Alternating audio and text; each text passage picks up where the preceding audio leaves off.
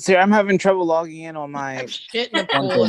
Now I have. Wait, what'd you say, Sean? That's awesome. I'm having trouble logging in from my laptop with all the. Like, Okay, I registered on my phone, and then now the register is not working on the laptop. Okay, that's okay. Do I have your song? Do you want to send me your song real quick and I can play it from my computer? Yeah, will I be able to talk while you're playing it? Yeah, we'll try it. Okay. Or whatever. Remember, Sarah, you want to use the audio version of it, right? Like you want to do the audio separately. You want to run the audio through your computer. Right. So I'm gonna open my Gmail. Okay, Sean, have you emailed it to me in the past? You have, right? Yeah. Yeah, it should be. Okay, you guys, we're about to start the manual, but it hasn't started yet. So everybody just relax. They're just fucking starting shit out. We're gonna do our little. If you have weed, water, wine, whatever wares you need to do.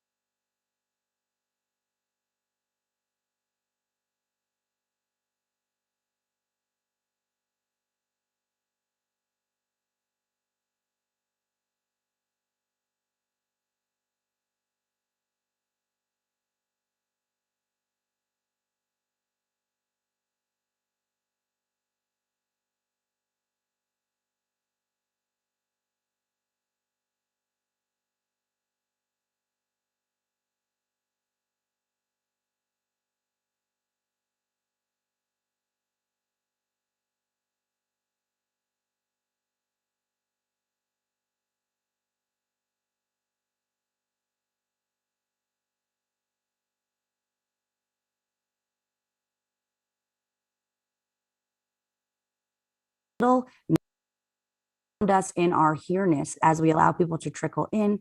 Grab a pen, a paper, some water, some weed, some wine, whatever you need to do your witch work, because Sean is going to meditate us into our spiritual centers and we will do the manual from there.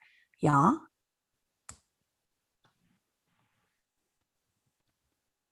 Yeah, I'm seeing people nod, and now all the Virgos are like, imperfection, but it's good to practice surrender, because honestly, no one gets out alive. A little bit heavy sort of message to start the manual off with, but I feel that, I feel that. Okay, so whenever you're ready, Sean, I'm going to spotlight you for everyone. Okay, hold on. Find it real quick. Jamel's here. I don't know if you're watching the background, but welcome to your first Zoom manual, Mel. I'm really glad you're here. Oh, Razzie, I'm going to send you Mel's chart too. I know it's crazy. I'm so glad you're here. Okay, Sean, you ready? I'm going to spotlight you. Yeah, hold on one more second. You're spotlighted. You're on. I'm spotlighted on while I'm getting myself adjusted. Can we all please take time to have a little shot? Yes. Certainly can. Let me get my goods. This is a get it crunk ritual, but it doesn't need to be crunk. It could be water. It could be whatever you need to feel like, okay, let's get the party started. It could be, I'm having a little seltzer. A little bubbly, fabulous, fabulous. Okay, love it.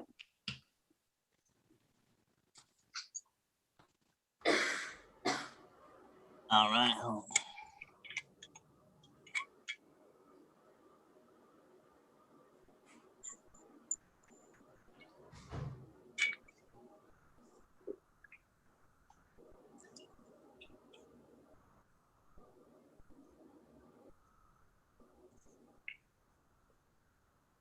All right, hold up. Tell me if you guys can hear this.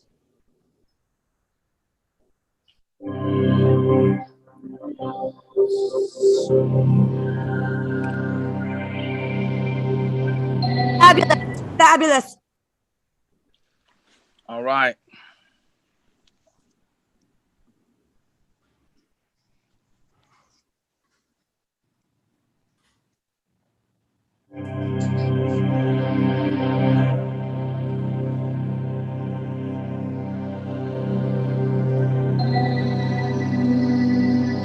Yo. How's it going?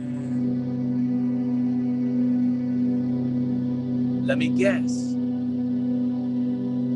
You're trying to figure out how to find your purity and your new vibe in this new moon.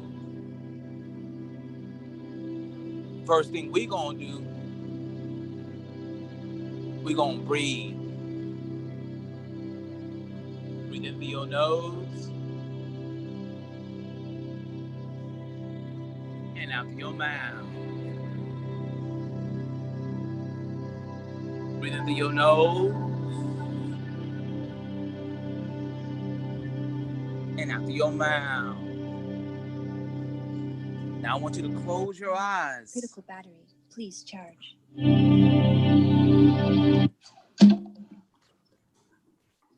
I want you to close your eyes. And if you're driving, just close one eye. Leave one eye open so you can still see the road. Now, during this time of the Virgo New Moon, we need to find our alignment. We need to find how we can keep ourselves straight because we've probably been going a little bit crooked. We need to find some clarity, some purity, and learn how to have a little expression of self. And I bet you're wondering how we do that. It's all inside of you. You've had the power to go home all along, Dorothy. You need to really reach inside yourself and ask yourself, do I like what's going on with me? Do I like what I'm becoming? Do I like the direction that I am going? Or do I want to change? Do I want to make new moves? Do I want to get aligned? Breathe in through your nose and out through your mouth. I know a lot of times we ask a little spirit in our head to help us out. Help us to guide us right. But what we fail to realize is that spirit is us. We're asking ourselves what to do. Because who knows you better than you than you? When you hear a little voice in your head telling you to do something, it's probably because you're supposed to do it. Putting it off, changing how you are,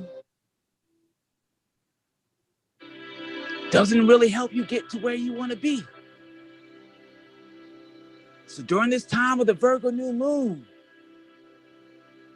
We need to really focus and get some clarity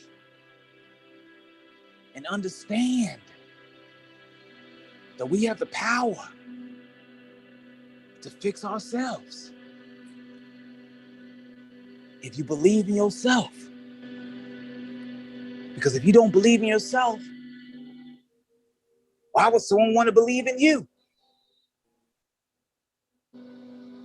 Focus on yourself. Start to dream and bring those dreams into fruition.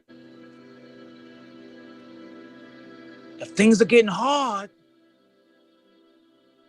remember, you don't have to let them keep getting hard. You can take a pause, take a step back, and breathe in through your nose and out through your mouth. Breathe in through your nose and out through your mouth. Because it's time to get our vibe back. We're like superheroes that keep hiding our secret identity. Don't worry about being secret anymore. Worry about being super. Because we are super. And we think super things. And we try to hang out with super people. And we try to do super things all the time. And on our mind, our mind. Start to believe in yourself. Stop listening to what other people think. And believe in all that is you. Because no one knows you better than you. So get your vibe right. Get your clarity. And feel your purity. And believe in yourself. And dream. And love. And do you. And do it right. All right?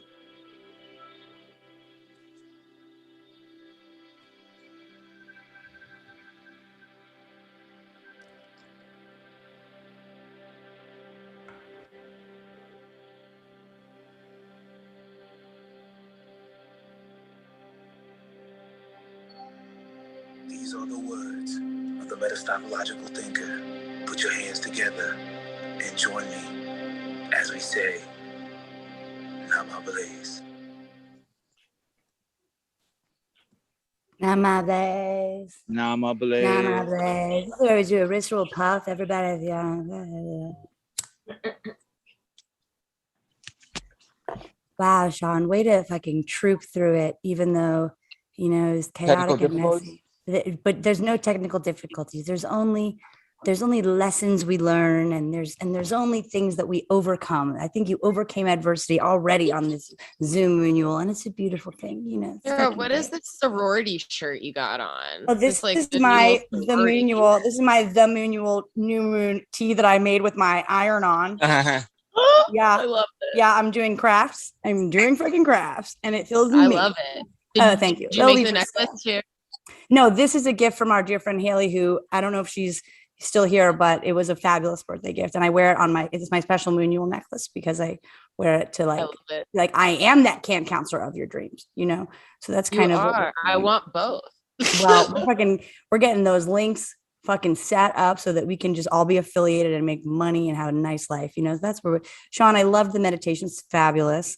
I do think that this new moon is all about really just getting super clear about, you know, based on what you've learned, what needs to be shifted or updated, or, you know, it's like, okay, Cuomo, whatever you want to think about him, you know, it's not that I am no longer a Cuomo-sexual. It's just that what that means is different, right? I'm actually someone that, you know, it's like I'm a Cuomo-sexual, which means that I'm okay with my boss coming on to me, you know? So it's just about redefining, you know, the way that we're thinking of things. You know, maybe you're not a Cuomo-sexual anymore because you don't want to fuck Cuomo because he's this like benevolent hero, or because he fucking hits on girls at work. But actually, if you just reframe it and go, yeah, I'm cool with everybody just shooting their shot, you can still remain a Cuomo-sexual, but you do have to upgrade the systems and the way that you're thinking about everything, about the way that your life is ruled. And my phone is ringing, so I'm going to take that as a cue. I'll pick it up in a moment, but pause first. Razzie, any thoughts, question, comments before we launch into Molly and then Jamel? We got two. I know the energy seems low and my phone is ringing, but we have comedy coming up next. What do you have, like a rotary phone? What is that? Sure, that's why I'm like, maybe I should pick up. So here, Nicole, pull a card to start the show, and I'm gonna maybe the phone stopped ringing. That was Spirit just calling if I can let us know. Yeah, let's do an opening card, and then we will move over to South Node Virgo Molly, and then I'm going to send you Jamel's chart, Razzie. We have a super Virgo here to do some comedy and get a little reading from us, and he's all Virgo all day, so it's gonna be fucking fabulous. So yeah, first Razzie, a card to start the moon. Okay, so you all know what time it is. If you've been here before, I'm gonna run my hand over this deck, and whenever somebody thinks we should stop, tell me. Starting now. Stop. Okay, so we got Messenger, Sirius energy bringing harmony and balance. And I think this is very like fitting for this Virgo New Moon, just because like there's a lot of energies already in Libra, right? So we have Mercury and Venus in Libra. And although that, I'll get into it later, it's making some aspects, some harsh aspects, some good aspects to other planets. There's something that I learned about Virgo before Libra that makes sense. Virgo is before Libra because Libra is beauty, but Virgo is about health and cleaning and getting things right. So it's that shower you take before you put on your makeup, right? It's the actually work that you do in cleaning your house before you invite people over to host. And that's the stage that we're in. So all of the imperfections and flaws are very visible right now, not for you to harp on it and to lose yourself. They're just messages, really, they're just messages to show you like, okay, this is what you need to pay attention to. This is what you need to do. This is what you need to clean up, even in your relationships, even with others. We're doing this process of that before we start to really balance and harmonize things out in our lives. So, also just pay attention to what kind of messages you receive right now, today, what things you resonate with, and what just comes to you out of nowhere. They're not for no reason. Write those things down. So it's a good time to really jot things down. That Virgo energy will appreciate it because, you're getting a little organized. And in whatever way you can, get organized while you're on this Zoom tonight. It could be anything. It could be organizing the apps on your phone so that it's not so chaotic, deleting some things and adding in whatever is necessary. But do a little bit of a cleanup, even if it's just mentally, because we're going to come into so much harmony and balance in next month, and we want to start prepping now. Oh my God, love. Okay, so just like create new practices and processes for jotting notes from Spirit down, and otherwise clear the apps. Clear the apps. Your phone is tired. Your phone is tired. Emmy, I see a big nod from you. Are you like, yes, I'm getting organized? Anybody, thoughts, questions, comments before we launch into our Molly Beyonce Virgo performance? And then we hear from Jamel Johnson. Yeah, I just organized a bunch of instinctively. I don't know. I just organized a bunch of stuff in my apartment and really cleaned, and yeah, I love it. And also, Sarah, I looked it up. I am a Pisces, a Pisces North Node, Virgo South Node. That's that Virgo South Node. Look how strong that Virgo South Node is, because she's like, I think I'm a Virgo North Node, actually. It's like, nah, bitch, you're not. You're not. You got to get away from that Virgo tip. But it's, everybody needs to know that in their chart, wherever your South Node is, you never have to let go of it. It just is what it is, right? So I'm a Libra South Node. It doesn't mean that I'm never going to have a love or marriage or anything, but it does mean that I need to focus specifically on creating my independent world and on being more singular, because I will always have look, here we are. The Zoom's going to keep filling, by the end of the night, we'll have fucking 90 people ran through the train of the Sarah's relationship, pussy. So it's sort of, that was sort of a wash. It was not a great joke, but you know what I mean? It's like you're always going to be that Virgo South Node. I'm always going to be that Libra South Node. But if you can take that Virgo South Node expertise and then let it make you feel safe. I'm safe to go practice being alone, because at the end of the day, I can always get a boyfriend, right? That's that South Node being you're good, you're safe. You can always come back to this. So try moving ahead, right? So for Molly and for Emmy and for anyone that has their North Node in Pisces and their South Node in Virgo right now, Marguerite, you too. It's you want to actually practice going, I know that I can always come back to this place of following the rules or of doing things perfectly. So I'm going to let myself get messy and be fucking bad and be, like just go for it and follow my intuition and make bad art and take a bad dance class and go do Zoom when you're stoned, or Zumba, not Zoom, LOL. I'm so Zoom obsessed. Go do Zumba when you're stoned and just be funny about it, right? Because you know that you can always come back and figure out that regimented routine, like here's how we attain perfect. But because you have that knowledge to go play in the mess, highly recommend it.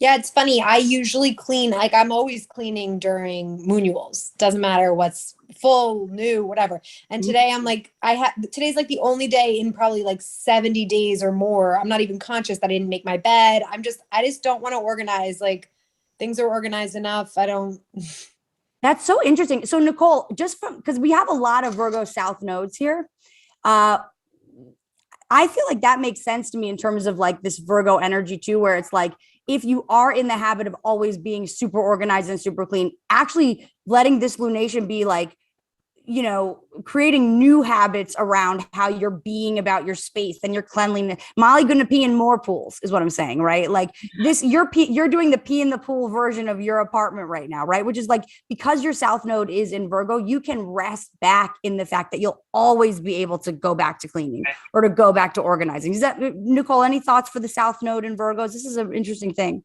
Yeah. I mean, because it's your natural ability to organize and to work and to get things practically done. So it's a good way to do things for you that are impractical. It's just so much energy in Virgo right now. You can kind of see where you're at. Some things are just, always have to get done, but allow yourself to feel free. Sometimes it takes the cleaning to feel freer. And then this is where the delicate balance comes in. But if you already know you've been cleaning, it's fine. There's nothing really to do. Then just lose yourself. You get to lose yourself a little bit, and you're allowed to do so in whatever way that is. I love that. And I think it's also kind of an interesting question. And as we go through the moonual, we can ask ourselves and we can continue asking and answering and getting some answers. Virgo, I love that the card was messenger, because Virgo is ruled by the sign of, or by the planet Mercury. So it's all about thinking and processing and communicating. It is getting those messages, and it is creating like, ways of capturing those messages. So I think that was like a perfect fucking card. But I think that, it's about, continuing to, if you come up against a wall, or if you come up against a resistance or a feeling of like, no, I don't want to do that, or, oh my God, no, I have to clean, or whatever, just actually using that Mercury energy and asking the questions and going, okay, well, where am I stuck in old thinking, or where am I stuck in old habits where I'm just obsessively cleaning instead of enjoying the process of cleaning my space for this reason, right? So go get messy all moonual, because by the end of the moonual, we will have more clarity on what we actually want to create and structure our lives around. But you might not know just yet, Okay, fabulous. Any questions, thoughts, comments? My North Node is in Virgo. Does that mean, okay, so Miranda, okay, so we've been talking about, and then we'll move on, but Radzi, great question in the chat.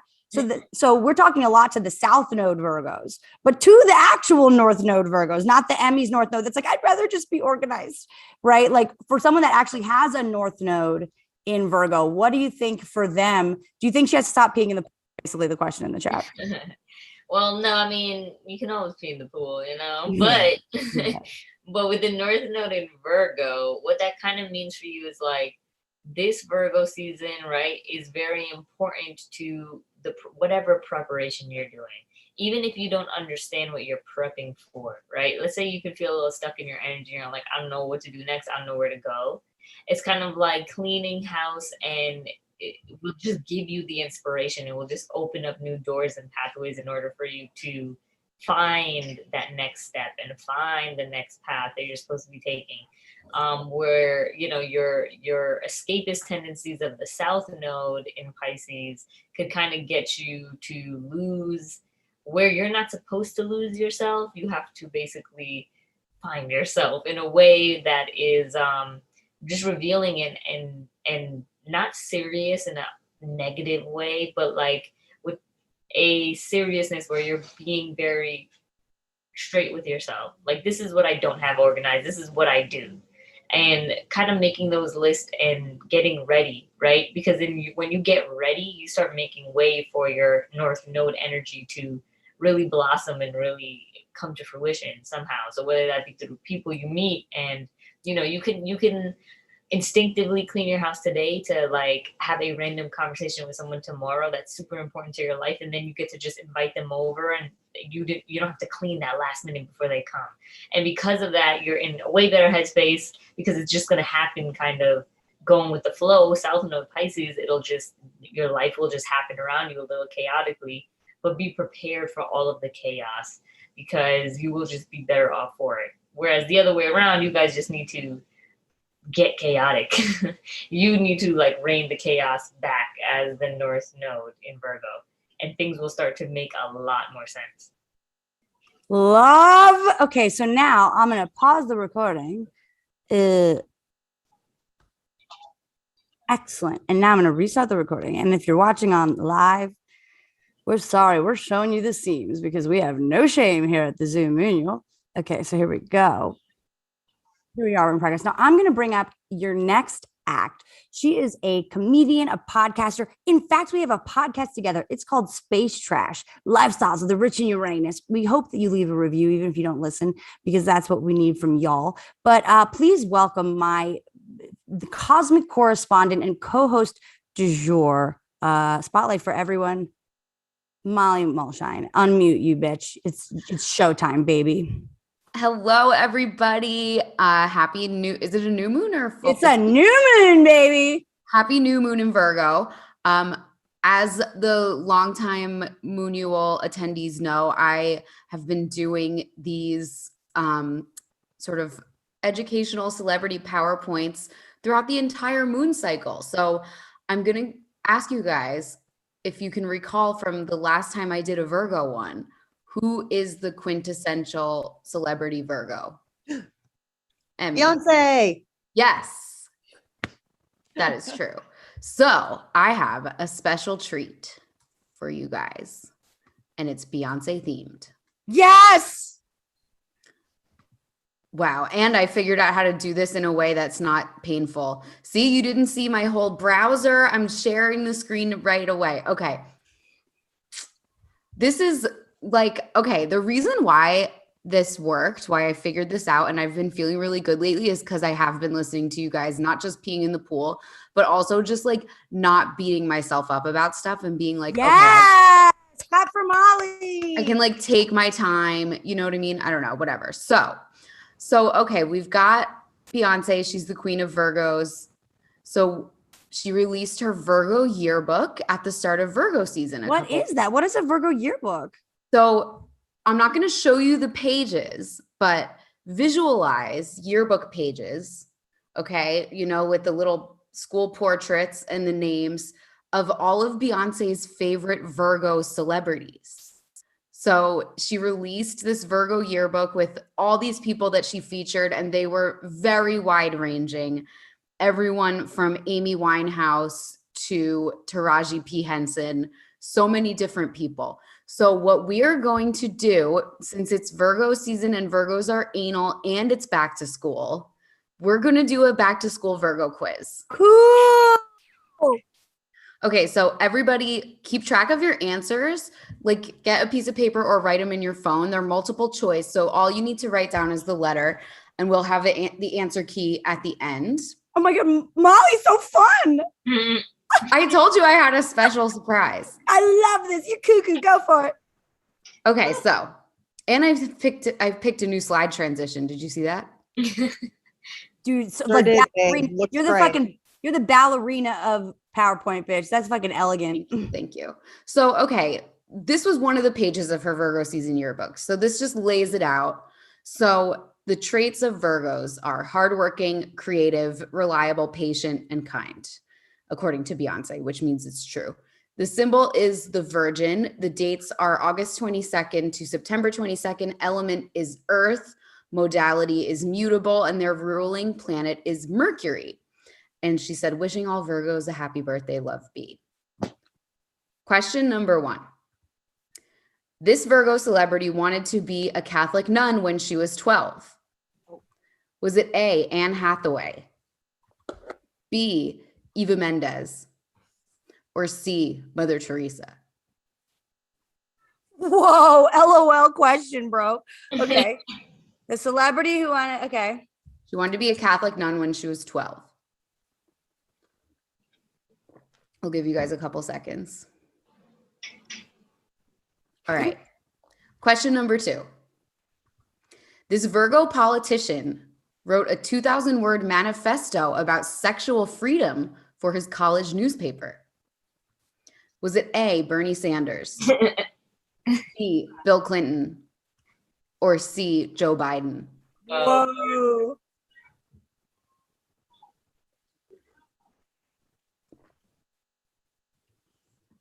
Okay, are we ready for the next question?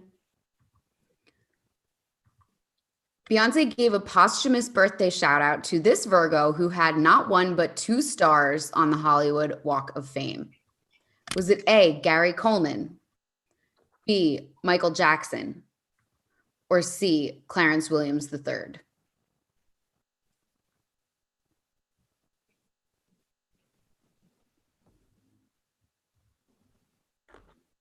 Okay, does everyone know what posthumous means? After death? Yes, good job. Yeah.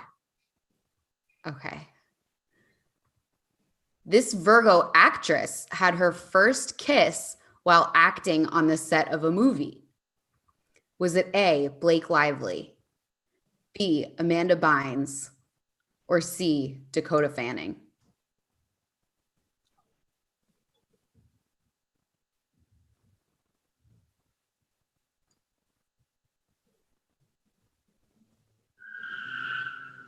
Oh, Wow. someone okay? I think so. Okay, this is the last question. Beyonce's Virgo season MVP was the youngest player ever to start in an NBA game. Do you guys, I know this isn't really a sporty crowd. Do you guys know what starting means? Oh, LOL, Molly. It means you're the first string that goes on. Wow. before- Talk about that Virgo South node having no faith in anyone. Yeah, I we know, fucking sorry. know what starting means, bro. Was it A, Mike? I bet someone didn't know. Was it A, Michael Jordan, B, Shaquille O'Neal, or C, Kobe Bryant? Kobe. No, do not shout out. We're doing a You're quiz. supposed to silently. wait it down. Oh, damn of it. course, a Get it? boy Yay! has to like, I know this I just got back, guys. My bad. I just got back. Oh Okay. my God. What are you calling out the answers? Jamel. Oh my God. Jamel, you just missed the one WNBA question. Oh no, it wasn't WNBA. It was just regular NBA. But still. Okay. Now we have a bonus round. Which 3 Virgo celebs did not make it into Beyonce's Virgo yearbook? Now, everyone I'm about to show you is a Virgo. Only 3 of them made it in and 3 of them didn't. So write down the numbers or the letters next to the ones that you think did not make the cut, okay? A, Nicole Richie. B, Keanu Reeves. C, Pink. D, Amy Poehler. Oh. E, Jason Derulo. F, Sanaa Lathan. So again, write the letters of the 3 of these that you think she did not put in. It's kind of hard.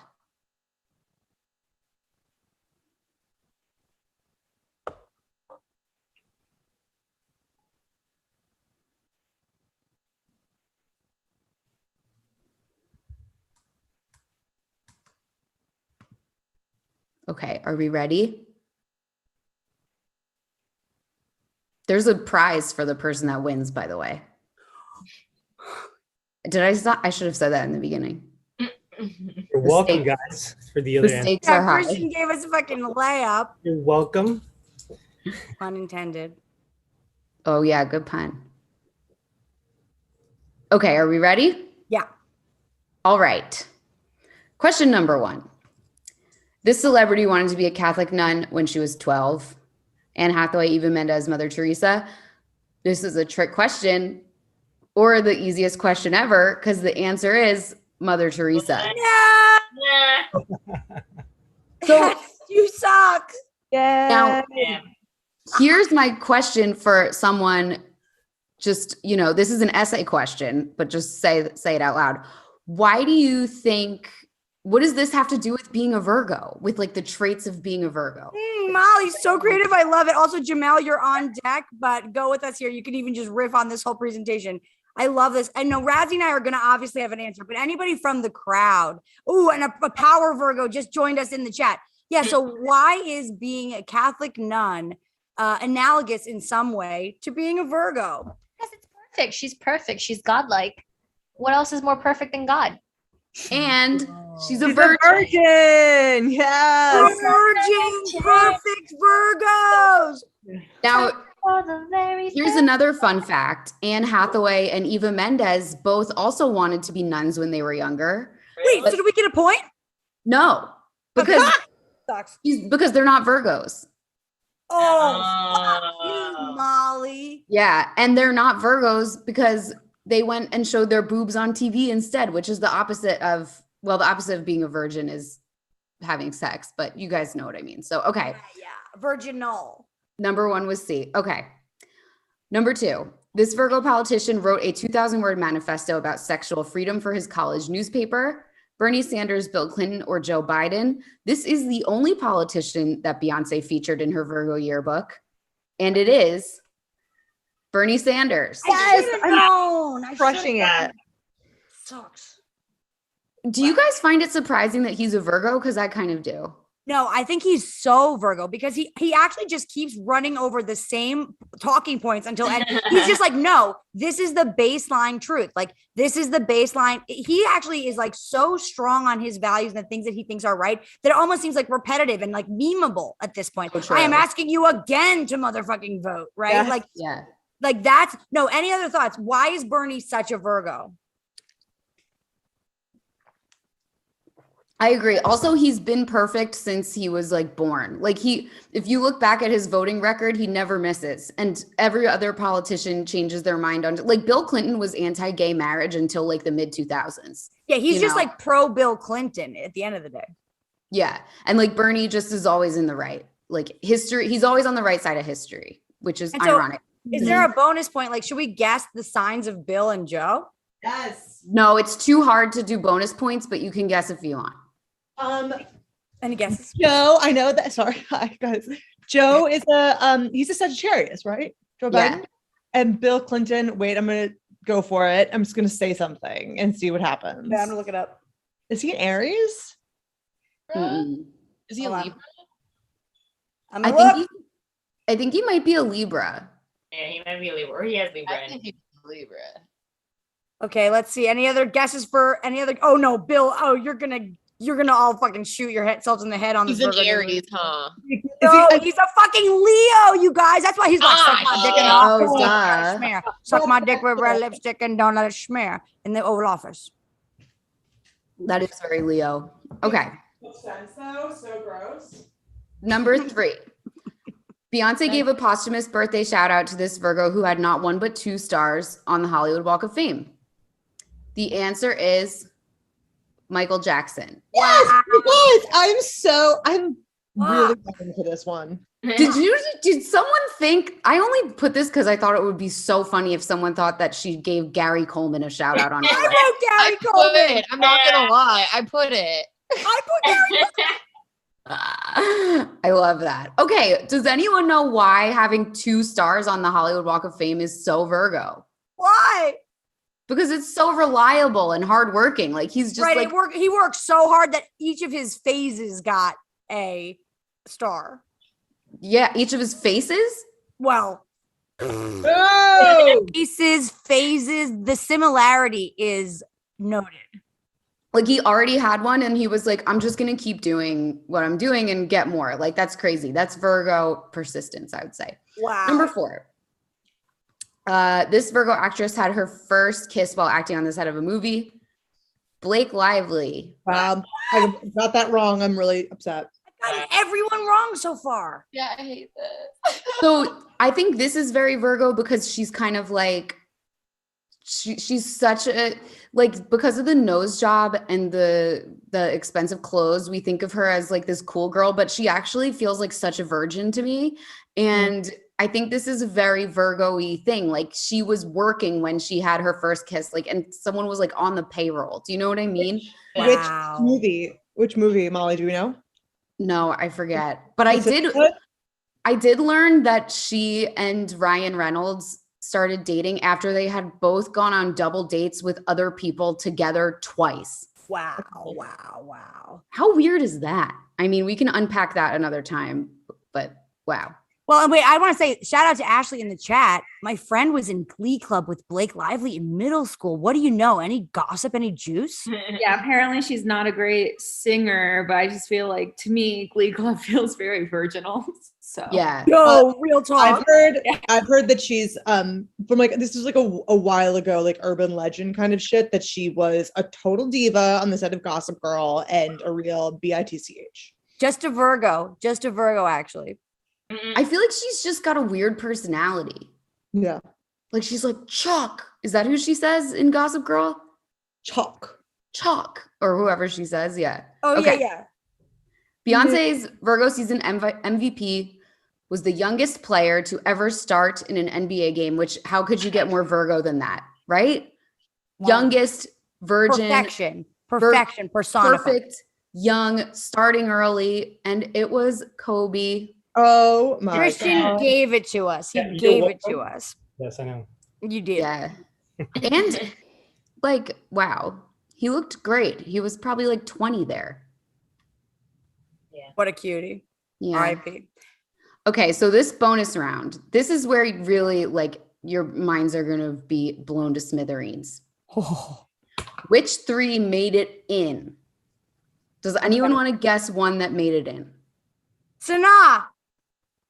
Yes. Yes, Yes. Sanaa. I shouldn't have done it out of order. Okay. Yeah. Sanaa, truly, I think I sadly got this right because, and I Okay. think Jason Derulo also got it. Nope. No. Okay, so she put in Nicole Richie, which is shocking to damn me. it. Wow, yeah, that's weird. It's really the only like reality star that made the cut. I get Everyone that though, else- because she's sort of like, if we're talking about Virgo shit, like she's fucking Lionel Richie's daughter. Like Virgos love like prestige. I know, but Beyonce usually hates like nepotism people and reality stars. Like Beyonce wants people who worked their way in, you know? Like that's why it surprised me. Second one is Pink, which also surprised me. Whoa. Pink? She left Pink in. I knew that she would. Pink I is thought in. she left Pink out. No. Pink made the cut. They must have met at an award show and had a nice moment once. Like, Oh, totally. They were like, because they were like definitely in the same like come up period when like, you know, when Beyonce was in Destiny's Child. So like, I think she definitely has a lot of respect for Pink. Yeah, they're like peers. Like, right. Our next comic is someone who I started comedy with. And that's why, like, on the Virgo New Moon, that's why he's here, because we like never forget our firsts. yeah. But like, I feel like she's not on great terms with everyone from that cohort. Who, Beyonce? Well, we don't know. No, she and Michelle are fine. No, but I mean, I don't know. It just surprises me, her and Pink. It just surprises me. I don't know why. Because also you never see. Cool. I like it. I think it's Yeah, cool. I like it too. Remembering where she's coming from. Jenny on the 6. Yeah, you never see Pink hanging out with celebs either. So that's also why it's surprising. And Pink is just like so, I'm sorry, but like so uncool to me. And Beyonce is like the coolest person She's ever. from Pennsylvania, Mal. You know the type. Eve is from Pennsylvania. Like so many people are from Pennsylvania that are cool. Yeah. Okay, then the third one is Sanaa. Wait, And so she put Sanaa's Sanaa in. So Okay, Sanaa yeah. made the cut. And does anyone know why that's surprising? Because Sanaa bit Beyonce. What? We'll get into it in a second. You didn't know about that? I have the Do headline. you know about this? Yeah, dude, it's crazy. I didn't know white people were supposed to know, but yeah. Okay, Janelle, you've been training for this moment your whole life. Are you not the perfect next guest? Okay, wait. So wait. When can somebody just talk? When did Sanaa bite Beyonce? Tiffany Haddish went on like a talk show or a podcast or something, and she was like, I was at this party and this woman came up to Beyonce and bit her, and Beyonce was like, don't worry about that, she's on drugs. And so everyone was trying to figure out who it was for like weeks. People were putting together like the Zapruder film, like slowing down the party footage, trying to see like who it could have been. And then finally, Tiffany Haddish confirmed that it was Sanaa, and everyone thought it was her because she was at the party. And so I guess this was Beyonce's like olive branch being like, I'm not worried. She was on drugs. Wow, Radzi, Wow, any crazy. thoughts on that? Like Virgo on Virgo crime being forgiven. Like, what's the deal with that? I don't even, honestly, that's such an odd, like, I mean, no, it's a little Virgo to want to like. No, bite Virgos want the to fucking other murder person. and kill at the end of the day. I mean, Virgos will do anything to like win and to be, you know what I mean? Like, I feel like in a way, Beyonce was like, Maybe how she was brave honest. were you to actually Yeah. do that biting? Right. Like maybe she felt like, wow, that was so strange and that I kind of feel honored. Yeah. Yeah. Like I think To they bite me. probably have like a closer relationship behind closed doors than we know, and she just thought it was funny. Right. And then Yeah. it blew up into this huge thing. Right. So- Maybe they had like even like an inside joke where it was like, I'll bite you at a party. yeah. So Keanu Reeves did not make the cut. That's insane. That's white hate. Yeah, he didn't make it. He's Neo. He I don't know, seems Jamel, like- do you think that's a personal attack against white people that Keanu was not included? I'm not gonna. I can't. He does. He does. I can't comment at this time. Dude, that says it all. He's a super Virgo. Razzie, I put Jamel's chart in the chat for you to what you're about to read him for filth after Molly's done. But wow, I think this is white. I think this is criminal to leave. No, I think Keanu Reeves just acts really weird all the time. And she probably met him once and got a weird vibe and was like, fuck that guy. Whoa. I saw him once at a diner. He was pretty chill. He was just like on a date. It seemed like kind of late. And then my friends went and took a picture with him and he was cool with it. I couldn't do it. I was just like, So, like, if what he does said he no, do for people though? oh, it would have I feel fucked like up my Pink can year. never You know what I'm do saying? stuff. What'd you say, Sarah? My bad. I feel like Pink and all these other people like do stuff charity wise, you know, and all that type of shit. And I can't like think about like Keanu. Okay, well, Reeves Keanu's stuff. dating a woman his own age. Isn't that a little charity in of itself? That's very No, charitable. he's just being Charitable. we're just giving him a round of applause for being mediocre. Ooh, now we said it. Wow. Now we said it. Wow. Okay. Next person that didn't make the cut is Amy Poehler. Mm-hmm. And I will tell you guys why. But first, the last one that didn't make the cut is Jason Derulo. And obviously it's because of his costume in Cats. 100%. Who drew blue lines across my presentation by accident, by the way?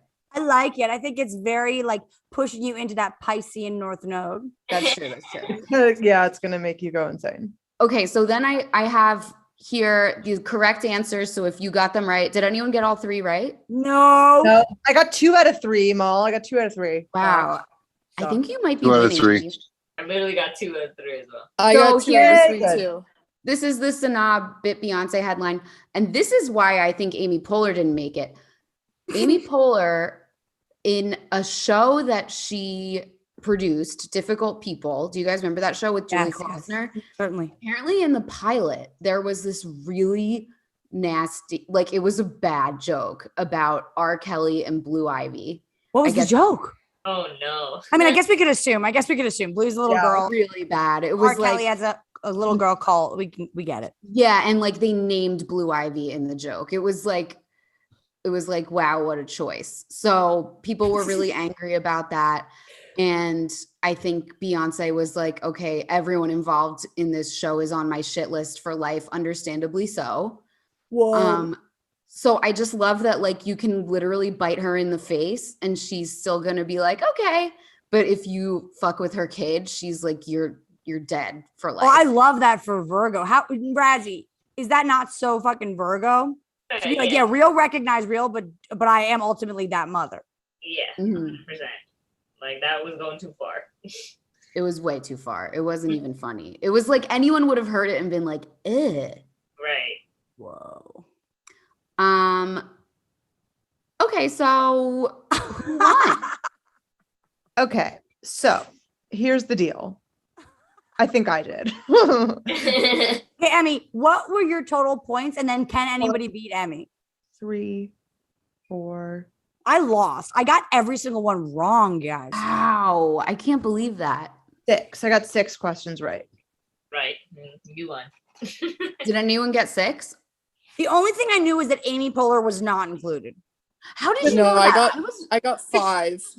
5, you suck. I knew she didn't pick Amy Poehler because Amy Poehler is a dork. Yeah.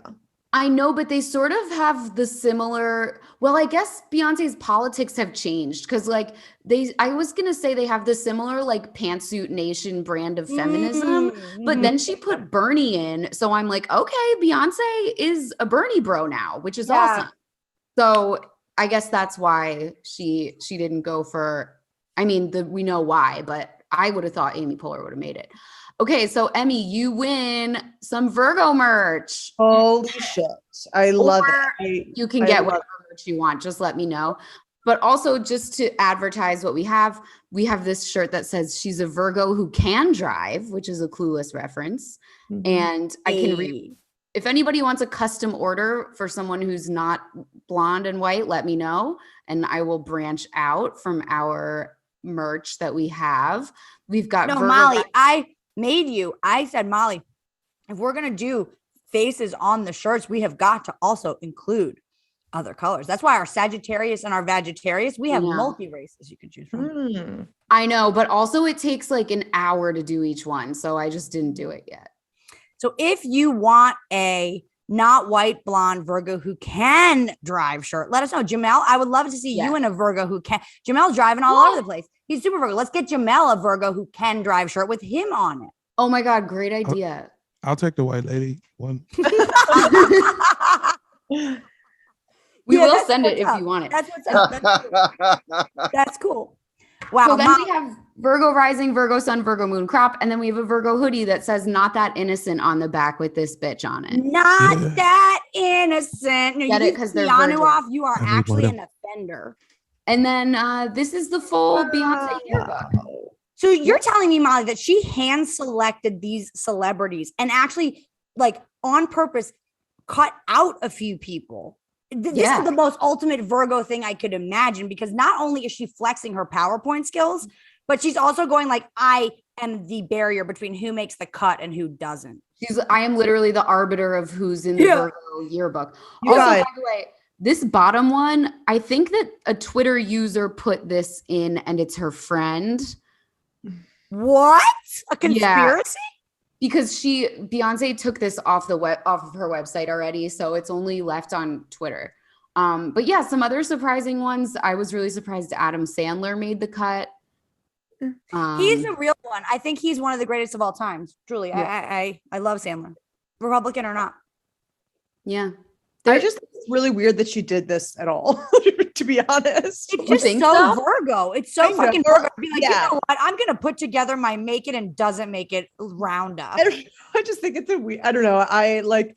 It's very like, but like only Beyonce. It's like it's like I'm just surprised that she took the time and resources at her disposal to do this. But because it feels sort of like very unnecessary, but I also think it like makes sense for a Virgo. Only a Virgo would do that. Well, I just think it's funny because there's like, we all seen the mugs, right? Where it's like Beyonce has 24 hours in a day too. Like, why don't you get as much done as Beyonce or whatever? I'm battering it, but it's like something like that. And it's like actually what Beyonce is spending her time doing is actually on Photoshop putting together this yearbook. Okay, yeah, sure. She's not toiling away at Photoshop, but she's employing someone who does. You think she hired out? Yeah, definitely. She's not doing this herself. I'm like thinking of her on her phone, hunched over, like on Canva. No way. Oh my God. She's outsourcing everything. Yeah. So she actually had to give people a list of names. Did she pick the screenshots of the kids or no? Wait, I think here's what happened. She said, you know what? There's a lot of cool Virgos out there. And one of her assistants was like, oh my God, yeah, what if you made a Virgo season yearbook? And she named a few of the Virgos that she knows. And then they were like, let's find a full list and you can pick the ones that you like best. Exactly. All of the highest achieving Virgos that are alive right now. And then that was how it got put together. And then some minion had to go and create it. Wow. Now, here's something else. This caused a huge stir on K-pop Twitter as well. Wait, K-pop being like Korean pop music? Yeah. So this guy Jan Jungkook. I don't know how to Uh-huh. say his name. I'm sorry, but he's in BTS, and apparently there's another Virgo in BTS who she can choose. Oh shit. So if you search Beyonce Virgo yearbook on Twitter, like most of the stuff is BTS fans being like, I just don't understand. What did he do wrong? It's really Yeah, but that's so Virgo to be like, I get to choose who gets in the yearbook. And it is only one of the boys in BTS. Yeah. Like, yeah. It's, I mean, she knows what she likes. I also can't believe Nick Jonas is in it. I think the Jonas Brothers, from a Virgo standpoint, I think that it's like, yeah, you work to the bone from childhood and then you actually get to marry someone cool. Like, I feel like that's like the whole essence of Virgo is like work to the bone so you can get married to someone cool. That's like the whole point. Yeah, but like, do we think that marriage is real? You don't think it's real? Oh my God. You heard it here. Aren't you doing it, Molly? What? You just say, do we think marriage is real? Well, Oh, no, I don't think Jonas marriage is real. Yeah, his marriage.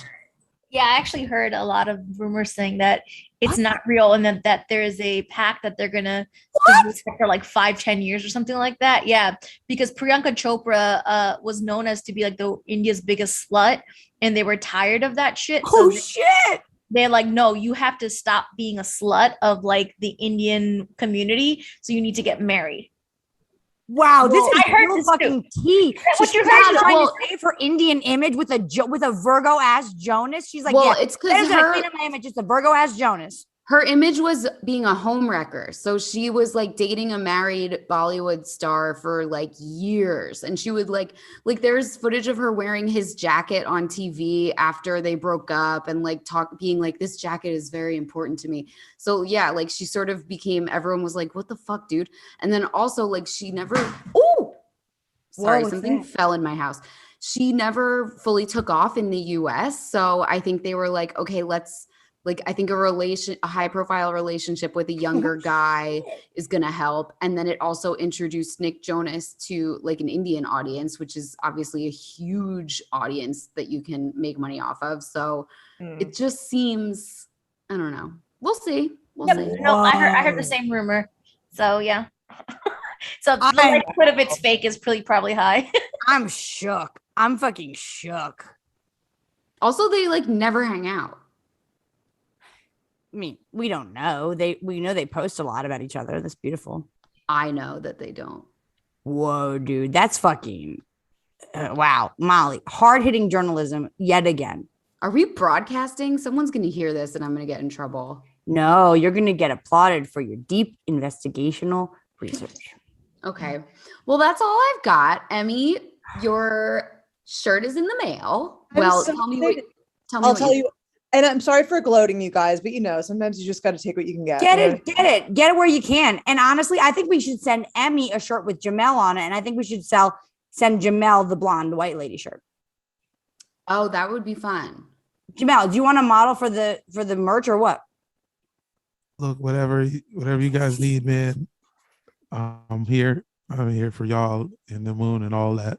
I cannot wait for Razzie to read you for filth right now.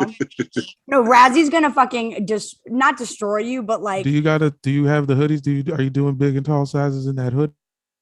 We got big and tall everything, baby. I need that. We're gonna send it to you. Send me your address. They have all the sizes. We have all the sizes. I got everything, but I got everything but Venmo. I'm here for the cause. Yeah, he was kicked off Venmo a moon ago, and we can talk about that later. But Molly, any other questions, thoughts, comments for Molly and Beyonce? Molly, incredible work.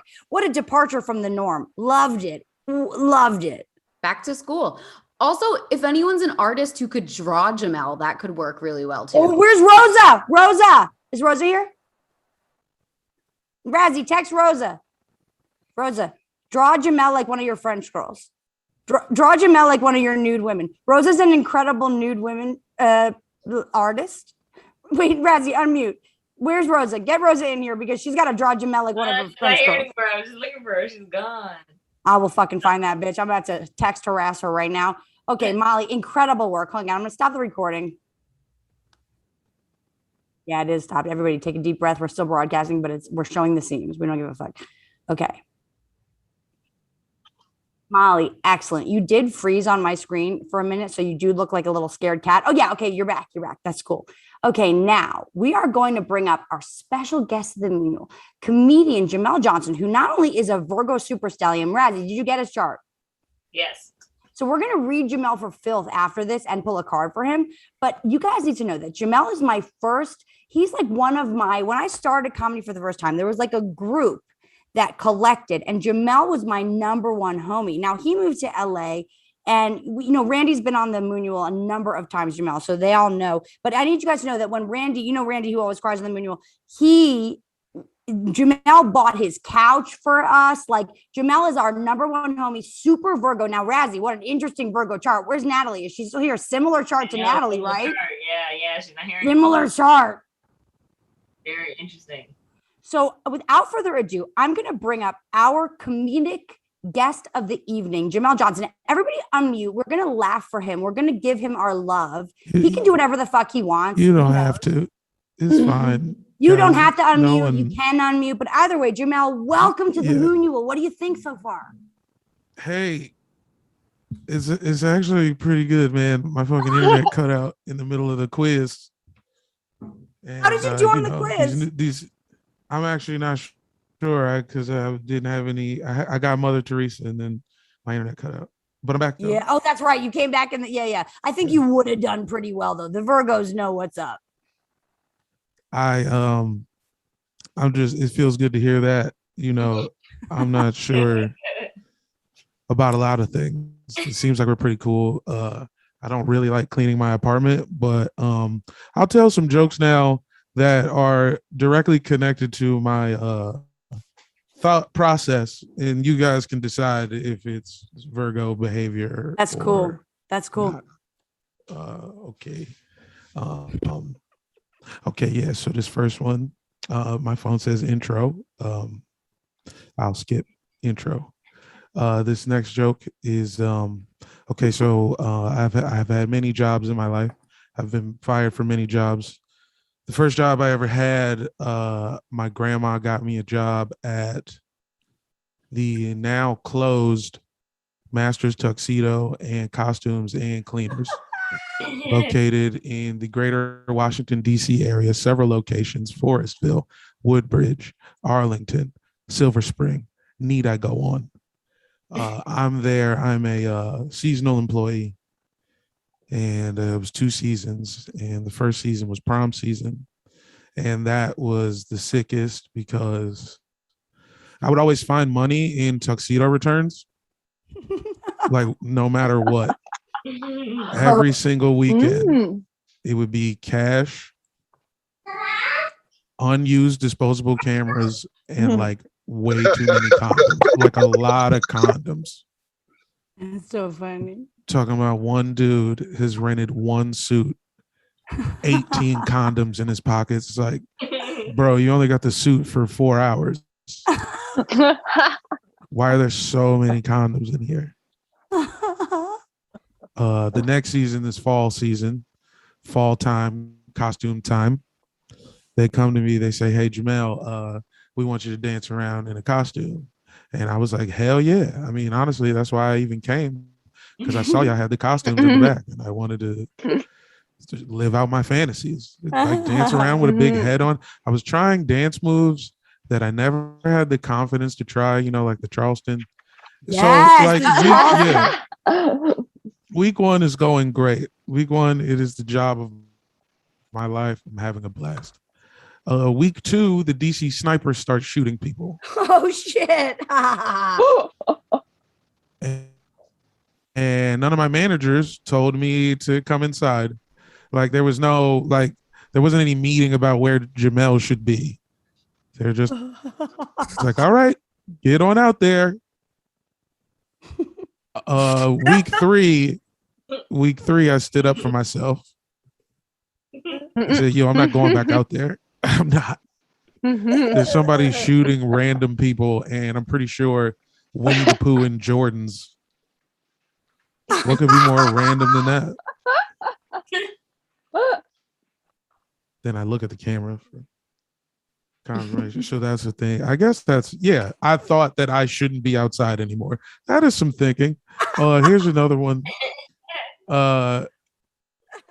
In this new age of internet dating, I find myself realizing that maybe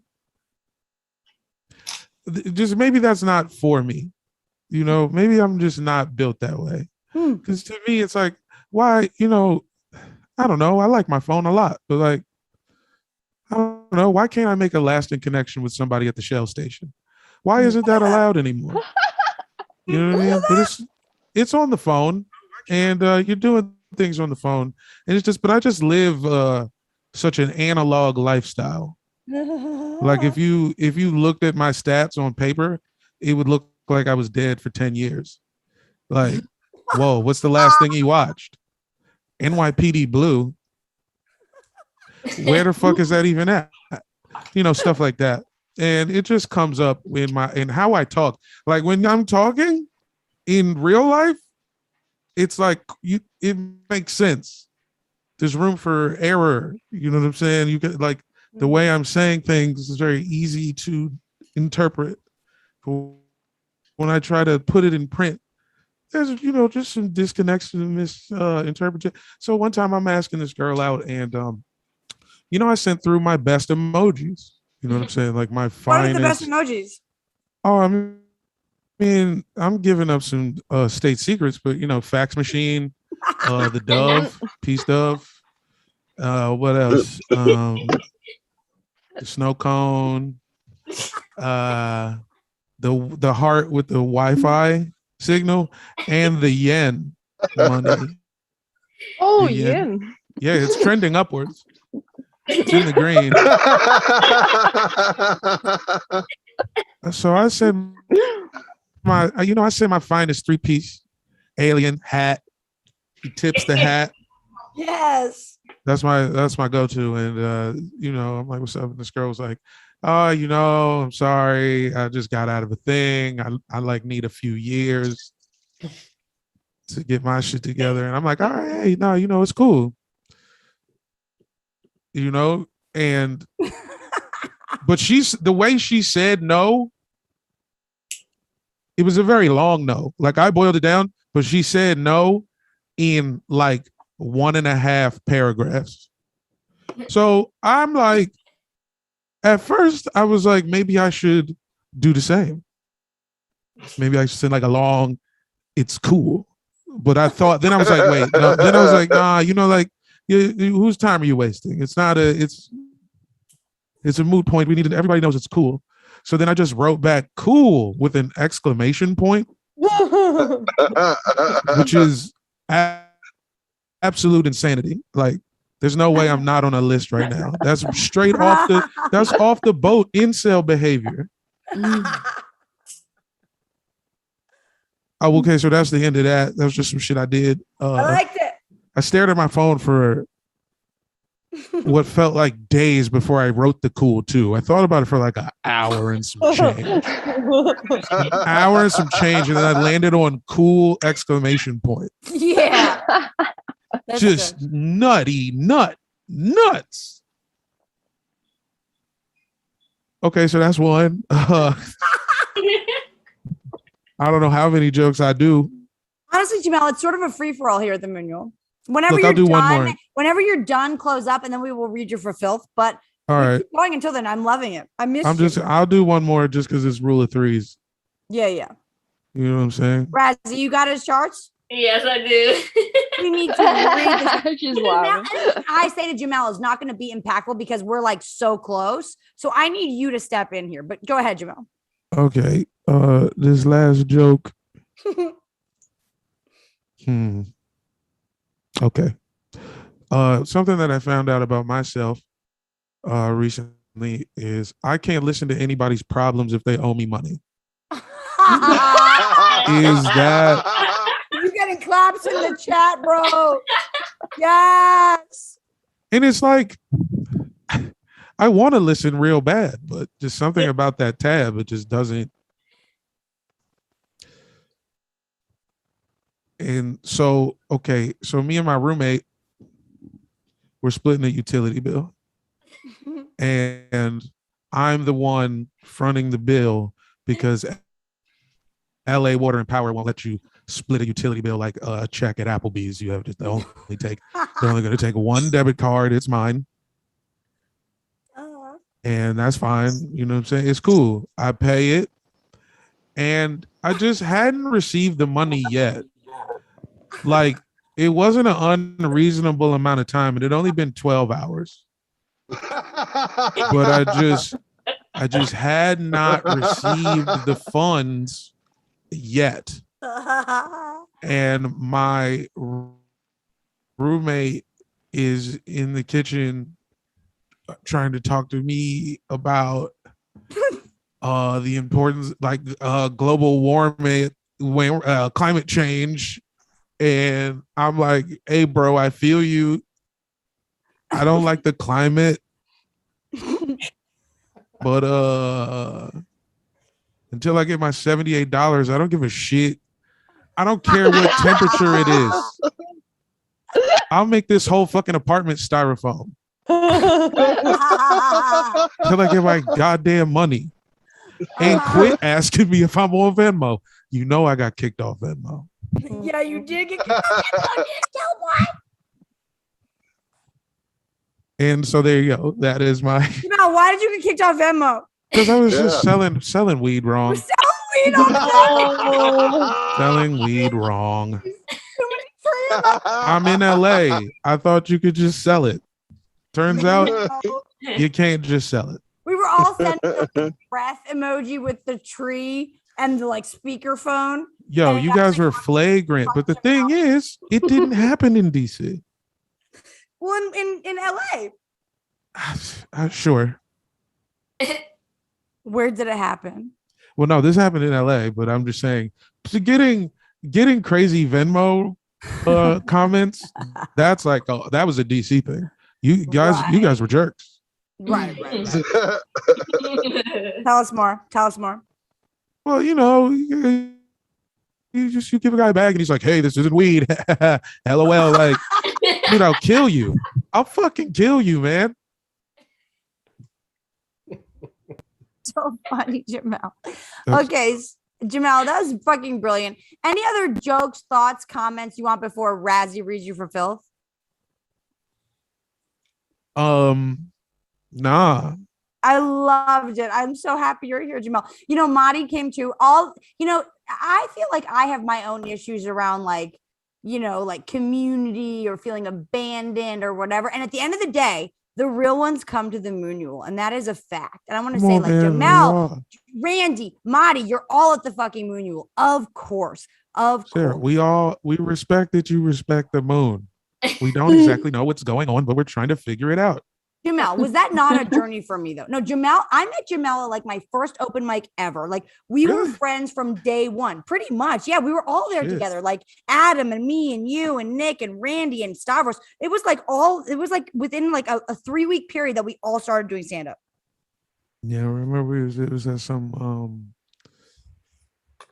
fucked up restaurant. We all got booked to be on that Chinese restaurant. A terrible show. Yeah. No, was it a Chinese restaurant? Well, Sean had that Chinese restaurant show. Sean had the Chinese restaurant in Arlington. I was thinking it was like the soul food spot, which I believe is closed now, but it was nobody in there. Like they let this white guy book a comedy show at the soul food spot and nobody came, but we was all there. It was like 8 we of were us all on the there show. though. Like there was like a collection of people between like 2012. Well, Razzie, you're going to love this. Okay. So like in 2012, this group of people came together in Washington, D.C. Now everyone's more successful than me. I'm okay with it. Jamel, tell us in the chat where they can fucking follow you. He's got albums. He's on billboards in LA now. Everybody's doing better than me. And I have a chip on my shoulder about it. I've got a website. It's fine. What's your website? It's JamelJohnson.com.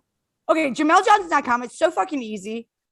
Now, I want to say also in the chat, Jamel, I'm not sure if you're watching because you're so fucking on like hot seat right now. I'm sure you're not like edging in the chat, but Rosa did agree to draw you like one of her nude girls. What is the time commitment on something like that? I mean, I liked it.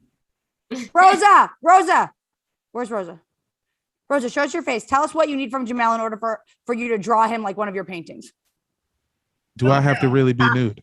Huh? Yes, you do. No, he has to like be our, driving a car. Our answer to Stavros, right? Like, let's get Jamel nude. One time in a film, I actually birthed Jamel out of my vagina. This is my real friend, you guys. Oh yeah, dude. I forgot. Did forget about that. Yeah, never forget. That was a good one. Yeah. It's beautiful. I'll post it to the group afterwards. But Rosa, let us know what Jamel needs so that you can draw him onto merch for us. Well, I'm guessing he's not in New York City, so it can definitely be a Zoom thing, and he would just need like a sheet and a couch. And Okay, he can just Jamel. pose himself like a Greek god. I know you have our couch. Listen, dog. You're a Greek god, Jamel. I'll give you the billboard picture, and you can freak that. He is on a billboard in LA. You can picture him in my underwear. Where is the billboard? I live in LA. It's one above Nick's Cafe, and I think there's one above Giusado's on Sunset. They might. I don't know when they're taking them down, but I they're would around there. no, Emmy and Jamel, can you guys please meet for my purposes? Like, I need this group to come together because this is honestly my LA team over there. Oh, okay, I see. Getting I the love SWAT it. team Jamel, together. I looked you up. We got some mutuals. It's not out of the realm of possibilities. Okay. Hey, get the general meeting cracking. Let's go. Yeah, dude. Well, yeah, 'cause I didn't know you were your broccoli house. I've seen you on like Brandon Mordell's Instagram a bunch. Oh my God, you know Brandon, Emmy? Yeah, we wrote together on the Teen Choice Awards. Oh my fucking God. Fuck Brandon started with us too, and he's also a little baby Virgo. He's a sweetheart. Yeah. Uh-huh. Jamel, do you think Brandon's a sweetheart? I mean, look, he has a heart that contains sweetness. He does cry every time I see him, for sure. That's what I'll say. Exactly. Razzie, I sent you Jamel's chart. Now, Jamel, do you have any particular questions or things you want to know about? Because I sent Razzie your chart. She's also just like a cosmic reader from the other dimension. She also is a Venus in Virgo, just like me. Like me and Razzie. Razzie's my co-host at the Moon. I know you haven't been in town recently, so you haven't met Razzie officially. This is Razzie. I'm going to spotlight her. Hello, Raz. What's up? This is Razzie. She's my co-host at the Moon. We met on the Virgo New Moon a couple of years ago, and we have never done a moon ritual apart since. So now it's really a pleasure to meet the two of you. Razzie, aside from Natalie, are you still here? Have you ever seen a chart similar to Natalie's than this? No, right? Very interesting because I'm basically going to tell you all of the things that I tell her on a regular basis. So yeah, what you are is a sun in the 12th house Virgo. So what does that mean? I know, look at him. He's like, I'm so frustrated. Sarah says this shit all the time and it doesn't mean anything. I mean, Razzie, I think it sounds tight. Like, yeah, I'm a fucking Tom Brady. I'm the Aaron Rodgers of Virgos. Yeah. 12 of them. I'm 12 of them. Yeah. Right. You know what? That's a good way to put it because you are all of the signs into one as a Virgo. And here's the thing. Virgo is a sign of perfection. But the thing with the 12th house is everything in there is something that you can't even see for yourself. So it's hitting to you. So what happens is you become a Virgo that is so relatable because you ultimately hit yourself to some sort of level on a regular basis. Oh, yeah. And and especially because Venus is there. So you have Venus in Virgo. You have, right. This is interesting, right? So here's the thing. So you have your North Node, which is like your destiny, where you're reaching towards in this lifetime, where you're going. It's in Aries and it's in the 7th house, which kind of sort of means in some ways you are meant to be single. In some ways. I just told him love was coming to him. Well, I knew Sarah was lying, obviously. No, I do think look at his progress chart, look at his year ahead. There's gonna be a romance, okay, but not for long term, I guess. Bye. Well, she sent me to Phil, so I had to do it. But really, in reality, it's not that you can't be in a relationship. It's just that you have to have.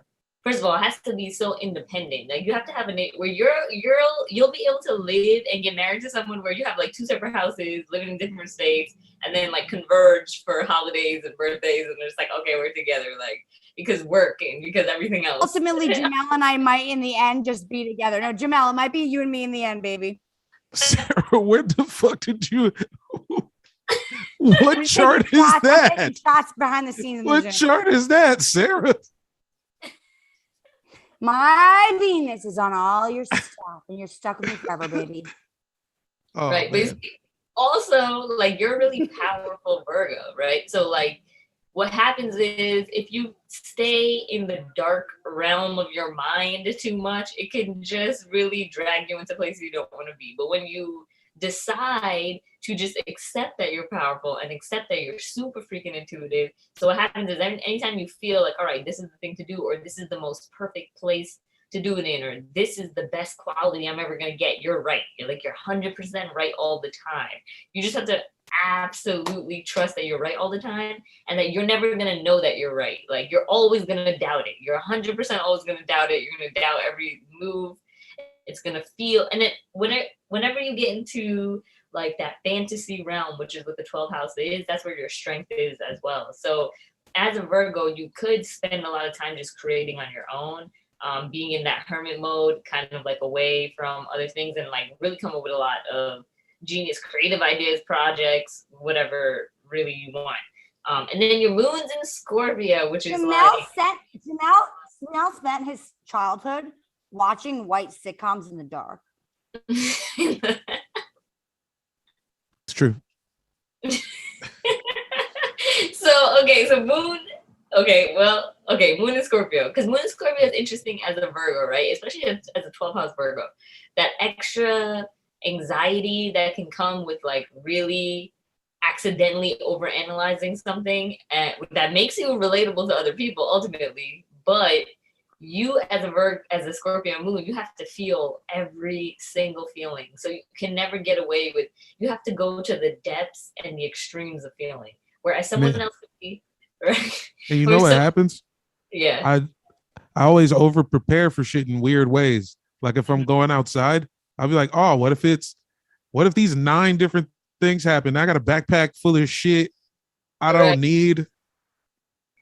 Just thinking about every scenario. It's really dumb.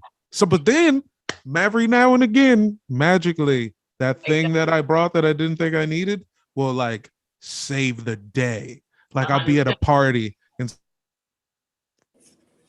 somebody will be like, hey, does anybody have a copy of Sonic the Hedgehog right now? It's like, you know what? I have one in my backpack.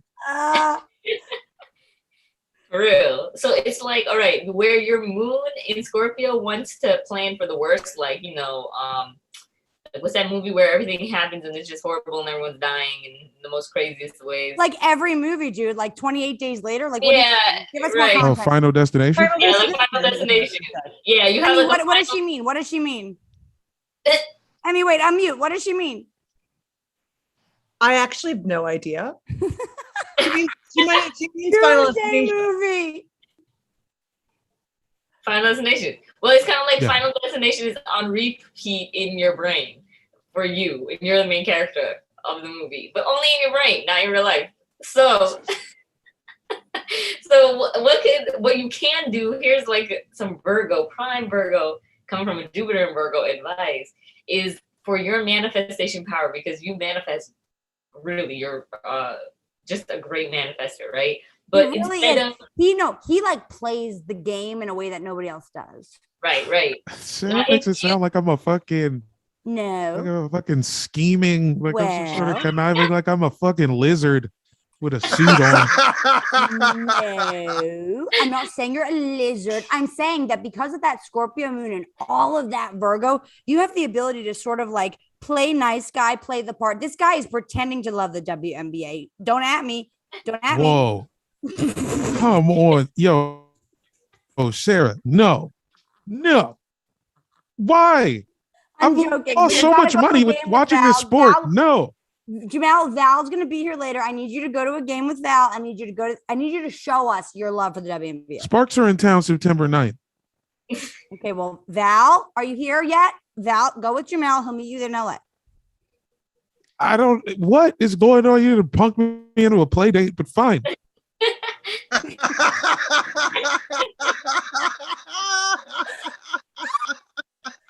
He knows me. He gets it. Whatever, man. Pretending to like the W. No, I'm pretending to like football.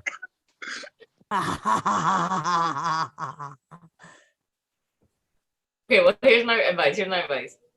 So what you can do, right, when you plan those bags for your day is like also add at least 5 items in there that is like best case scenario. Like Wow. Instead of worst case scenario, best case scenario. Like, if I was to meet Beyonce today, I need to give her this. You know, if I was to Like go that, because that, you know what that is? That has happened.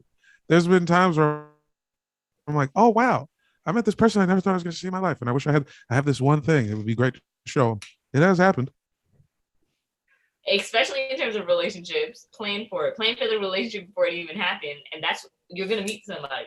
Now the thing is, you're guaranteed because that North Node in Aries, you might wanna well, it depends how it's gonna go. It could go a lot of ways. No, Razzie, I told Jamel that he was back from the dead to get his residuals. Right. I mean, in a sense, yeah, the 12th house is like you are an apparition of some sorts. Walking around with a body. You're more Casper than you realize, Jamel. Dude, that's so fire. He liked white sitcoms because Casper was the only ghost that was in the nomenclature. I just also wanted to be clear. I like the black ones too. What I black was ghosts watching are them there? both. They're all Bill Cosby. We can't talk about them. Yeah, true. My bad. Sorry. No, yes, thank you. Okay, what else? Let's see. I mean, and then okay, yeah. So your 3rd house is where your moon is where Saturn is. And this is why people can understand your speech and your words and your train of thought really well, because it's in that 3rd house, so it just echoes, and that's where that relatability comes from. So when you do, it's like the way to transmute your pain is through jokes, is through laughter. Transmuting the things that don't work in your life is that way, and then manifesting is your prep ability. So it's kind of like you know either switch it or just add a level of plan for the best instead of kind of like feeling into the vibe, because you have the intuition is so strong that you are able to trust in the vibes that you feel when you meet other people, when you meet other things, and like even when you step into like a room and you kind of know. You're also a great investigator. So regardless of being an investigator, he's like, no. We gotta send him a No, I am. Department of Criminal Astrology sweatshirt. I am a great investigator, and I've been watching Law and Order every day. Yeah, dude. For 15 years. Mm-hmm. There it goes.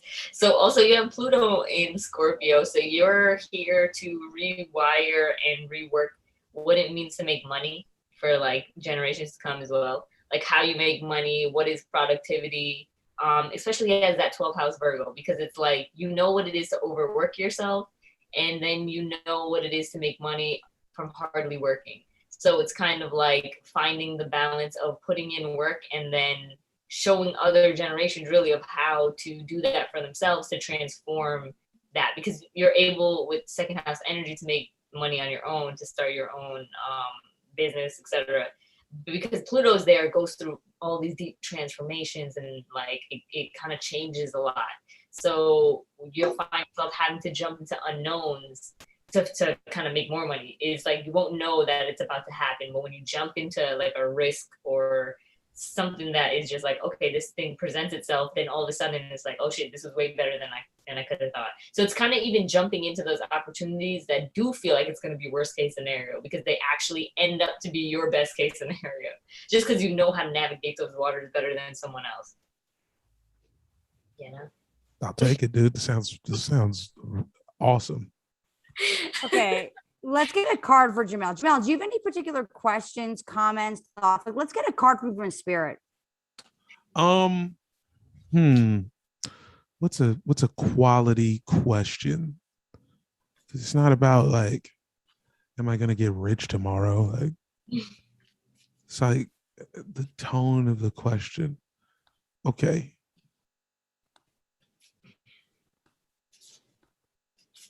We're all shuffling for you now. We feel for you. Let's shuffle for Jamel. What type of question is it a question about myself? Like, do I ask like, can I actually achieve the goals I've set for myself? Wow, what a fucking Virgo ass question. Nicole. Oh, Mark's back. Nicole, lay it on him. I will pull a card, but the short answer is yes. Oh yeah. Like, yes, even just looking at your chart, it is what is, like I said, He's just like channeling. He's channeling. Right. So it's like the things Like that Jamel, the less you prepare Jamel, the better off you're going to be actually. Right. And Except for pick up basketball. Well, you just want to like maybe like roll your ankles beforehand, stretch. Just Yeah, stretch. get a stretch. Just Yeah. stretch. That's it. Stretch. Right. So the first oracle card, which might not make any sense to you, but I'll make it make sense for you, is light body, star bathing. Right. So light body, star bathing, crystal grid transmission, and activation. Yo, the light body. No, this man does not relate to light body, but he does. I do. He does and he doesn't. I got a light body. I do like some light body stuff. I do.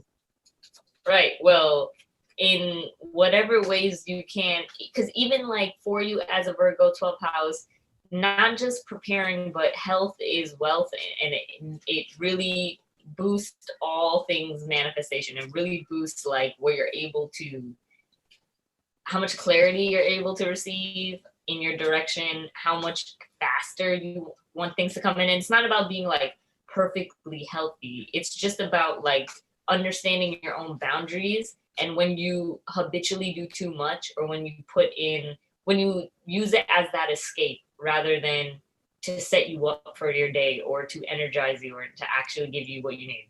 Lately, that has been eating Fat Burger. What? Fat Burger is on my ass. And it's so good. And they never miss. This is an LA thing for the people who aren't LA folks. 2 a.m, got the Fat Burger. You know, you've heard Ice Cube say it for years. It is as advertised. Ice Cube says Fat Burger? Delicious. Fat Burger, yeah. 2 a.m, got the Fat Burger. Oh, shit. Yeah. It's a place. It's not just like a big burger. Whoa. Wow. Yeah. That's beautiful, dude. Very interesting. Right. So it's like really evaluating your habits and being like, all right, well, if you're overdoing it, it's probably because of a reason you're just not addressing somewhere else. Like, it's really just being like, all right, if I stop doing this and create a void where I want to, and then beat that craving, it's not that you're never going to eat it again. It's just that while you're beating or transmuting that craving, you find and you figure out your answer because you actually are just clearing that space. So that's where that Virgo energy comes in handy. So it's about monitoring yourself, because when you do decide to like give yourself away to something, that's usually the most important time that energy is really potent. So that's when you're able to actually manifest what you want and get that clarity. All right. Maybe that's why it's star bathing, because it's in the night, you know, and instead of 2 a.m. going to Fat Burgers, like 2 a.m. just sitting somewhere where the stars are out and just get live. Go get your Fat Burger and go nude bathing on Santa Monica Beach. Okay. That's like that's way different, man. No. That's not the same. Same. You need to show Spirit your penis.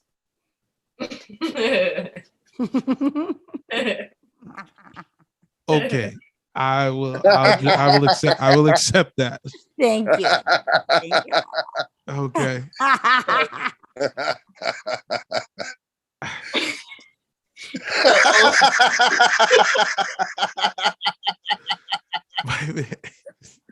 Thank you, man.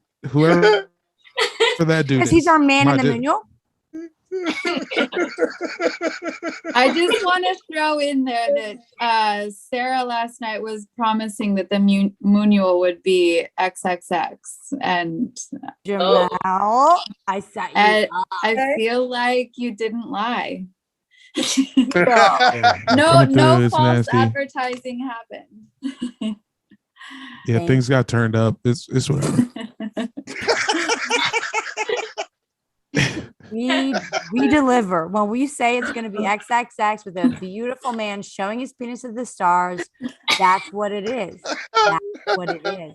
There's no other thing. It's Jamel's going to go present himself to spirit tonight. If you see while you're presenting yourself, you should take a picture so that Rosa can draw you appropriately. Right. That's true. Could you set up a camera to film you so that Rosa can actually draw you like one of her nude girls? Do I have to be nude is the real question. Like, yes, I'm able to do that, but do I personally need to do that? Is I think you what I'm trying to. But as much as it's more of a break. I don't think I need. I don't know if I have to. You put like a leaf there, like Adam.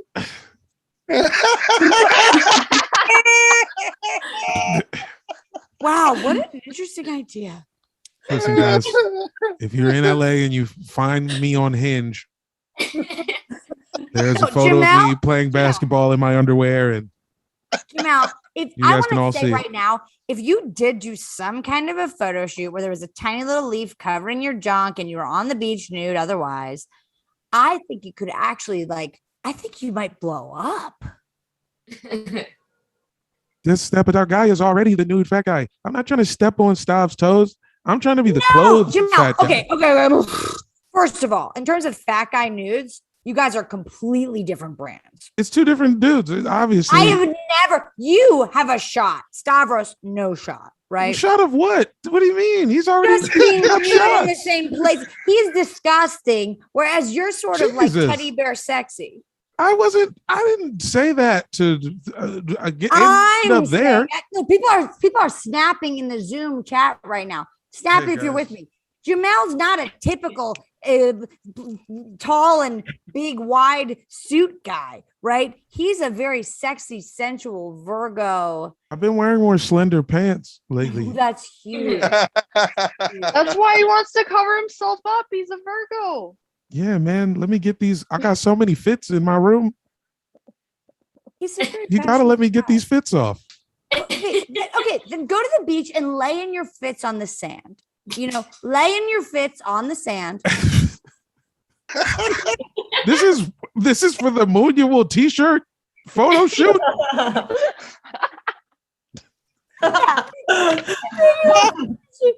It's so the Rose can draw you for the Moon shirt.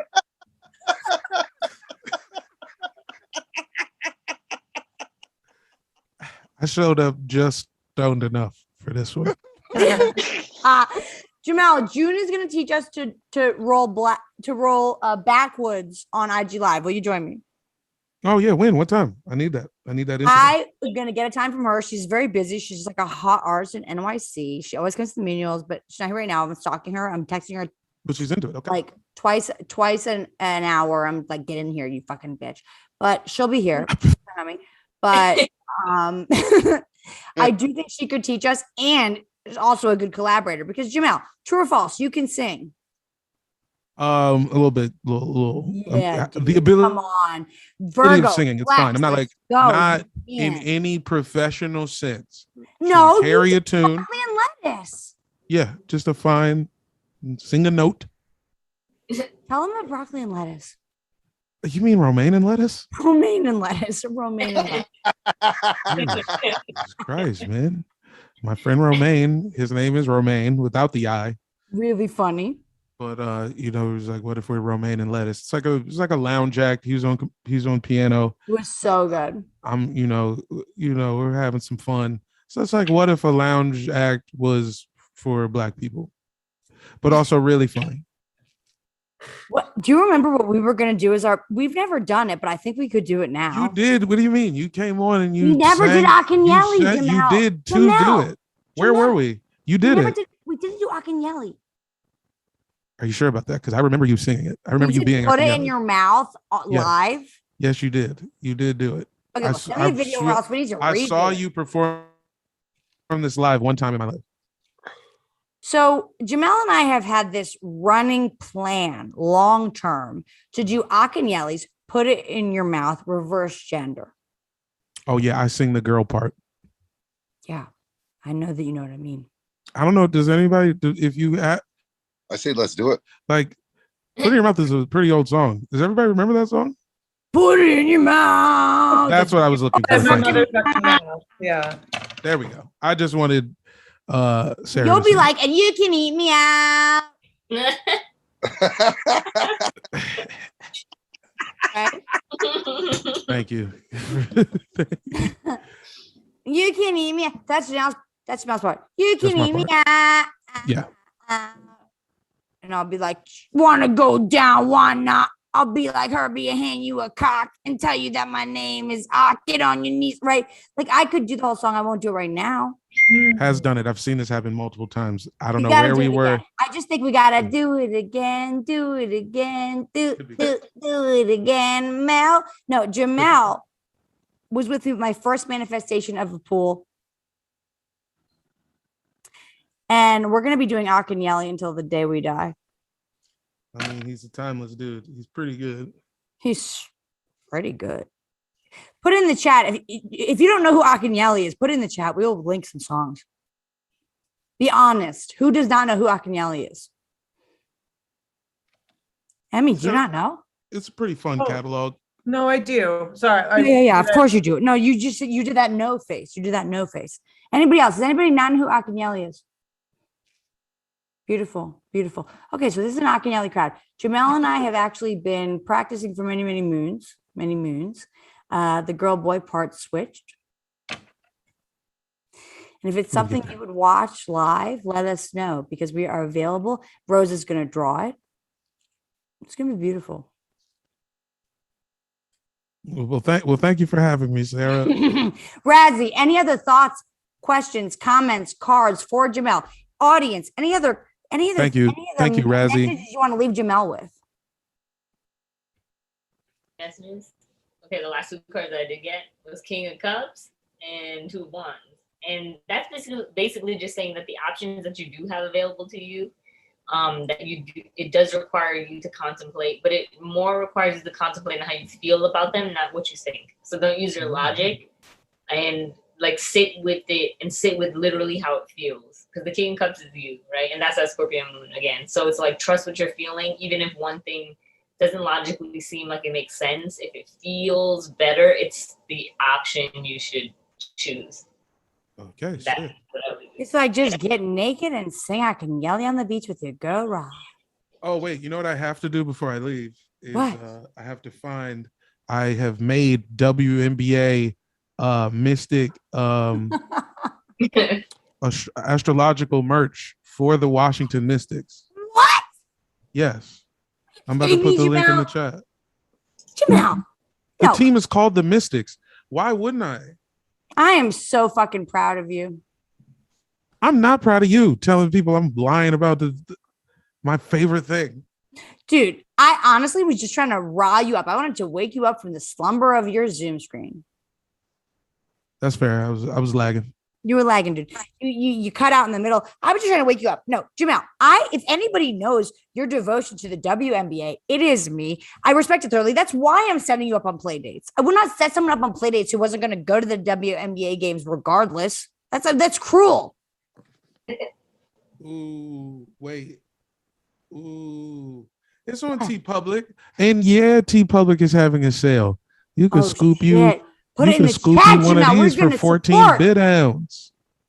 Ew. Wow. Have a look at that. Shouts out Where's it? to the homie Adrian Lobel. I'm clicking it right now.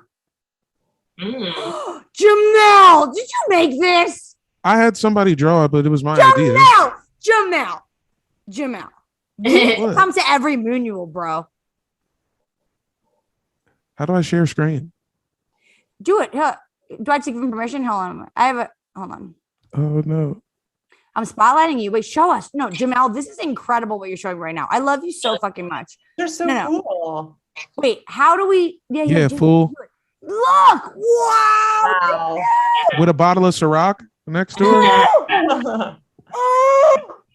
The bottle of Ciroc is very specific reference. When my beloved Washington Mystics won the 2019 championship, Aerial Powers arguably the craziest person on the team. It was pretty nutty roster. It's like a Suicide Squad of a team. But anyway, they win, and instead of champagne, she had a handle size, like a magnum size bottle of like pineapple Ciroc, and she was just taking it to the dome with ski goggles on. It was fire. Whoa. So that's what I'm up to, guys. Jamal, that's incredible work. Your moon witch mommy sister, confusing in Greek mythology, etc., is so proud of you. Thank you, Sarah. That's Razzie. Any other? What's the final card for Jamel? And then we will bring up Talia Brava, and then Razzie will do the full astrology reading. But any other thoughts for Jamel before we let him go into the world of LA comedy? I think the feeling part is really that last thing. Just don't forget it. Like the feeling part of you is very strong, and especially because your sun, even though it's in Virgo, you have like the ability to feel through the mystical realm. Even with that tarot card, I mean, it's spot on to something you would do. So impressed. It's spot on, you know. So just feel it. All right, ride them waves. Gotta just ride my waves. Right. Ride your fucking Jamel. I don't want to say you did her. I will tell everybody. Jamel has incredible playlists, and he calls them yogurt. And it really is yogurt that you provide for the people. Well, sick. Yogurt's good. I like it. Smooth shit. You guys are great. Jamel, we love you so much. Thank you for coming. No, thanks for having me. I love you. Goodbye. All right, but you peace. should stay on and journal for the next act because you're going to really like it as a Virgo. Well, I'm just going to go eat a cheeseburger. Just stay on the Zoom because you might find that you're inspired. Stay And for while 5 you're eating fucking seconds. Stay for 5 fucking minutes. Oh, shit. That's your next act. Okay, hold on. I'm going to pause the recording. Okay. I'm going to bring her up. Jamel, you better stay for 5 fucking seconds. No, I'm staying. Nah, you got me, dog. You better fucking not leave because she will sun you. Talia Brava, where are you? Oh, there she is. Can you hear me jiggling from Costa?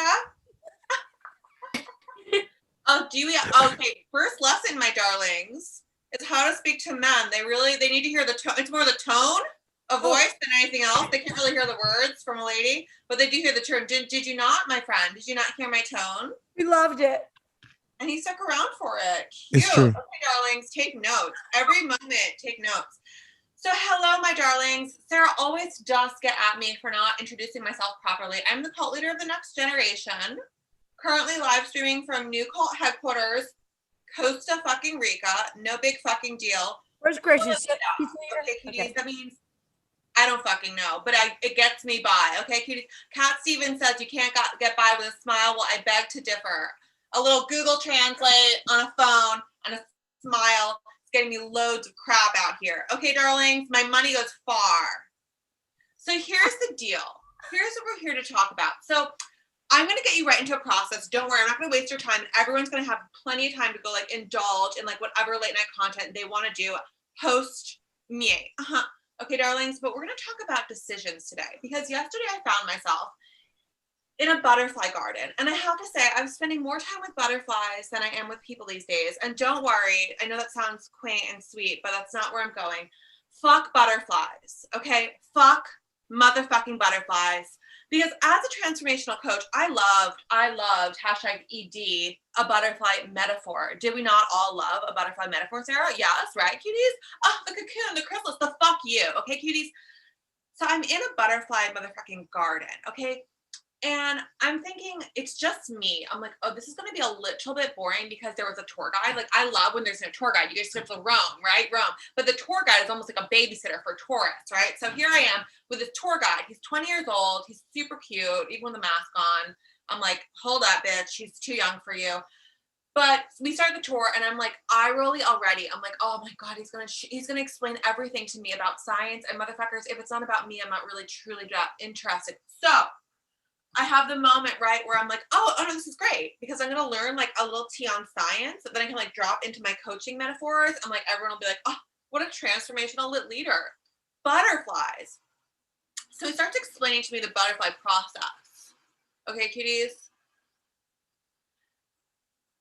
And then he starts to talk about himself. Okay, cuties, because I let people unwind, right, in my presence, right, darling? That's what when you're around me, you're like, ah. So he just starts to unwind his process, and he's in his 20s.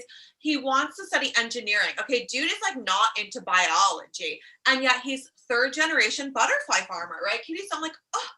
So I'm like, well, what got your dad into butterflies? Like I say with as much whimsy as possible. Like, how was your family inspired to get into butterflies? And he's like, they all got fired from a factory. He's like, I hate it here. And then he starts telling me, he's like holding a little butterfly in his hand. And he's like, I really want to study engineering, like autonomic engineering. I don't know, astronaut shit. He's like, I really want to study autonomic engineering in America.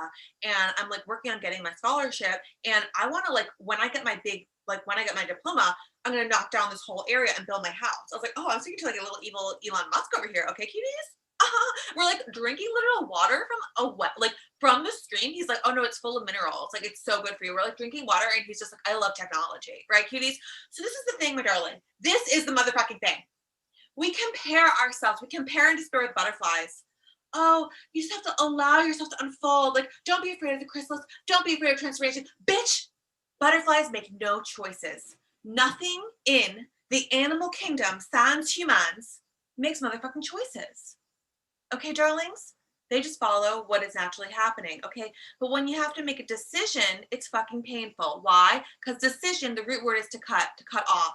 Am I gonna live here? Am I gonna live there? Do I want this natural disaster or that natural disaster? Am I more flood or fire? Okay, cuties? Am I more famine or no abortion? Okay, cuties? We have to decide, and in deciding, we cut off.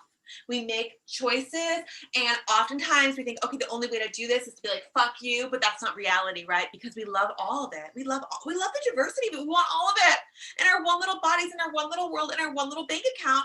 How can we decide, right, cuties? We are not butterflies. Fuck butterflies. We are gods. Okay, cuties? And to be a god, it's a great responsibility. No decision is perfect. Okay, darlings. I can see Jamal. I can see you not listening. Jamal. I can see you not listening. He's making a phone call.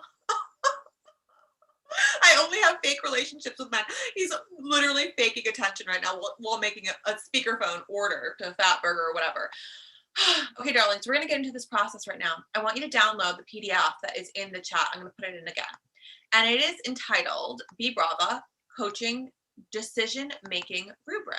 A decision-making rubric, okay, for everyone. Sorry, I just DM'd it to Sarah, which is not my intention. That's just like the back line where I make fun of you guys. Just kidding. I just talk about who I have a crush on. Okay, darlings. Be Brava decision-making rubric. Okay, cuties. This decision-making rubric is to help all of us sit with our decisions. Okay, cuties, because we should not make decisions from a place of mania or depression. We need to know when we are where. We need to know when we are in that still water to see all, to feel all, because the truth is, if you're too urgent with a decision, what are you avoiding feeling? If you are too slow and hesitant and not making a decision, what are you avoiding feeling? Because whatever you're avoiding is going to show up. It's going to kick you in the butt. Okay, darlings? I'm going to put it in the chat one more time, Marguerite. Okay, darling. Oh, look at me laboring over here. I uploaded it again. Where is my Beyonce secretary? Although I did point out that Beyonce, I'm sure, is most boring, and I'm sure she PowerPoints all the time. She's a mom, booze. She's an antisocial mom. No offense. I have dreams of being an antisocial mom. It's the greatest excuse ever. Okay, darlings. Here we go, my darlings. Here's the coaching rubric. Has everyone grabbed it? And you know what? I'm going to actually do a screen share. And then we'll really, truly be able to all do this process together. So I created this process because I was finding myself making split decisions and then backtracking. And that is just, it just drives everyone, including yourself, nutsos. No one likes a flip-flop, okay, darlings? And so what I realized was I needed to sit a little bit longer. I needed to give myself an actual process where I could just pause and take a moment, because we can always give ourselves more time than we actually do. Okay, so here is the Be Brava decision-making rubric, and you're going to fill this out for yourself. Just grab a notebook. Decisions aren't made when. And so for me, I decided decisions aren't made when I'm feeling manic or I'm feeling depressed. Okay, darlings, but for you, when are decisions not made? And I'm talking state, right? Like decisions aren't made when I'm in transition. Decisions aren't made when I'm paranoid. Decisions aren't made when I feel urgency, like I have to act now. And then I know I'm here when. Okay, cuties, so really take a moment. For me, like if I'm in a manic state, I feel urgency. If I'm in a depressed state, I know I'm here when I feel like everything's too hard. Wait, time out. Talia, double check. Can everybody see Talia's screen right now?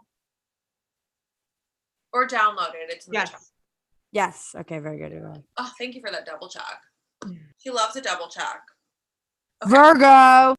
There we go, right? Worksheets. Decisions are made when. Okay, darlings, decisions are made when I know I'm here when ... So what is the state that you want to be in to make a decision? And how do you know you're there? What are the thoughts, feelings, actions that you tell you you're in that place? And then you're going to say, I will commit to commit to this, I will. So for me, I made the commitment to myself that I'm always going to give myself more time than I think I need to make a choice. So ask for more time. That's my commitment. Ask for more time, get more time to make a choice. And then a yes for me feels like. I want you to just feel into what a yes feels like for you. For me, I thought joy. I was like, no, fuck no. It's actually not joy, because joy can like drive me to crazy places. Right? For me, it's actually power and ease. Power and ease is a yes for me. And then I give myself permission too. So what is the thing? Maybe it's, for me, it was to go back, to rethink. It's okay to rethink. That's not a wrong thing if I need to rethink something. So take your time. I'm going to give you however, much time you need. And why don't we just do a little thumbs up when you are ready to move forward? Does that sound good, my darlings? Okay.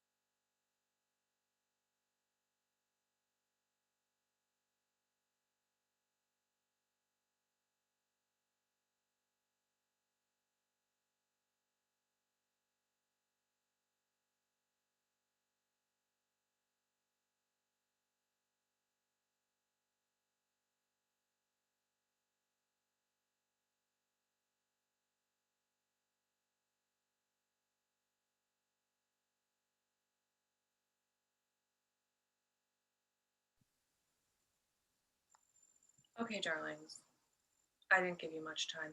I want you to keep working with this. You have it, so you can. But I actually want to bring one of you on to do a little coaching around anything you're discovering and just have a little live moment, because why not utilize the time that we're live together, right, my darlings? So Who's then having a moment? Right, because you can always continue on and even continue on in your own process as we have a little coaching mo. So if anyone would like to take advantage of the opportunity to like have the container of accountability and have this conversation with me, I would love. I'll do it if nobody else is ready. Do it! Okay, so I have had to get serious about myself and not make decisions when I'm feeling in love. Yes, girl. I love that. Because when I'm in that like whirlwind stage, it's like, okay, enjoy the whirlwind stage. Then when you start getting annoyed about the little things, then your head might be beginning to maybe be clear enough to start making long-term decisions. There's a gift I'm going to send you, because I feel like that's the most appropriate way to coach, is just send people gifts. And it's Rihanna, and she looks, I forget who she's being interviewed by. It was like ABC. It was her first time she talked about Chris Brown publicly. And she goes, in her beautiful fucking voice, she goes, fuck love. Fuck love. And what she meant to say is use your rationale as well.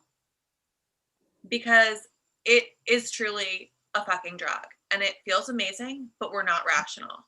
And just like we don't make decisions when we're high, let's not make decisions when we're in love. Miley Cyrus also, great interview, just listen to her on Call Her Daddy. And she does this really cute thing. Speaking of Virgo as fuck, Laura, I want you to steal this from Miley through me, through the vessel of Talia, delivering from God Miley.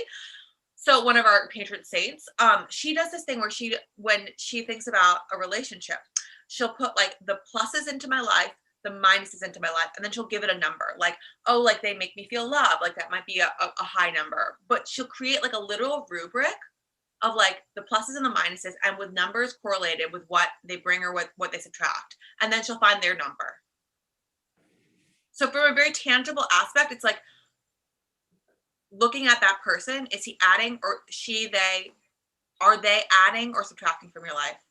And so Laura, right now, if you had to just like do a hunch moment, do you feel like there is something that you haven't been looking at objectively? And like, can you name what it is that on a factual basis you can see about this dynamic that is factual and you want to just tell yourself, just take that as fact? So this is actually a phrase for you. It's in Spanish. Cuando no hay dinero, el amor se va por la ventana. When there is when you mountain, what? When there is no money, the love goes out the window. And so of course, that's not for everybody, but for me, if that stability is not there, there's nothing to even talk about as far as adding somebody else into my life dynamic. So what I'm hearing is like the core needs almost is like Maslow's hierarchy. Like your core need of foundational, like trust foundation needs to be there. And you're not going to make a choice that is just like a wild card based on a feeling, which is like the, like, you know, the movie moment, like the music videos are 3 minutes long, right? They're not a lifetime. Yeah. I liked what you said earlier about the making decisions when you're feeling in power. Because if you're not making this decision based on a feeling of like owing or not having from a place of lack, then that's a great place to be making decisions from. I love that too, Laura, because, well, I love it first because I said it. I love hearing it back. But I also want to say what I love about it, like for this conversation, is we don't have to like wait for that moment that we feel powerful. We can actually just tap into that feeling. Like if we know our yes, what our yes feels like, we tap into that feeling ahead of time and then we choose from there rather than waiting for the choice and then we'll have the feeling. So it's like reverse engineering that shit. So for you right now, you are tapping into your power and you're knowing and you're saying things that are very true. And I want you to just write these down as commitments, because what happens is, well, we got weak. Oh, right, darlings? Especially when it comes to this shit. Like it's a fucking chemical situation that happens in our body. It's the strongest drug in the world. So make some commitments, hardcore commitments to yourself that you will not break. That's your work. Thank you. Yeah, I feel like it's kind of like an emotional pendulum that swings. And I've already been through the one where I put all my eggs in one basket and the investment didn't go well. And so anything since is like, okay, we never swing so far again. I love that. It's like we don't, if being with someone requires us to be in that, then it's not right. Like, right? It's like when I'm here, who's here with me? Yeah. Also, darling, I love that you use the analogy of putting all your eggs in one basket, because I keep just telling myself, all she needs is a sperm bank and a bank account. And that we don't really fucking need anything else, darlings. I'm talking to my uteroid friends, right, cuties? Sperm bank and a bank account. You can build whatever the fuck you want if it's a baby, you know? Okay, Dars. So thank you so much for sharing. You're beautiful. So nice to meet you. And I'm going to pass the torch back over to our dear Mama Munual leader. Unless anyone else has any thoughts or feelings that they want to just like scream, like Any thoughts, feelings? Let those thoughts, feelings out, please. safe space for spewing emotions, or making a commitment to someone or something, to yourself. Sarah, do you have, okay, before we close this little section, Sarah, do you have any commitment that you want to share with our community that you built? Well, I think I would just like to be committed. I'm sorry, Motorcycle Diaries is calling. You too, Mama Champion. Yes. Okay. So what's up? I feel like I would just like to be more committed to showing up professionally on purpose. Showing up professionally on purpose. I love that. So what does that look like for you? I think it just looks like giving myself time. Like, so I think that's something that I do to sort of like fuck myself is like, I have this sort of, I have like a rush of the last minute that it's a dopamine hit, right?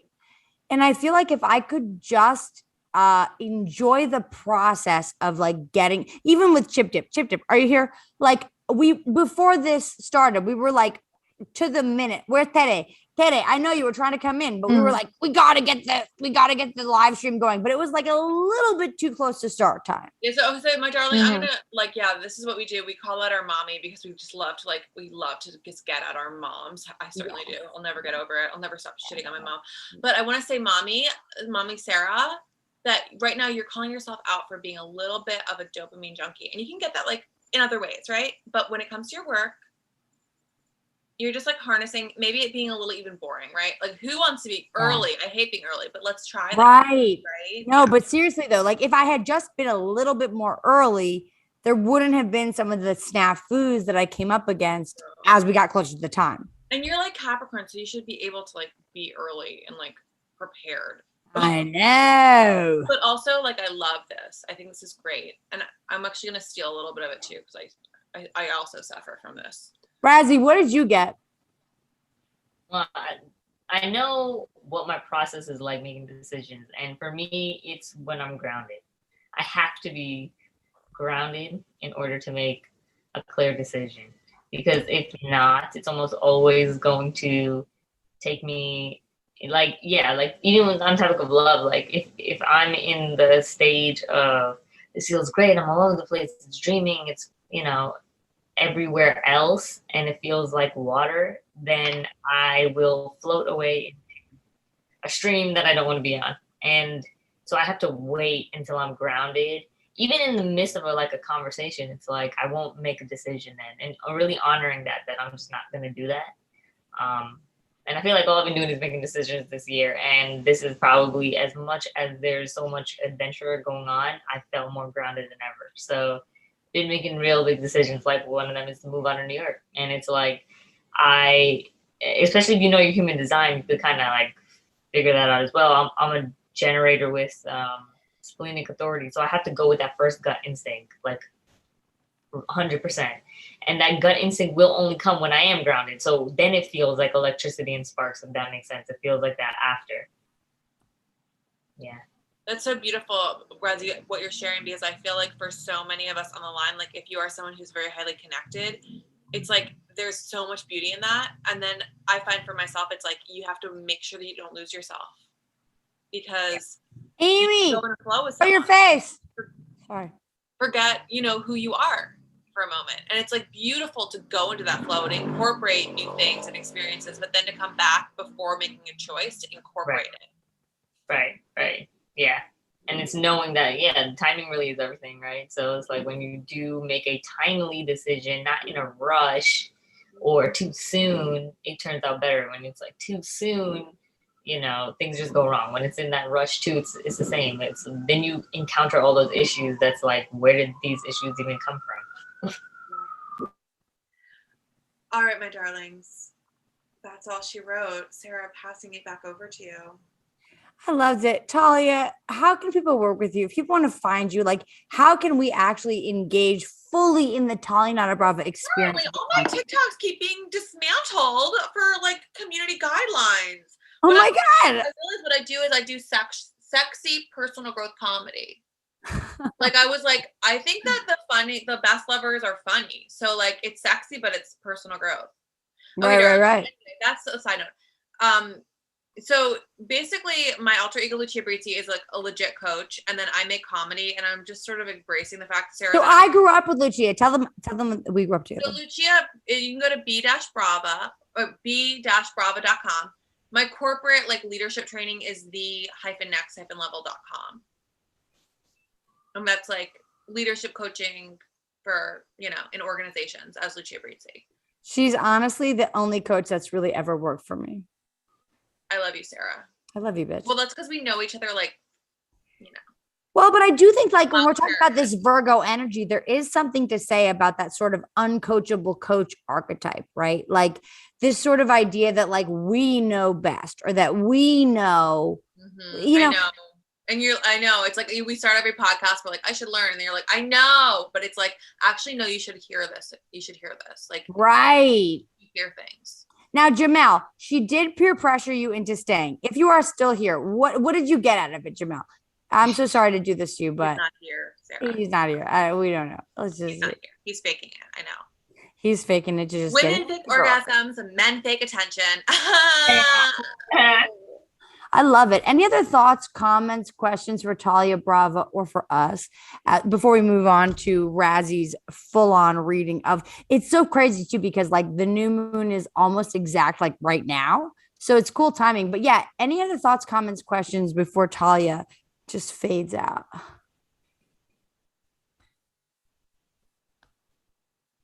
Cool. Such a contemplative. I loved your butterfly, like chrysalis and everything, and how That's like bullshit. nature They have no tells you, choices. fuck you, you have to do this, whether you like it or not. I love that that's what you got out of that. That's what I got out of it. Contemplate what you just shared. Yes, that's great. Trust nature. Nature's a boss. Oh, nature is the boss. I was thinking, it's like, all these natural disasters. It's like humans being canceled by Earth. She's like, it's not working. Please stop. Anyway, that's all she wrote. I really do need to go. I love it. Razzie, anything for Talia before she goes? I'm gonna be here. I'm just gonna Oh, be okay. You can go. You can go. But Yeah. Razzie will have things to say. I'm not gonna pull a you know who. I'm gonna be here. Never would. Okay. So I'm gonna stop He's my there. ex-boyfriend now. Now he's my ex. We never dated, and now he's my ex. Uh-huh. I think that's real. Okay, bye. Bye. Talia. Everybody give it up for Talia. Very good. Okay, recording stopped. Everybody fart. Take a deep breath. Hey, welcome back to the Manual Bros. So now I'm going to bring up our very special guest. She is our co-host. She is our sage. She is our channel from the other dimension. Please welcome. Oh, wait. Talia, you have to stop sharing your screen. Yikes. Devastating. Hold on. How do I do it? So hold on one second. Remember your off hook. You can leave anytime. I'm an idiot. I'm saying the end becomes a very loose after party where it's honestly like a mix and mingle. Honestly, for me right now, this is I think we can do it for you too, actually. There she is. There's our girl, Razzie. Razzie, please tell us about this new moon. Hello, y'all. Please excuse the sounds, the great sounds of the Brooklyn streets. outside of my room. Beautiful. I'm in here, helicopters, sirens, all types of interesting things tonight. But we're just gonna press on through. So, yeah, literally right now, the new moon is actually happening. We made it on time, so we are setting some very beautiful intentions right now in this moment. And I was looking at the inside degrees, and I was like, no, I'm not gonna read it because this is dark. But you know what? I'm going to read it because Virgo is, well, dark at times. So I'm going to share my screen. My turn to do so. So here we go. Yes! All right, here's the chart at this time. As you can see, the moon is with conjunct the sun, same degree, 14 degrees. That's what a a new moon looks like, right? When it's actually next to each other. The full is when it's opposite. Right. So a new moon is about manifesting. It's about planting new seeds for these next few weeks. And not just these next few weeks, but like this is the ripple effect that how we're creating the future, what we're doing right now. And that's why those moments of when things get like mundane, that's actually what Virgo likes, when things are in order. So there actually is nothing to do, when it is mundane, when it is kind of boring. Although Virgo might love the chaos, because within the chaos, you get to clean it, you get to deal with it, right? There's something to do. But then when things get in order, it's actually pretty, it's not so spectacular. It's not like Leo, right? But what does that have to do with right now?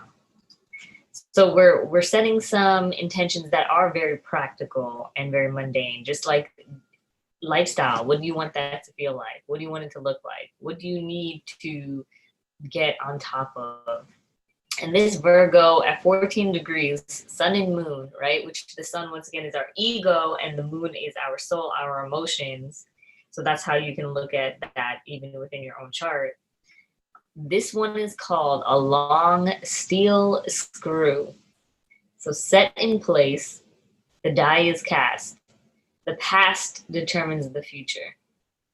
And that is something of what this is really about, because this is our past. This is our present past of the future that we're trying to so get to. So treat this moment as if it's the past, instead of getting stuck in the past that we've already lived out. Live this moment as if you're gonna look back at it and you're gonna feel good about it, and you're gonna be happy about the choices you've made, the decisions, right? Which Talia helped us with refining, because that refining process is Virgo, and it's refining the decisions. It is about getting grounded. It is about making, not getting so deep into this Neptune on the other side, Pisces, fantasy, visions. That is very helpful, right? Those are the things that we're trying to align to. But in that aligning process, it takes very, very small incremental steps, and like the little nails that need to be, taken out and put back into the wall. So held within patterns and syndromes of the habitual and the pragmatic, right? Literalistically identified within strictly severe frameworks. You are at the mercy of conditionings and programmings, and chronically mentally obstructive, up against the grind of the outer mind droning onward. So it's like, we're at constant war with ourselves, and Virgos know this best. It's constantly being your biggest critic, and it's always me versus me, right? It's you versus you only. Everything you see in somebody else that triggers you is actually just a part of you that's going against yourself. Everything you see in somebody else that is beautiful, that is something you kind of envy or wish you had, is something that you can accomplish. That's the only reason why you can see it, because it's in your vortex, it's in your world. So you're actually just confronting your programming and your conditioning constantly. And we're doing this every day. We are rewiring parts of ourselves that we need to address and we need to make better, right? And it's like the severe part of this is that search for perfection, which you're not going to achieve, because we're here to die. So, you're not going to be perfect. We're actually dying. We're getting quote unquote less perfect, unless you flip the script and realize that that energy of death and rebirth is the most perfect we can be. So we're actually, in that sense, making our way to perfection, and it's inevitable because it's bound by time. The only thing we can do is to really sit with those programmings again and those conditionings, and in each moment just see what you're actually confronting, because there is no moment that you're not subject to one of these programs, whether it's a good one or a bad one, and you get to change that. It's not set in stone. The only constant in life is change. And that's why Virgo is a mutable sign, because at the end of the day, it's about adapting. So radically non-creative, non-innovative, you follow the party line.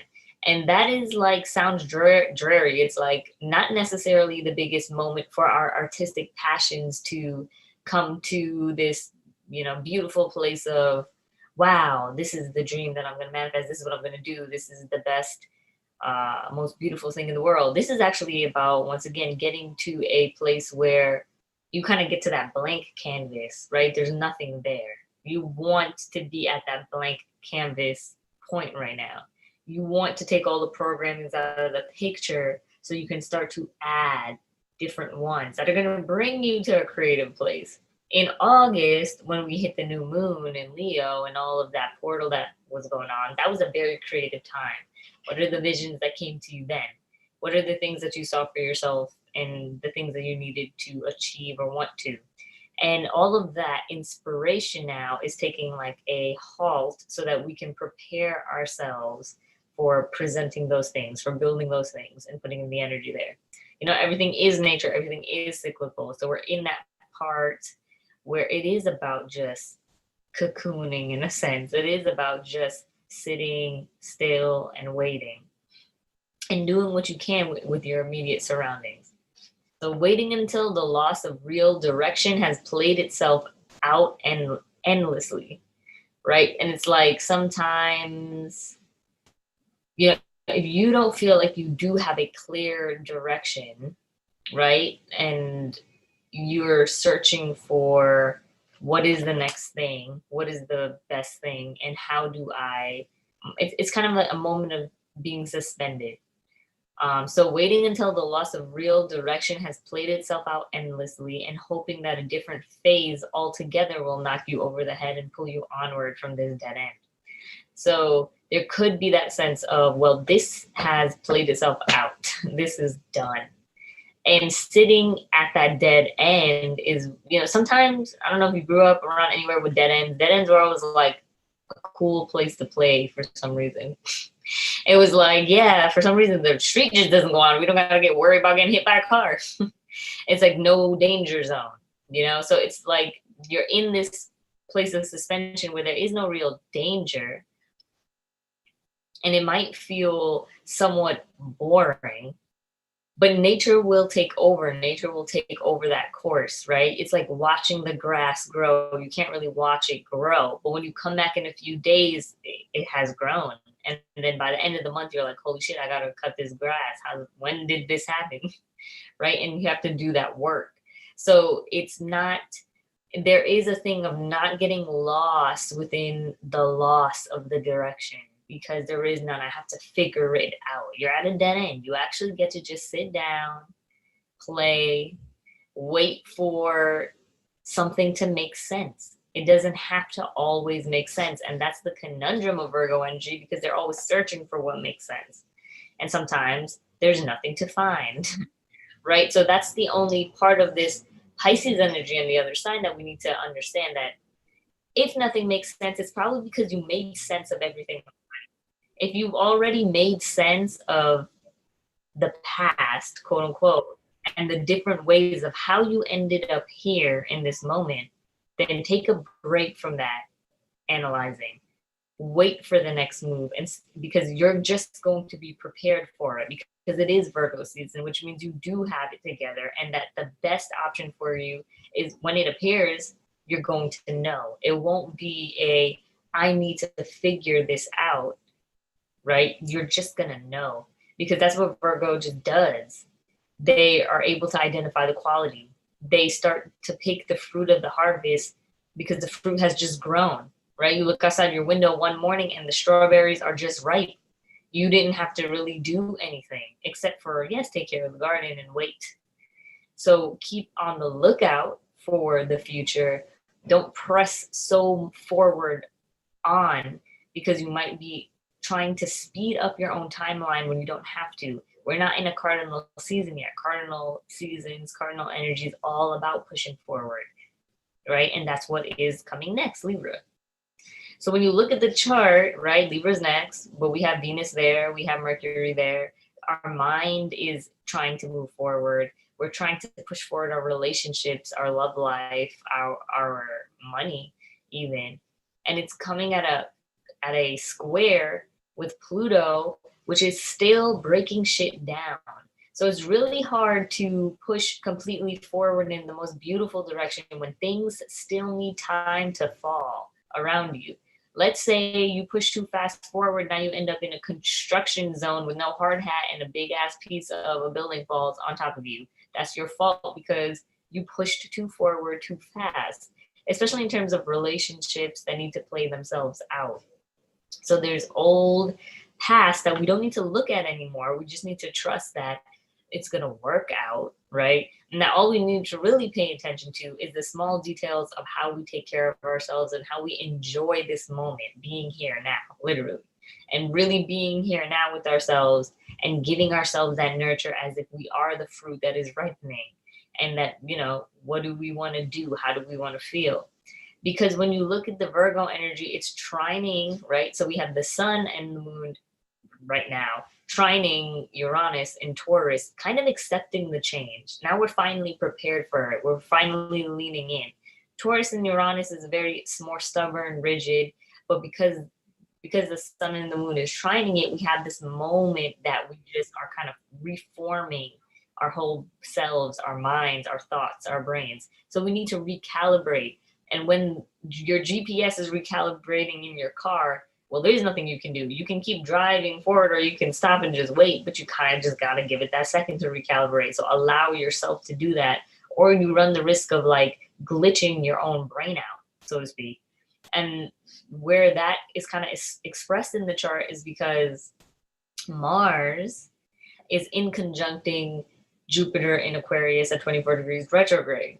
So that Aquarius energy that has to do with these glitches, right? And us trying to get back into our alignment with our luck and our expansion and expanding ourselves so that we can be so, you know, malleable and we can be like Play-Doh so that when the divine comes down and gives us a new shape to form into a better version, a better picture, we're soft still. So it's about kneading yourself like dough, literally, and making sure that you're putting enough attention and time into your body, into your mind, that you're staying soft and you're ready for this change when it just appears itself. If you get hard too fast, that's where the glitches start to happen, and the expansion will now need another update in your phone to occur, or you need to go drop some money and getting a new one altogether. So you don't want to put yourself in the space where you have to now fix your own problems that you're making for yourself. This is just the time of recalibrating once again.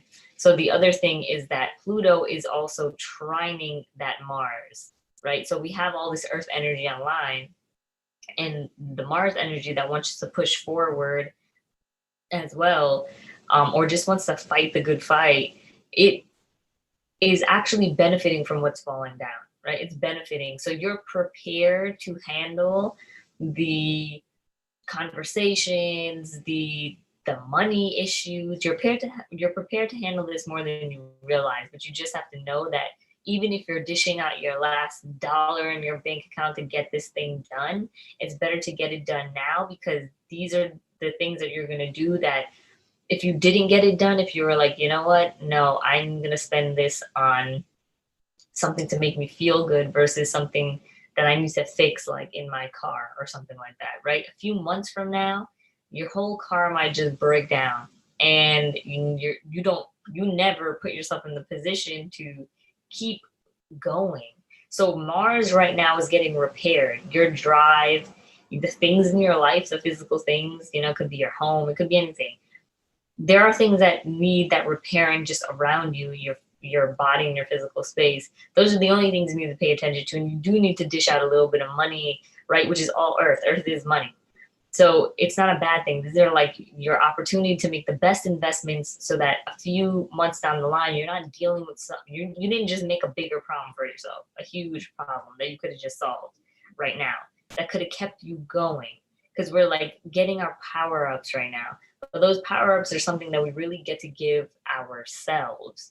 So how are you allowing yourself to get that power up, you know? And which ones are you choosing? It really is like playing a video game, and you have all these question mark boxes like Mario, and it's like, which one do you want to pick? It's kind of like a random draw, but you do have to make some sort of investment, and you're going to see what you get rewarded in as we go.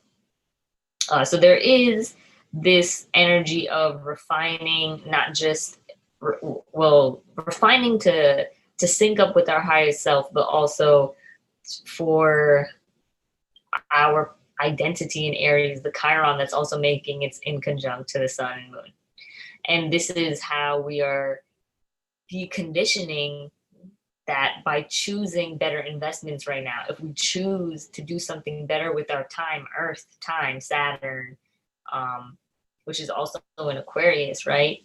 Saturn is already on this higher timeline and is expecting you to make those bigger, better decisions for yourself. But they're very small and minute. They're very small things. So it's not about making the biggest jump right now. Once again, you can't really do that. You're suspended in time. You're suspended in this. You're just gaining more time later down the line by what you do right now. And I hope that makes sense, because this is all about how you're treating yourself. How you treat yourself is what you end up manifesting. And like I said, when you look back at this time in the future, did you waste it away by worrying, doubting, and not taking advantage of your resources? Now, your resources could be your family, your resources could be your friends, your resources could be anything that's already working in your life. Not something that isn't working, that you haven't started. This is about taking advantage of the things that you have started that is working. So take advantage of those things in order to really capitalize on the moment, so that when you look back at this moment 6 months from now, the next set of harvest that you planted is not GMO. It's not artificial. It's not fake, because you decided to be your authentic self right now. And authentic to what you know is best for you, not authentic to your pain or authentic or like to your past or to the darkness and getting trapped in it. It's just about seeing the most quality options that you have in right now for yourself, and just deciding to be a part of it. It really isn't a hard decision, just deciding to do that one little thing. And that is why we see health and healing and cleaning and detoxing and all of that stuff involved with a Virgo, because those are the things that benefit you tomorrow. You wake up better, your digestion is better, et cetera, et cetera. And you're cutting the disease before the disease has even occurred. And that's what Virgo is good at doing, spotting things before they even happen, right? Really being able to cycle in their mind everything going on, so that you can actually just once again prepare, right? It's all about that. And it's about awaiting this Libra season, because Libra season, when we do hit it, is going to be a big turnaround for everyone in terms of, now what's the reality of your relationships? What's the reality of what you can do? What's the reality of how far you can go? Now, if you decide the right things this month for you in the moment for just yourself, you're going to have such a better trajectory, and you're going to start to see it when we hit Libra season, and you're going to start to really make the leap in Sagittarius season. But for now, this is where we're at. And if you have any questions, let me know, because this new moon there's just been a lot of anxiety leading up to this point for a lot of people in the collective, as much as, at least that's the pattern and trend I've been seeing. And it's for a reason. It's because, going back to that inside degrees, it's like, you're at literally the mercy of those conditioning and programming. So in order to understand that this is something that needs to be rewired, you have to feel it. You have to be in the midst of it. It has to make itself apparent for you so that you can do something about it. So you're up against the grind of that outer mind, droning onward. It wants to keep moving forward, but you need to stop still, look around you and go, okay, but what is it that needs to be addressed right now in my thinking? in my speech, in myself, and do the little adjustings, cut out some of the bad habits, and watch what happens and what comes in its place to align you with way better options, the options you've been dreaming of. So I will leave that there. That is my new moon in Virgo at this current moment. Loved it. Loved it. I loved it. Anybody have any questions, thoughts, comments, Razzie? That was like fucking perfect. Virgo I style. love how dark this got. Yeah. Thoughts, questions, comments. I have been messaging everybody privately in the chat where Virgo was in their chart. If anybody's not sure where Virgo is in your chart, let me know. I will look it up for you. But really, this is about purifying that area in your chart where you've been like letting other shit sort of like seem more important than actually taking care of this area. Yeah? Yes. Any thoughts, questions, comments? I don't know where Virgo is. Ashley, I will look. Send me your birth info. I will look right now. Anybody else not sure where Virgo is in their chart or sort of what this means for them? Yo, I have no idea. Let me know. Christian, I just messaged you. I just told you where. Did? What are you talking about? I don't have Bro, I private chatted you. I'm chatting everybody. I don't see it. 8th house. Okay, Chris, Virgo's in your 8th house with Jupiter there. Wait, what? Look in the private chat. I just said it's you have your 8th house in Virgo with your Jupiter there. Razzie, give Chris a message. Ow. Yeah, no, I don't see anything. Are you sure you sent it to me or the other Chris? Because I'm the other Chris. But I know it. House with Jupiter there. LOL. You sent it to me. My bad. It's not about. It's a progress, not perfection. Please. No, I'm just kidding. All right, cool. I So what was it again? mean, Sorry. For 8th house Virgo, it's like refining your desires, right? Because it could be a lot of desires that are fulfilled or unfulfilled, regardless of what's actually happening, right, with that inner world. And it's really about sitting in and just allowing something, not really using force, just being willing to adapt to the new. So that something can come up that piques your interest or your desire, but it's very different than the old story. So it's like not paying attention too much to everything that has already happened and just leaving the space open to be fulfilled, though, to have something come in and make sense. That gives you that satisfaction, right? It can also have to do sex. It could have to do with other people's money, maybe investments, and making or having an investment present itself, or making sure that you prep right now for investments later down the line that will like help you gain even more monetarily or whatever the case may be in whatever area of your that you kind of want to place that in. Okay, so I'm seeing in my private chat, but I'm just going to spill the beans. Okay, so for anybody that has this happening on their Venus and Chiron, what do you think about that, Raz? Well, I mean, yeah, it's happening on my Venus, right? Shit. It's like, what does that feel like? I don't know, because I can feel the past issue with Venus in terms of love and making it practical and kind of getting paid out in that area. And with Chiron, it's about that wound of not being perfect, literally. It's like finding all the areas where you like feel bad about, I was never able to do this right. And, you know, someone was always hard on me for not looking the best and showing up like a mess or something like that, and having to heal that. So there's a lot of healing going on for you, new moon on your Chiron specifically. There's a lot of healing on the Venus in terms of relationships. So with Venus and Chiron, it's healing those relationships that have hurt, even if it's at a distance.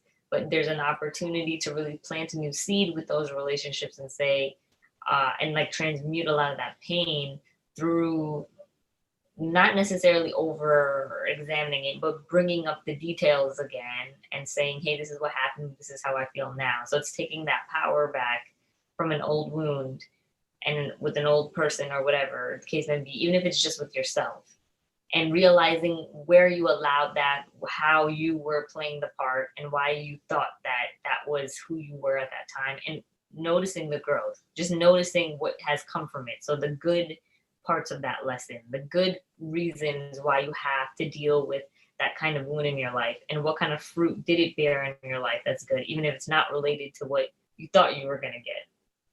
And really just, listing that out literally as a part of the manifestation or ritual.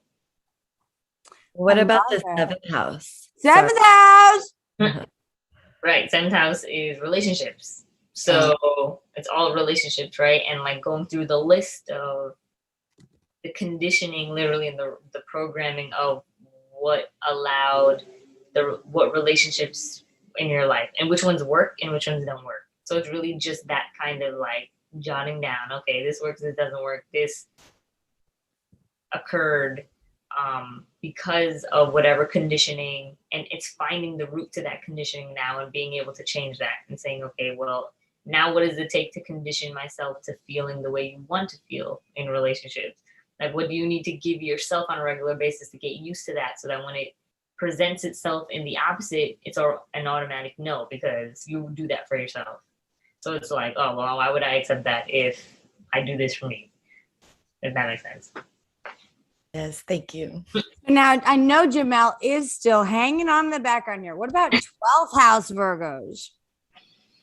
Right. 12th house Virgos is about confronting the visions and the fantasies or even the crazy parts of yourself, and really accepting that crazy and planting the seeds in there. 12th house is tricky because it's like, it just doesn't make sense at all. And it's like accepting the nonsense and accepting that the visions, really, like what can come from dreamings, and looking at the dreams that have succeeded and which ones failed, and then finding out maybe that the failed dreams were things that came from a faulty programming, things that you thought you want, that you think you want, but you actually don't. And then just kind of accepting that as face value, so that you can now put yourself in the position to dream differently, or like now you're waiting for a better dream to appear itself, so that you can feel like you actually want that thing. I hope that makes sense. 12th house is weird. Wait, Razi, my Virgos, as we've mentioned many times, is I've got my South Node in Virgo in the 10th house. Right. So Virgo, well, in the 10th house is about career, right? And so seeing like where you could have put in all the work, because you were programmed in a sense, even just coming into this lifetime with a South Node Virgo, to be like, well, I got to work extremely hard. And if I do, I'm gonna make it. I'm gonna succeed. 10th house. But then seeing where the success didn't come, or got robbed, or whatever, even though you worked hard. So it's giving that up. It's really giving that up. So now you specifically can move toward your North Node of it making no sense, and learning that productivity is actually just the way you feel in every moment. And even if that means dropping responsibilities and kind of like getting things in late, it's actually going to be more beneficial for you, because your timing is so different than the 10th house, deadlines, meetings, being up at 6 o'clock in the morning and then going to work at 9 to 5. So like you're really transitioning however that's played out, that schedule that just didn't actually give you what you were taught it was supposed to give you, to find that new program that's just authentically you. That's like, well, this actually just feels good. It is chaotic, but when it is chaotic, you start to believe more. And it's from home, since opposite of the 10th house is that 4th house. So it's like sitting into the home and realizing like, okay, I can kind of just express myself freely at home. Like, even though you cleaned up a little, you could kind of benefit from like going to bed with a mess in the kitchen. And then for some reason, when you wake up in the morning and you do the dishes, even though you're like, I should have did this last night, you get this genius idea, because that's what you're doing now, instead of, like just letting it be a little crazy, or inviting crazy in. Yeah. You know what I mean? Yeah.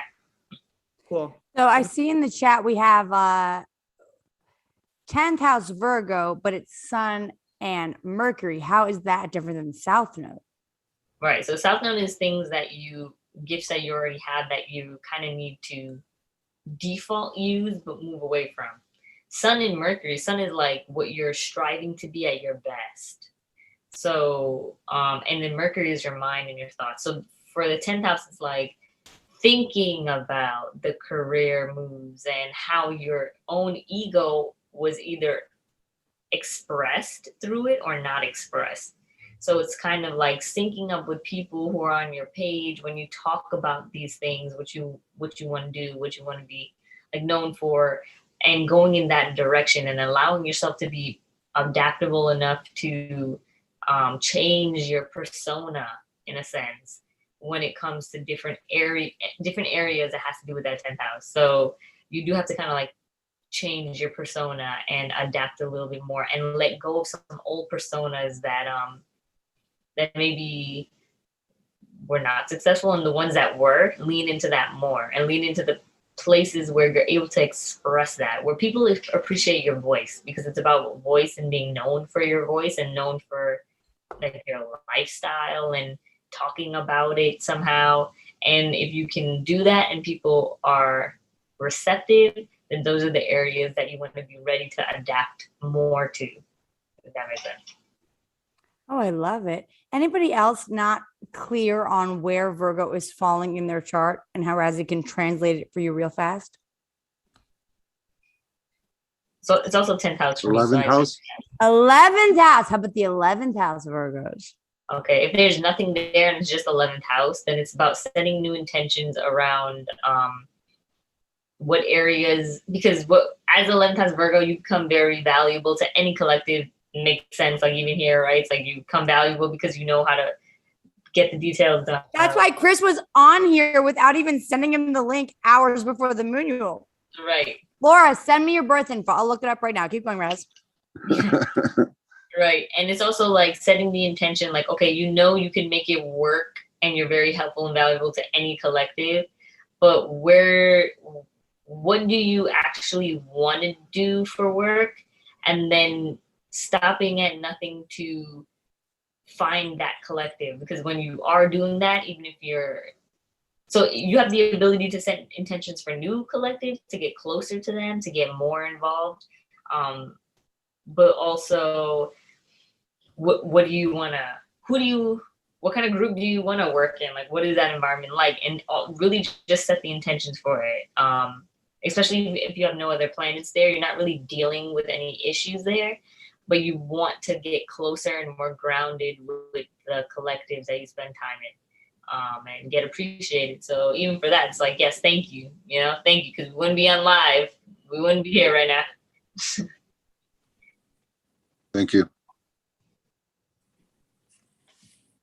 Oh, I love it. So I'm looking up Laura's right now. Anybody else not sure in their chart what it means? And Laura, I'll tell you in a second. Anybody else? How about for the Virgo risings? Amy, yeah. I see you back there. You can hide, but you cannot hide from me.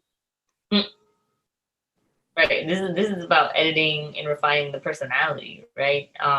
Your identity, but how you also identify what you identify with, and what you project onto the world. So for Virgo rising, it's not really allowing yourself to be subjected to spaces that don't automatically identify with what you want to do, especially that like sarcastic part of a Virgo that's like, I'm just going to say it how it is. It's like, if someone can't really take your critiques, then you really don't waste your time. Like, don't waste your time trying to make sense to other people, because really you already make sense to you. And if you don't make sense to yourself, it's about now finding and identifying the root of that programming of like, why don't you make sense to yourself? Why do you not enjoy this part of you that is very like voicey and critical, and like, why do you hold that back? And then just taking the time to release from that, which literally is just about sitting, writing it out, saying it out loud, dealing with it in the moment. That's all you got to do to release. And then you do that literally on repetition until it just is gone. And then you realize, oh, I woke up in the morning and I didn't say that thing anymore. Because I guess it just doesn't matter. That's how you really reprogram. It really is about repetition and confronting all the time, every day, right? Every chance that you remember, you say to yourself, I am reprogramming this. It's as simple as that. And then your brain is like, okay, we don't want to identify with that anymore. We want to identify with this because this is what's going to work. This is what we're going to respond to as a whole organism. This is what my body's going to move to. This is what my voice is going to be used for versus that other thing. So it's checking yourself constantly. Virgo risings, you're checking yourselves somehow. You're just, really checking yourself. Laura, you're a Virgo rising. Laura, you're Virgo rising. This is all for you. Well, that would make sense why you even as respond to like Talia's thing. It was like, yeah, I'm gonna do it. I'm gonna check myself right here, right now. So that's perfect. You're already doing it. It's like, okay, this is how I make decisions. This is what I do. So it's about doing that. A lot of self-inquiry for Virgo rising. That's cool. Anybody else unclear as to where this falls in your chart and what it means? Catherine, you got your question answered. Yes. Yes. And actually both of mine, it was my Venus and Chiron. They're actually both in the 10th house. Have trouble with the key still. You're doing great. Yeah. Thank you. It's great. I have a funny Virgo rising story, actually. Oh, can you sing for us, Amy? Amy, you have time. You have time. Do acapella. Virgo rising musician on cue. Don't worry, we have Sarah and then Spicy. But then if you want to sing at the end, that would be so great. But tell us, Virgo rising. So it actually has nothing to do with this song. Unfortunately, like this is my room right now, so I'm like the least like. So great, acapella. It's so funny, like I'm listening to the moon you all about like the Virgo new moon and I'm literally like about recalibrating everything, and I'm like it literally just moved, so I'm like trying to literally recalibrate my like whole room right now. But it's not even really that funny, but it's just relatable what you were saying about Virgo rising, because I just recently was working on a collaboration for a film. So I'm the director, and cool. Yeah, it's a short film. We've been working on it for like a year. I mean, my friend Virginia Woolf could never.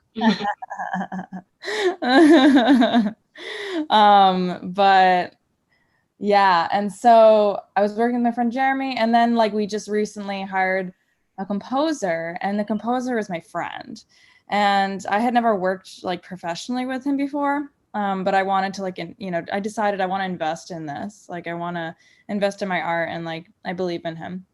But I learned a lot about myself with this process because he wasn't really following through, and he's going through a lot. And I decided I want to go down there and like work with him. And like he thought like this is the only way we're gonna get it done. So like it was in kind of the final stages. Hello. And so I go down or go up there because it was in Massachusetts. I go up there and like it was very challenging for my Virgo rising because I found myself, and he said this many times, that the feedback that I would give, like he needed it to be in a specific order. He needed it to be positive feedback first and then critical. But since we're really down to the wire, I could only think about like kind of chipping away or thinking about like, how can this be fixed? Like, what do I want, like as a director? And so like, it was really, really challenging. And I just like felt like my brain was wrong or something. Or I just like, I thought there was points where I thought I was like being like, kind of like saying a compliment. And then I would say like, and then, oh, I want actually more of this. But then he would take that, he would say that it was like wrong, that was still negative feedback, or like it was still critical. And so it was really, really, really challenging. I guess a Virgo rising, I was like, whoa, am I just like extremely critical? Like, am I just in a perfectionist? Like, whoa. So yeah, I was having to constantly check myself. Like, there were so many times that we would clash, like so many times. And it was just like a real, like, I was just constantly like, okay. Yeah, I feel that. But honestly, you'll find like even just within a week or two that everything you said that might have been taken like negatively was actually what was gonna linger in his brain, and then he's like, okay, and then he'll just start adjusting to it because it makes more sense. It'll just right. So when you know you're making complete sense, it's kind of like you just have to own it. And then check yourself and like, am I being too critical or am I being too much of a perfectionist? But if you find like, no, I just really think this is better, it's just about owning it and waiting for it. Unfortunately, it's like you might just have to wait for it to make sense to them. And then, get that negative feedback a little bit and just take it, right? But as a Virgo rising, you kind of can. And with Sagittarius energy, you forget about it. Just in 24 hours, it's like, whatever, I'm fine. Well, it's interesting because he actually is a Sagittarius. Oh, interesting. Got you. Okay. Right. Yeah. So it was interesting. We got it done. So I think I was very proud of myself, but it was hard. So, I can sing if Sarah, if you want me to say, I can sing in this acapella song because I know like. Do it, you fucking asshole! I'll just do it, even though. Like, You want to do it right now? You want to do it right now? I'll just sing like the lyrics. So basically, it's called Lucky Us. It's what is it? What'd you say? Lucky Us. But the song is literally called Virgo Rising, so I might as well just sing it. I don't have any instruments; they're all like unfortunately packed. But I'll just like sing the lyrics. I can sing at least like part of them. You could do like the drum, like in like what was that movie with the acapella girls? I cannot. Everyone else can do that. No, I'm kidding. Yeah. Cup song. The cup song. LOL. No, unfortunately I don't think I have the ability. I could be like, no, but I'll sing. So and it's as a backstory, I like. So this woman was a Virgo rising, and she was fabulous. And I met her in a herbal witch shop, and biggest crush on her. And I like thought about her months afterwards, and I like never even knew her name. And so then I kind of like projected this idea that like, she was Virginia Woolf in another life. And I was like so into it because I was like studying. I just always was into Virginia Woolf and like, and so yeah. So it's a fun song. And if you're a regular at the Manual, you know that Loki, Amy was actually like super projecting on this one because like she's a Virginia Woolf, but we won't even. Well, yeah, that it's a long story. But like it was confirmed by astrology, like ironically, like I think it was like almost a year ago now, by Sarah, that technically I was Virginia Woolf in another life, and the lyrics basically say that, but I didn't know that it was about me. So so I guess I'll sing it now. So the lyrics go, hair cascading down your back, I'm finding my way back home. And that house came crumbling down the minute I left the room. The sage was calling me for more the moment we met in that herbal store. You stood there like some ancient folklore. We talked about your art, and I knew it from the start that you were Virginia Woolf in another life, in another life. You were Virginia Woolf in another life, in another life, and I can't stop feeling you in my dreams, Virginia, but I wish that I knew your real name in this life. So let's go to the East Village, maybe I'll find you there. You'll be hiding under the stair, and I'll see your auburn hair. It'll be in an old bookshop, with books lined to the top. 5 months since we last talked. Do you remember me? I'll ask for your number this time, or we'll just write letters, 'cause you were Virginia Woolf in another life, in another life. You were Virginia Woolf in another life, in another life. And I can't stop feeling you in my dreams, Virginia. But I wish that I knew your real name in this life. Are you mine? Do I know you? Do I know you? Do I know you? Do I know you? Do I know you? Do I know you? Will I ever see you again? Will I ever see you again? Will I ever see you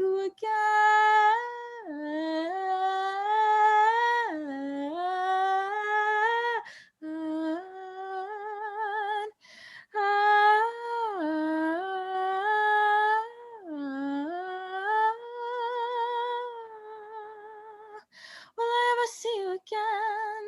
Virgo rising, Cancer moon, Sagittarius. Virgo rising, Cancer moon, Sagittarius. And I know your sign, but will I know your name?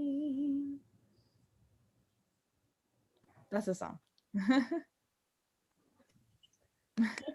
Amy. Oh my God. Oh my God. Thank you. Love. Love.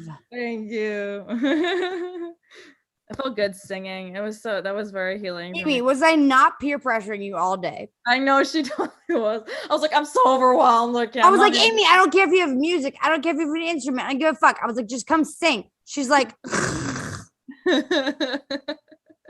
you feel so much better though? Actually, I really do. Like, it's yeah, bitch, shut the fuck up. It's so nice to sing because I I think I do that to myself. I'm like, oh, I have all these responsibilities. Like, I can't perform, or I can't do this for myself, or I can't do this. And then I can, and even if it's not as prepared, or even if it's not, what I want it to be, because I'm a perfectionist. I am a Virgo rising, so I'm like, I can't do it if don't have the instruments, and if I'm not like in my dress, and if I'm not, it's like, Amy, that song is about you. That was your Hey There Delilah for the you on the train. Yeah. Where's Catherine? Catherine, chime in, please. Come on, get in here. Unmute. No, give me that big nod. Just give me a yes. I agree, Sarah. Wait, ask to unmute. Sorry. Yes, I was thinking, Hey There Delilah. I was like, the vibes, they're the same. No, isn't this like so Amy's Hey There Delilah, but it's like actually her about her. Yes. That is amazing. And it's crazy. She's amazing. I didn't even know it was about me. I was like just writing about this woman in a bookshop, in an herbal store, and then I guess it was about me. Amy, put in the chat how people can follow you, where they can find you on Spotify, etc. Catherine, and for all my other musical theater buffs out here, Amy, can you just real quick before we move on, and then Sarah Berenberg, you're on deck. We're gonna carve for the uteruses, but Amy, I was just saying that I was saying to Catherine in the private chat that you wrote some incredible musical theater in your life so far already. Yeah. Tell us about your experience a little. If anyone wants to hire you off this Zoom, what do we need to know? So about the projects. Look at Catherine laughing. Yellow. Yeah. What have you? Your mother has sat with me, fully vulnerable, and showed me every single video of every single song you've ever sung and composed in your life. Huge. Oh my gosh. Super fucking talented, aside from your mother promoting you. That is so sweet. Well, so I've so in college, a few years back, I wrote, produced, and directed an original musical. It's called Fairest One, and it's a queering of Snow White. And so, it's a feminist lesbian retelling of Snow White. So fun! It's really fun. And how I thought of it was, I was really obsessed with fairy tales at the time. I was obsessed with the show Once Upon a Time. I don't know if anyone knows. It was my guilty pleasure. I had some. What's it on? We will binge. Gosh, I don't even know. I think it was like on ABC, but I think it's on Netflix now. I think. Okay. We'll look.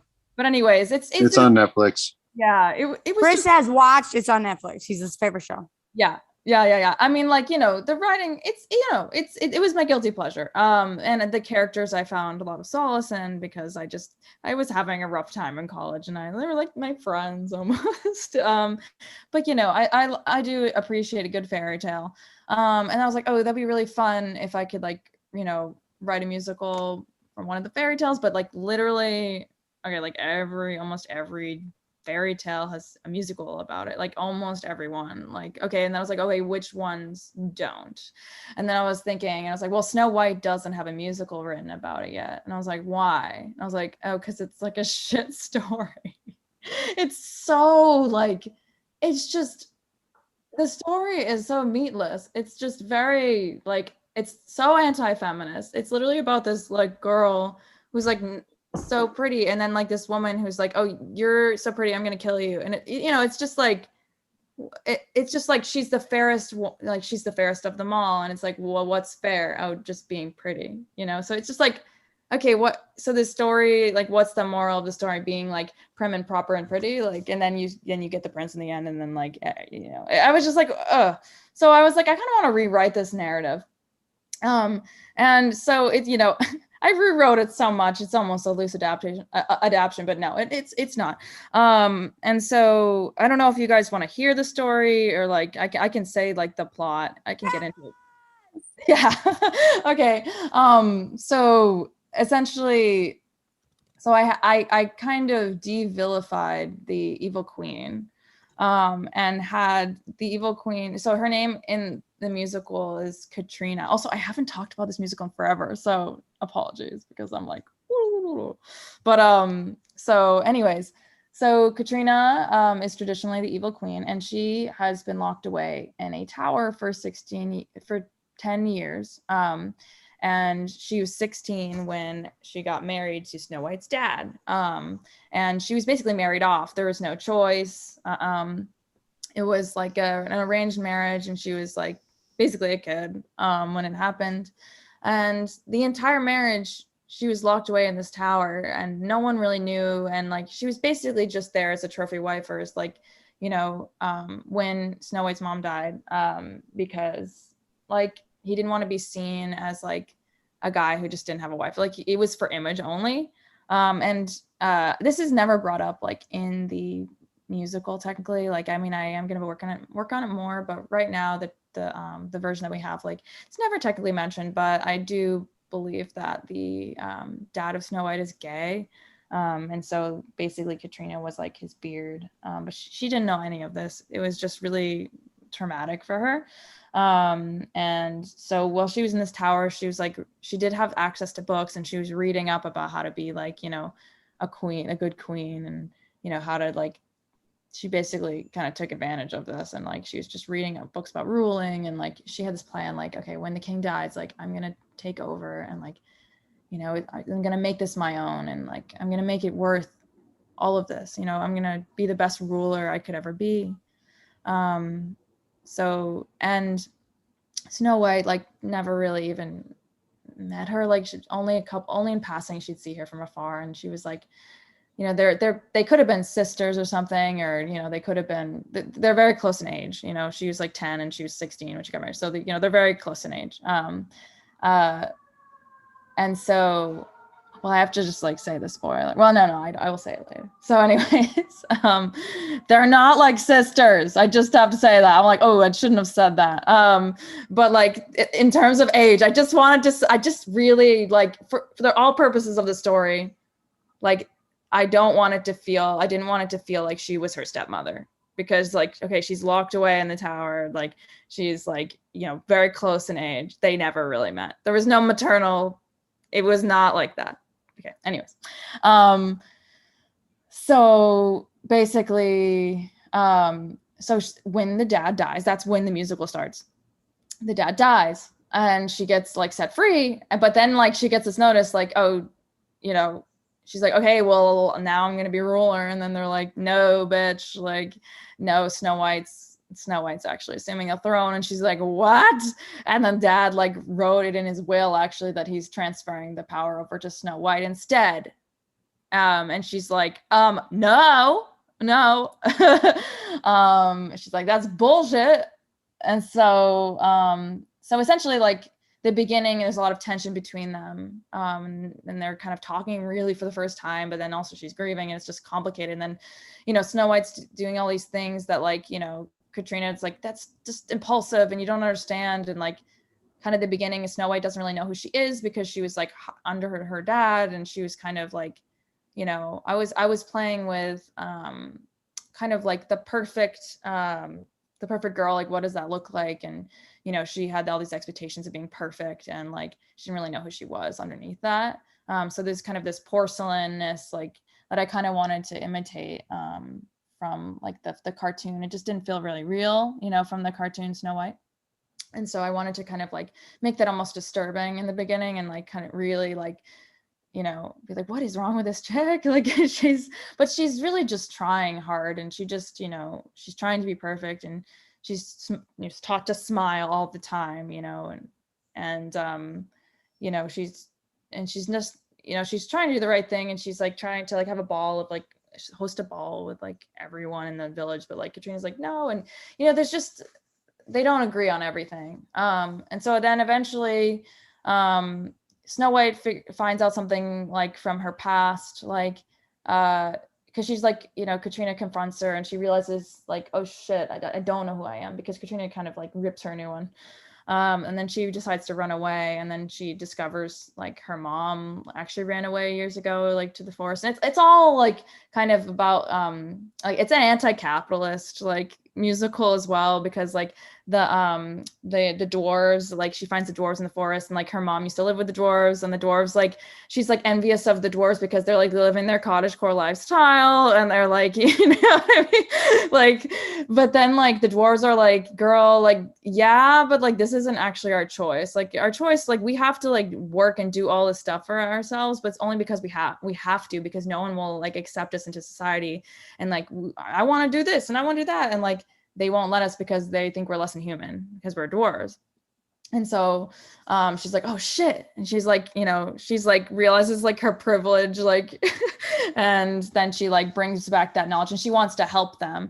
And so she brings back that knowledge. Oh yeah. And I wanted to say the mother, she didn't know this, but the mother employed these dwarves in the castle because she like felt like, you know, it was just, they deserve work, you know, and like they shouldn't be treated like, you know, non-human. So like, you know, they were really esteemed and respected in the castle. And then when the mother dies, the dad totally kicks them out, and then there's this resentment, you know. And so, you know, when Snow White comes back and finds all this out, she wants to like write it again, and you know, she returns to Katrina. And sorry, this is like so long. I hope everyone's like still here. With you, bitch. We're with you. I'm messaging Razzie to pay attention so she can bring it all together. Oh, amazing. And so basically, you know, she comes back and she decides to like be like, yeah, and she's like so excited to tell Katrina her discoveries and like, let's do this, like let's make a difference, like that's totally changed, like I feel like I understand like our kingdom now, like let's rule, like let's do this together or something. And so Katrina's like hosting this ball that like right in the middle of it, and she's like, it's really important, and it's like her first ball that she ever hosts, and like she's like really trying to be perfect. And so then she totally fucks it up, and she like comes and bursts in the middle of it. She's like, oh my god, no, let's like join forces and we'll like bring together. And it's just totally like tone deaf, you know, because she doesn't fully really understand. It's just like so much about privilege, you know. And Katrina's like, you don't understand me, like I have been like freaking like also oppressed in a way, like I've been locked away in a tower. This is my first time to like make something myself, and then you ruined it, like you're just only self-serving, like. So it's complicated. At the end, that's basically almost the end of, well, it's not really act one because there's other stuff, but like this is like a big dramatic thing that happens. Is like they're fighting, And then like they get stormed by these like people from this neighboring village, like these like guards, and they're like, you can't be here. Actually, you are kicked out of your own castle because a woman like need a man to like run, like you need a king, but you don't have a king to run the kingdom, so you are invalid. And so they literally kicked them out.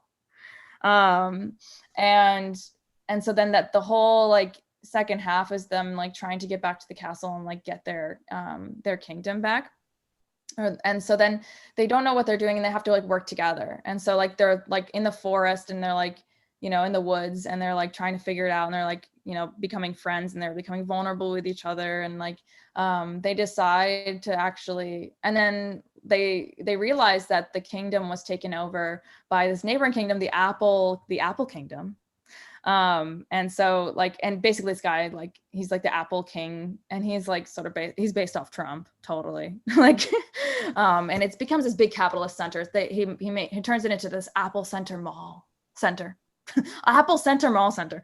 And it's ridiculous and it's absurd. And then it puts everyone out of work, of course, and then no one can afford it. So it's like, okay, it fucks it up. And so then they like have this big thing to like, okay, we have to stick together and we have to like dismantle this and we have to get it back. So then the whole second act is them working together to make it like this queendom. They have a campaign to like create their queendom. And first no one supports it, but then people like start to, and then like they fall in love basically. And, you know, because they become really close and like they're like, oh, let's be queens together, we'll like rule, you know, we don't need a man, we'll just like rule as queens together. And then like, you know, somewhere in there's a Prince Charming that comes in, and then like he's totally manipulative, and he's the you know, he's the nephew of the king, and he's just trying to get in there. And you know, it's just there's a lot more that happens, and you know, but they do end up, it's a happy ending. They do like end up like breaking down the kingdom and like getting it back, and there's all this fate, and it's very spiritual as well. Like there's this kind of moon goddess, like forest goddess woman, Etheria, and she kind of tells the story, and she kind of unites it all together. It's about like trusting your gut, and like and it's about like connecting with yourself and like the forest, and yeah, so it's very spiritual as well. And so that's that. Yeah, that's the plot. I don't know if that was your question. I don't know if someone asked a question about it. I think Sarah did, but I basically just said the plot. I don't know if anyone had any other questions about it, but that's the plot. Yeah. They're muted. I love this plot. And so Amy is a Virgo rising right on this new moon. So I want to throw it over to Razzie. Why is my phone ringing again? Hang on. Mute Razzie.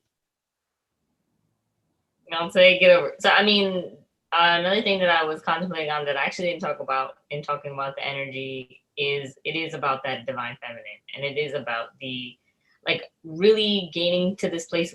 If you're in your divine feminine, you aren't against other women, you know, like in essence, and you are learning the strengths of that, and it goes so perfectly with like the Mars and Virgo squaring Pluto, which is still that fall, and we are seeing the fall of the patriarchy and the blend of what it means to be balanced, not just with the divine feminine, but also with the divine masculine. And when we connect to that place, we only receive that divine essence from the other partners, regardless of, you know, whether it is the feminine or masculine. So it's like in working together and then actually taking on something bigger than ourselves, which is what we all have to do right now. Like it is very relevant to that. It's actually perfectly spot on to like what's going on at the time. So, you know, of course, like that political essence of what we're dealing with and what we're still seeing fall, and once again getting out of the way of it, and like creating your own queendom is getting out of the way, because it's like we don't actually, in taking it down, we actually just have to create what's better. And that's what we do as women. We really just birth. So we're birthing what's better out of the way of what's already falling, because we don't have to go against it. Nature, which is feminine in essence too, is just going to do what it does to take it down. And if we're in the way, we're just going to get hurt. So we might as well just unplug ourselves from the toxicity of that and create that community, that new world that we really want to. And that's what we're doing, especially with each other as women, which I think it's been so long. It's like even with men right now, they can't really say what they used to say, like women are toxic and all you gotta do is talk shit about each other and lie to each other's faces. It's like, you know what? Finally, we're coming to a place where we've allowed ourselves to release all of that so we can really gather and really support and really love all of what we want to do without that part, and share finally, and really that mother womb, that cosmic womb that we're all sitting in is what we're being suspended in. So just get out of the way, get out of the way of all of that, because that's how we're going to dismantle it all. And that's how we're going to see this change. And we're still in the baby parts of this. We still haven't really birthed that new place yet, that new creation. We're doing it in little parts like this, everywhere. And then it'll just start to create that effect. The little details of us doing this is what is going to pull that bigger picture together. So it's beautiful. It really is. Love. I love. Okay, so we have our next act coming up. Sarah, are you still here? Yeah, let me grab my phone. Okay, hold on, I'm gonna stop the recording. Live cam going on. Stop recording. Yeah, it is stop. And we're gonna restart. Razzie, your ability to improvise is far beyond what you ever thought you could when we first met. And I'm very proud about that. That's all I'm going to say. That's my friend, man. I also say What'd you you say, you have it spot on, like the ending, because like literally like the Trump guy is like, no, you know what? Like, I don't care about your sob story. I'm not gonna like give you the kingdom away. I don't care that it's fate. And then Etheria, the goddess, she comes in. Well, she's like, well, if you don't care about what they say, I'm just gonna end it for you. So she's like, she's the nature goddess. She's like, well, I don't really care. And he's like, Etheria, I thought you were a myth. Like, oh, and she's like, no, I'm not. You have to hand this over. It's fate. And he's like, okay.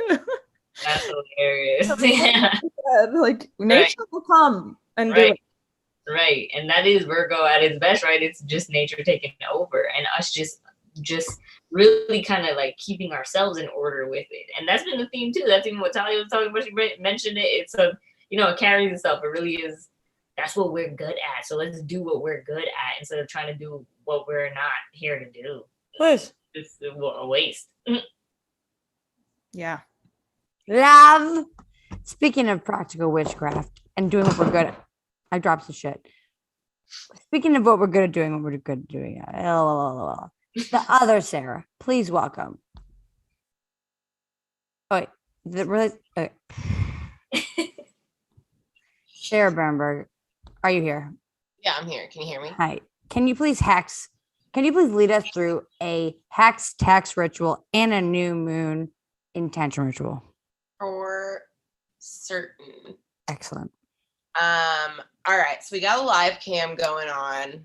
I don't know where it is, but just for anyone curious about like practical magic witch workings and like how I set shit up, I literally use a cutting board sometimes, but and then I keep like some of my herbs in like leftover weed jars. And then this is where I'm gonna be doing our candle. And we'll go over that in a second once I can get this to turn around.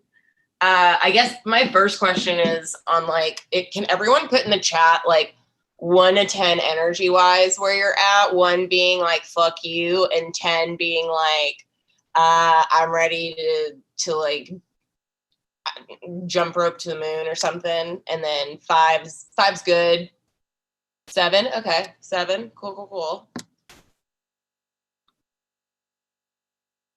Cool. Yeah, I'm with you, Amy.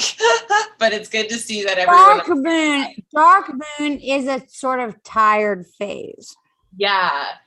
Well, that's also I wanted to read the energy of the circle before we started hexing shit, That's actually huge, Sarah. Thank you. Yeah, practical witchcraft, rule number 1, just be don't be a dumbass about it. I guess is the easiest thing. So since it's also the Jewish new year, I almost said new moon, but we don't do that. I've been adding Kabbalistic elements to my practice over the last few years, and I've been learning this thing called the Kabbalistic cross, which is like a moving meditation, and it is the first part of a Golden Dawn ritual, and it is actually the only Golden Dawn ritual that like non-members can practice. So like if you're down to learn that, basically the concept is connecting your, hold on, where's my note? It's connecting divine will with that of free will.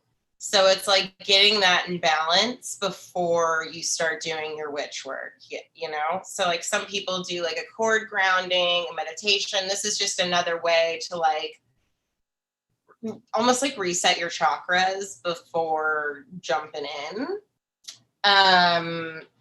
So I'll just like show you how it works based off this concept of the tree of life. So we have like the tree of life over here, right? On the bottom, so these are like all the different realms. You can look at it different ways. You can look at this realm as like Earth itself, and then going out into like more bigger spheres and like spiritual spheres. Or you can see this as like a throne behind your back with this top sphere above your head. And then this will be where your feet are. So you can see it either way. Eventually, as you work through it, you kind of are able to like combine it both into your like visualization or meditation. So what we're trying to do, and there is some Hebrew involved. If you're not comfortable with it, you can just, you know, you can make up your own thing. There's parts of it that like I don't fully do. But there's different ways you can go about it, but this is like the traditional Golden Dawn Western occultism practice of it, as opposed to like Eastern practices, which would use Sanskrit instead of Hebrew. Okay, so there's going to be two lines that you're creating. The first one is your line of divine will. And you're trying to connect source energy to that of the earth. So it's like, you know, your divine highest self with that of like your most unevolved form. So that's like your divine line of divine will. And then we're going to create this other cross over here, which is your line of free will. And then there comes in these concepts of like mercy and revenge and all these different things, but that doesn't need to, that's for deeper contemplation in your own time. Okay, so the main thing is you're gonna basically, the first visualization is you're gonna stand up and you're gonna have your feet planted on the ground if you want to, or whatever part is planted to the earth, just be aware of it, whether it's, you know, your sacral bones, if you're laying down, maybe your spine. And with your eyes closed, you're going to imagine yourself growing as big as possible, and Earth is going to stay its same size. So that is the first part of it, is, you know, you're really, as you're taking breaths in, seeing yourself growing as big as you possibly can, until you can't grow anymore. And then at that point, you can open your eyes, and you're going to have your right hand in the air and your left hand down. And you're going to go, Ata, and point to the top of your head, which is basically you're saying, hey, source energy, you're going to enter through here. So it'll be Ata, and it's going through there. And that's also, I think, the top realm. And then you want them to know that it's going to go down through the earth, which is Malkuth. You're going to go Malkuth. So that's that first line we talked about. So it'll be Ata Malkuth. So you're connecting that line. The other line across, you're going to use that right hand from the ground, and you're going to go to your right shoulder. Kind of feels like witch cheer camp right now. So the next part is Vagavura. And I'll type these in there for you guys if you want it later on. So you're gonna go Vagevura, which is basically saying like, and the power. And then you're gonna go to your left, which is Vagedula, and the glory. And then you're gonna go Leolam, Amen. Or you can just go Om, or so mote it be, or whatever your, flavor of prayer is. So that's like the first part. That is the traditional Kabbalistic cross. It is the first step in a Golden Dawn ritual. I feel heated energy wise, and since we're gonna be fucking with some government, it never hurts to clear your space. So I'll type that in afterwards. Does anyone have any questions about that, or are y'all good? You good? I love it. I love it. All right. So I'm curious, if you have candles, what color is your candle? So I have 2 white candles, one for new moon intentions, one for hex text. Okay, cool. Anyone else? Just curious. Green, white, cool. Let's see. All right, because it's that's perfect. It's funny, Ashley, that you have Loki and how Sarah's phone's been Loki. It's fun. Okay, so this is where it's all gonna kind of tie together of what I'm doing with my witch work and what we're gonna try to do with this, which is I'm pissed off at Texas, born and raised in Texas. I have, basically the abortion is no longer a thing there. Yikes! And we had some brown candles in the chat, some doo-doo brown. Doo-doo brown. Awesome. Yeah. But the reason I say green is because green is associated with Loki. And part of me, when I was thinking about putting this spell work together, is I'm I've never really worked with deities, but I'm why aren't the men stepping up? And I'm pissed off. So, the goddesses have done their part on this. It's time for the deities to step in and take control of the situation. So the other thing is green is associated with Loki. Loki is also a trickster. Yes, he is known as kind of like a clown. What other notes did I have on him? Yeah, basically he likes to fuck with shit.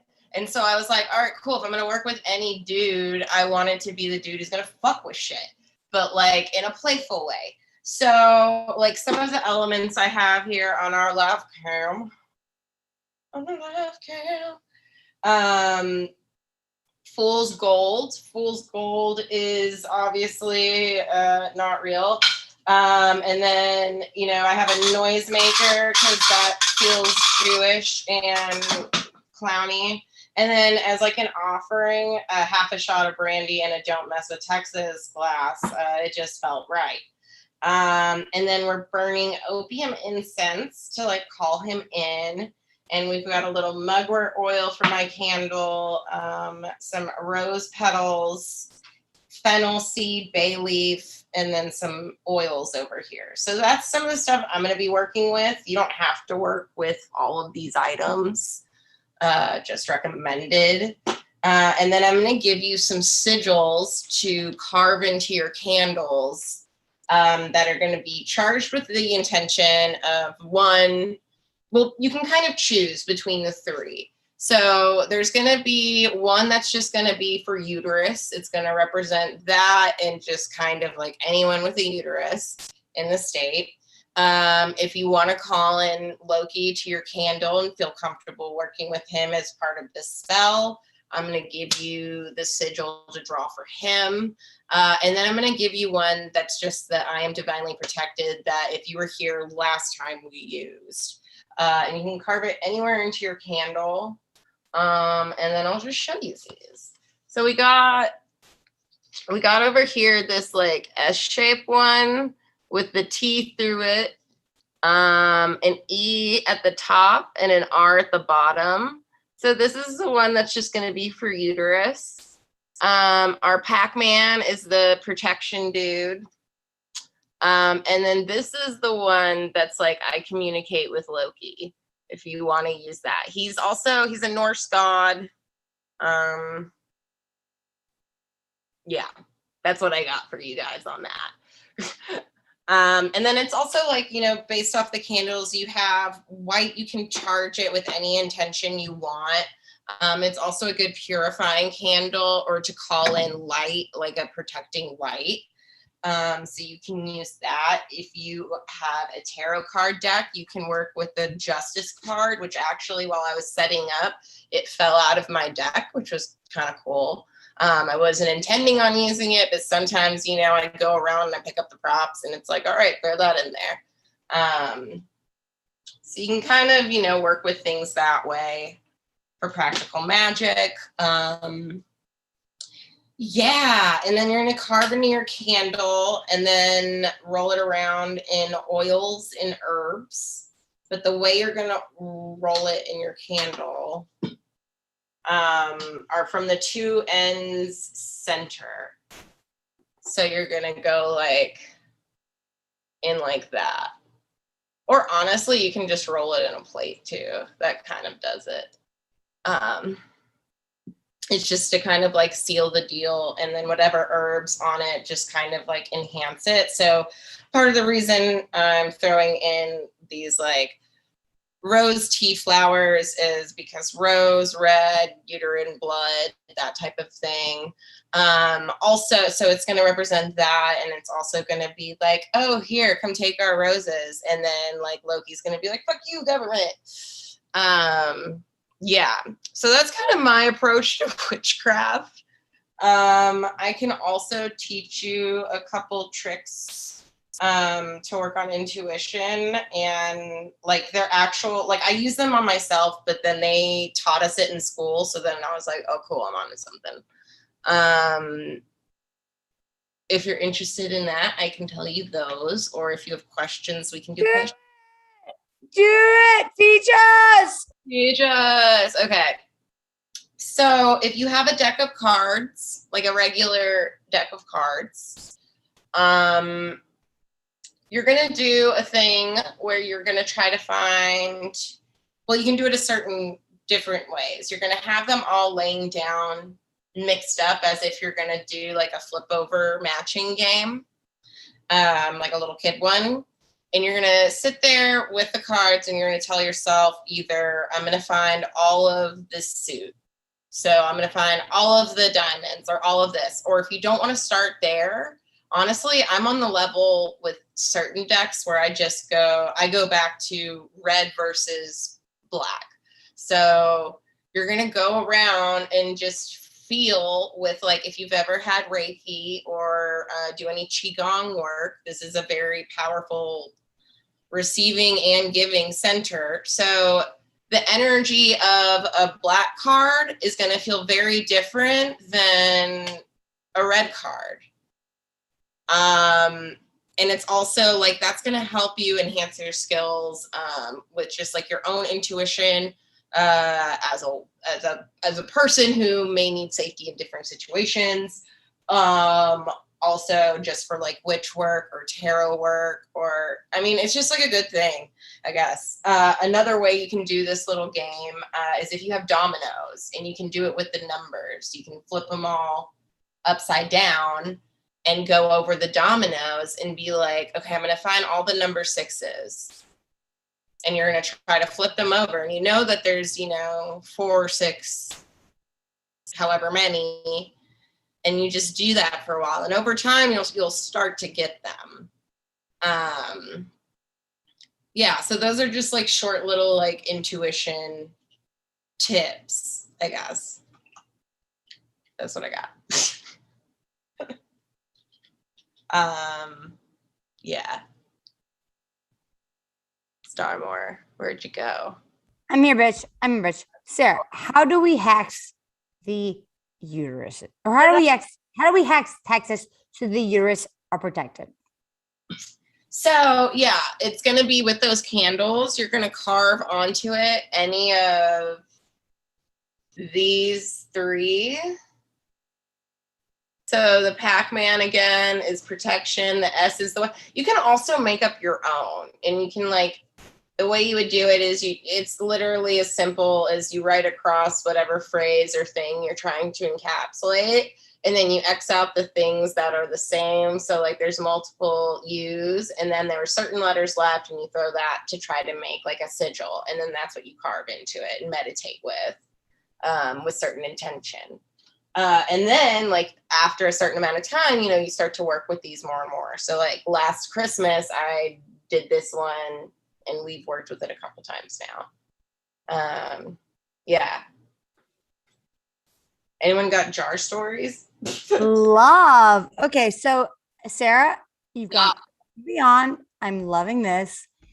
Anybody who has participated in any of Sarah's jar or melt rituals, I don't even know what to call them. Melt rituals? I like that. Yeah. In the past.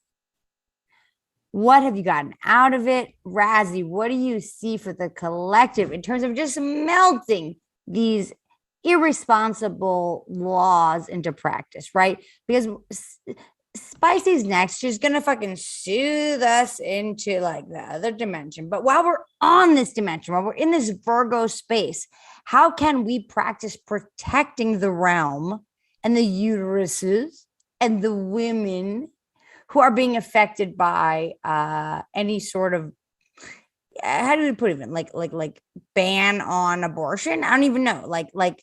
Get an abortion. We all have it a couple times. It's fun. I mean, when we do like this candle work together, it makes it that much more powerful, and that's really. So it's not really because we're doing collective work. We're not. Of course, we're trying to protect ourselves. But we're also but this is the Moon is about collective work. Is right.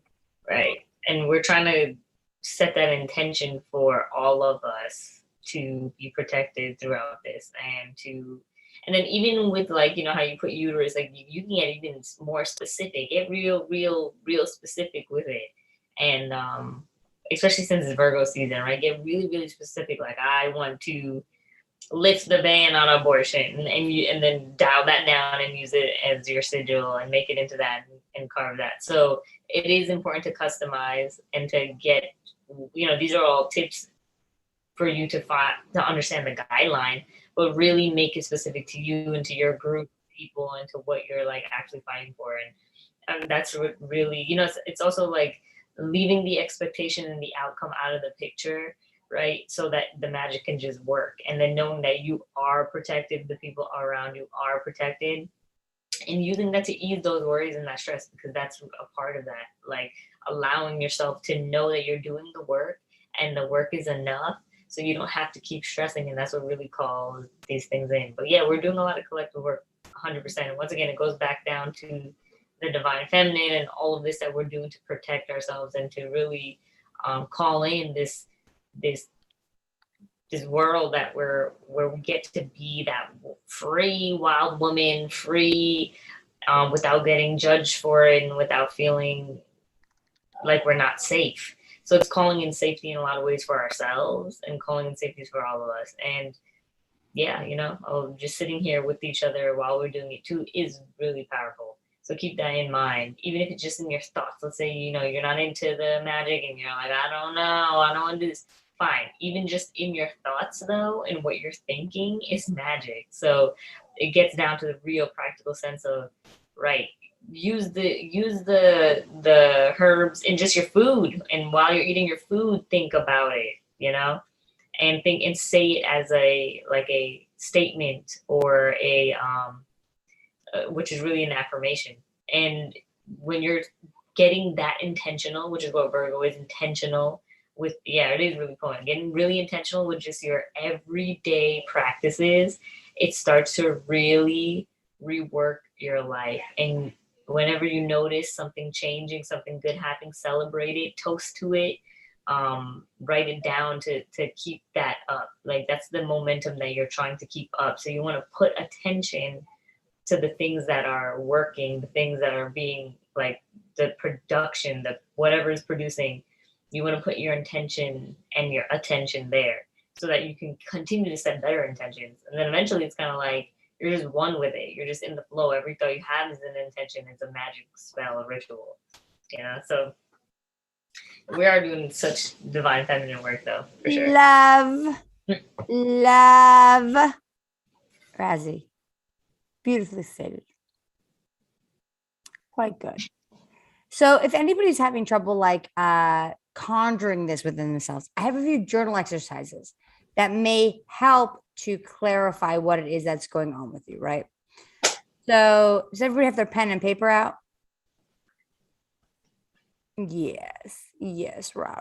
Yes, moon mama rah. We got you. Spicy, you're on deck.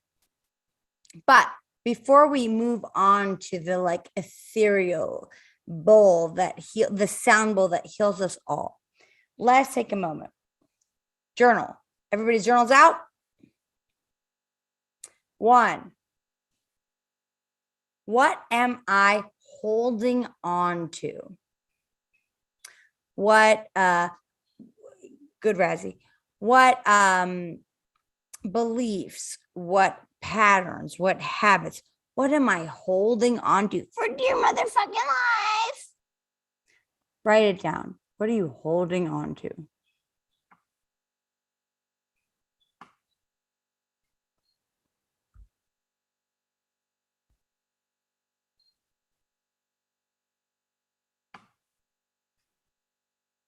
Give me like a thumbs up emoji when you're done. I'll ask the next question.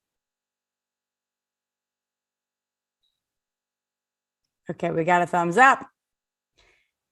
Keep writing. Or next question. I feel safe when? When is it that you feel safe? When is it that you feel held? Make a note. I feel safe when?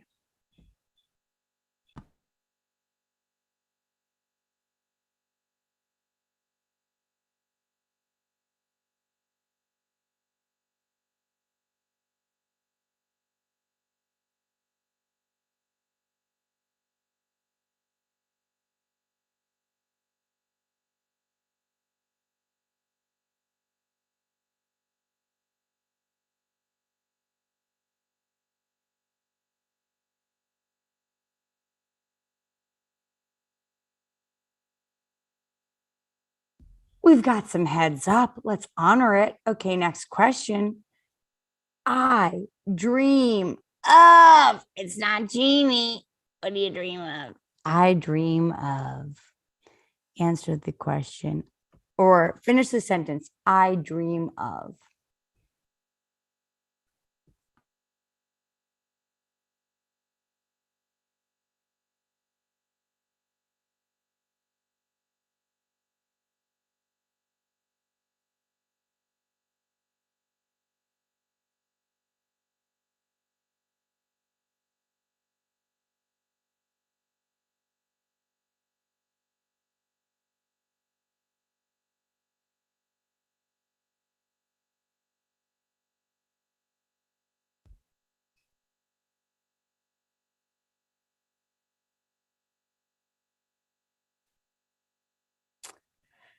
Last question. I see some heads up. I cannot ignore. Okay. My 3 biggest fears are. Write them out. 3 biggest fears.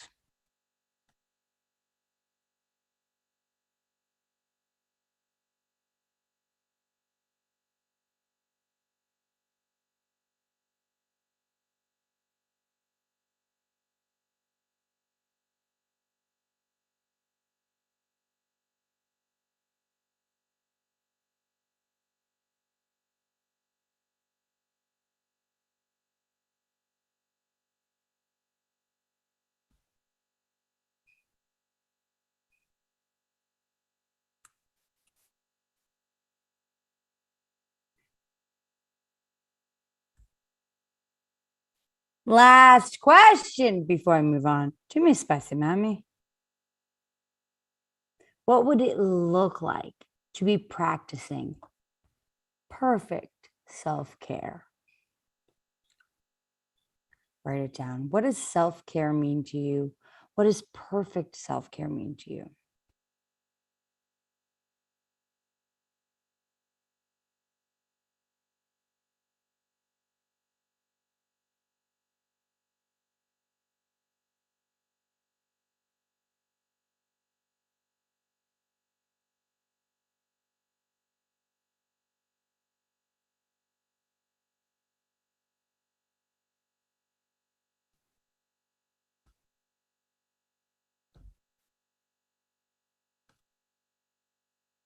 Hey, yeah, I stopped it.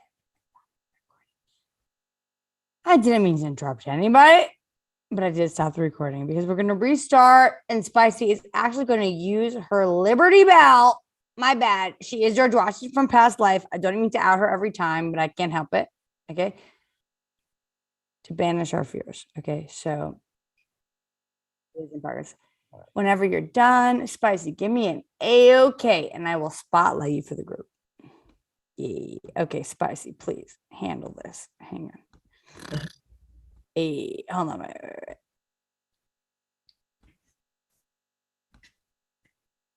Hello. Spicy. Hi. It's been a minute since I've been back on Moonual. I missed you guys. I'm Spicy. I am a multi-dimensional creatrix, herbalist, lover of life, making love to life.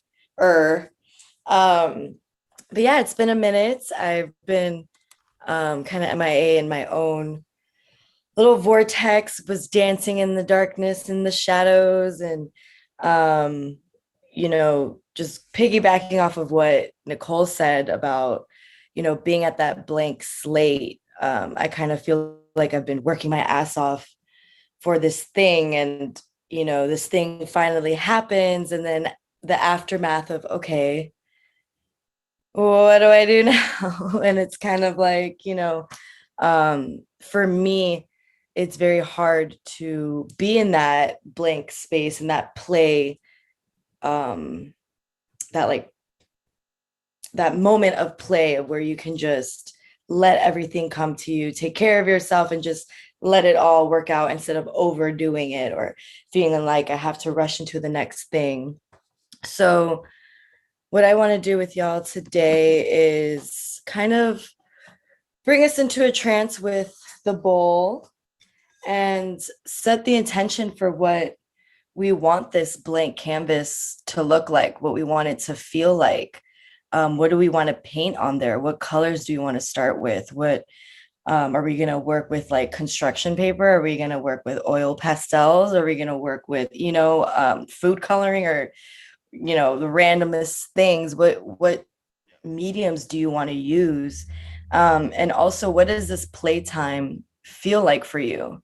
If it's on some inner child healing, if it's on some love, past relationships healing, if you want to play around like that, if you just want to play and just be in the park and just be barefoot in the grass, what does this playtime look for you? And what is this radical self-care?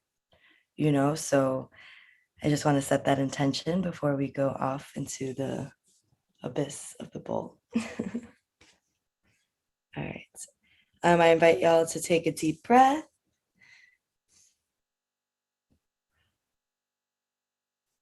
And another one.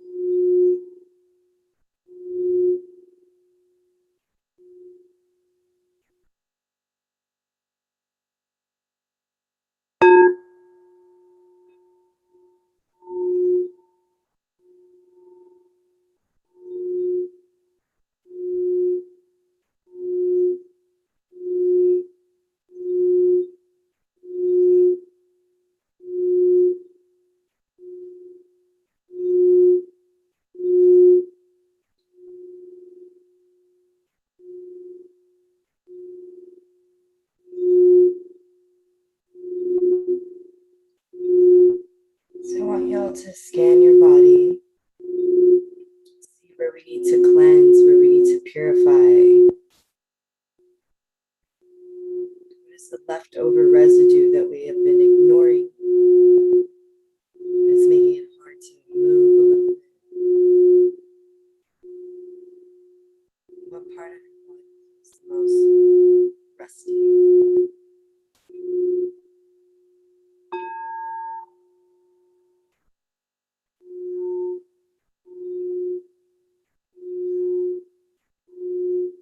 So once you've targeted that part of your body, I want you to envision this white, golden light shining on that part of the body and just dissolving into glitter, pixie dust, something beautiful. It is our darkness, it is our beauty, and it is our magic.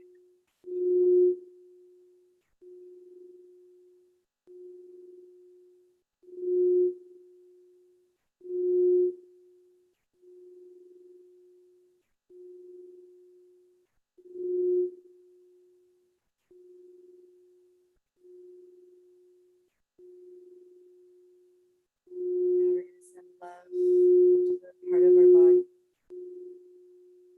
We welcome it, we accept it, we love it. Because we love ourselves.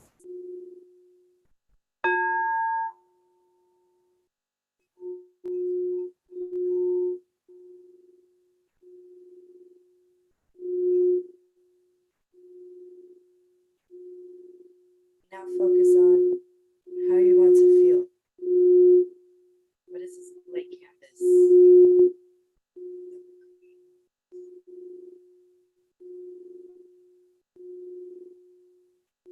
What version of ourselves are we playing with?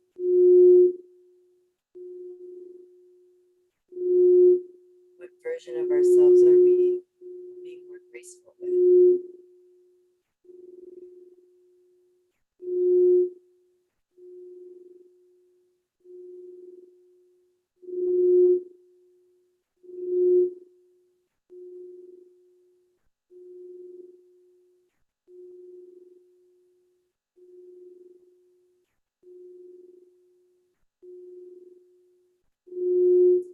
Now if we can take our hands and give ourselves a hug. Put your hand on your heart, on your head, on your eyes, anywhere. And send yourself love. Allow yourself to release. Allow yourself to call in.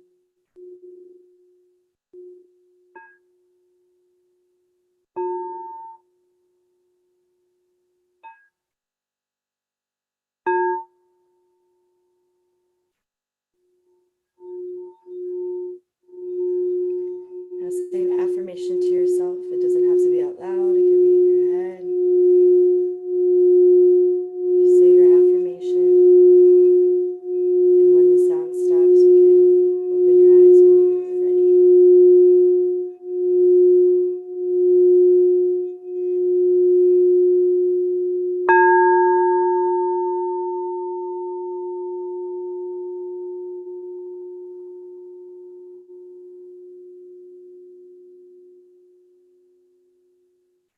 Thank you. Loved, loved, Love, love. Thank y'all. Thank you. loved. Fabulous. Yeah. Guys, welcome back to the Manual. And it's been a while. Thank you. Thank you for having me. It's so nice How's to it be feel back. to be back? What did you channel while you were? You got a lot of hearts in the fucking chat. We don't even have the emojis work on the leadership squad. So after being sort of hiatus, like on your journey, now that you're back, we got a so good in the chat.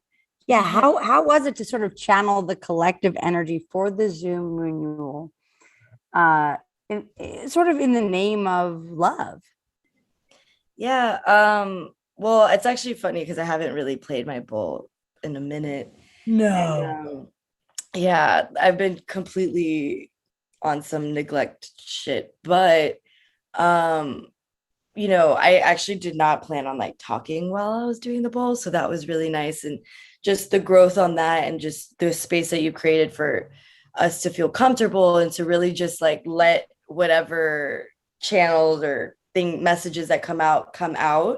And, that's really what the Moonual has done for me this whole, I guess, year or two journey of Nicole, we're on 2-year anniversary. The fuck? I know. And it was crazy because I'm like, okay, I'll read the Virgo health profile, but I'm like, oh my God, I already did that, like whole other like fields of it. And so it really is this like kind of full circle moment of what it is to believe in yourself, believe in the magic, have the space to be able to fully let go, surrender, and just let the messages come through and not be like, oh, this is stupid, or did that make sense? Like, no, it made perfect sense for whoever needed it, and so that was a very big gift for me to be back. And just sweet reminders, and to have even Talia have that decision like PDF that I'm about to like go hard in because so good. Yes, and just everything is so important. It's just such a reminder that we all really are out here like trying our best. And something that I've had to learn through my darkness and through dancing with my shadows and my demons and integrating that was always always coming back to love. Like, I've experienced this radical self-love that I've never experienced before. Like I can do the self-love thing of like drawing myself a bath and getting a nice meal and like the material things, but when it comes to choosing myself, speaking up for myself, taking up space, believing in my body when it's telling me something, so that's kind of where I'm at with this. And that's kind of what I was just channeling, of all the affirmations and the words was just what I felt like that after everybody's, performances and their messages, it's that pixie dust wave of let's call in and let's give it love and let's just come back to love. I fucking love it, dude. I fucking love it. It's so beautiful. That's so fucking beautiful. I mean, it's funny because like I look at Dr. Z's, I'm on gallery mode right now. I'm here managing the fucking Zoom manual. Okay. Dr. Z, what are you at, a fucking motherfucking house party right now? Unmute. Hey, what's up? What's going on? You're at a brothel? What's going on? I wish. I'm at a. Oh no, Mother, no! What happened? They drove to Maddie's house. No, why would they do that? Don't drink and drive on the menu. No, we're not drinking. We were gonna go to like this cliff area or something and do a new moon ritual by midnight tonight. I mean, it's only 9:15. This is a wonderful message to us all. All you need to do the new moon ritual is come on the Zoom with you. That's it. You don't have to leave the house. You don't have to prepare. You can just fucking. Yeah. I'm lighting dead grandma candles back here for the uteruses. Okay, it's sort of a free for all, right? And we want to give ourselves permission to make things easy during Virgo season, right? So. I love this. Dr. Z, I'm so fucking glad you're here. Laura, I'm glad you're here. Dr. Z, I'm glad you're here. I think that one thing, like, so Spicy and Razzie, and like, we've all been on this journey together, right? And like, from the beginning of at least this iteration of the Moonual, there's been a very clear leadership team, I guess. And it's interesting because we could not have possibly imagined being on Zoom full time because that was the only option, And I think it's really fucking cool that like we have practiced showing up in this space. Virgo is all about ritual and it's all about repetition of habits that work for you. So you want to get super clear. What habits am I doing that are low key? I'll be right back. Working for me. Goodbye, Dr. Z. I love you so much. Right. So we want to be super clear about what habits we're doing or we're continuing on that are not working for us.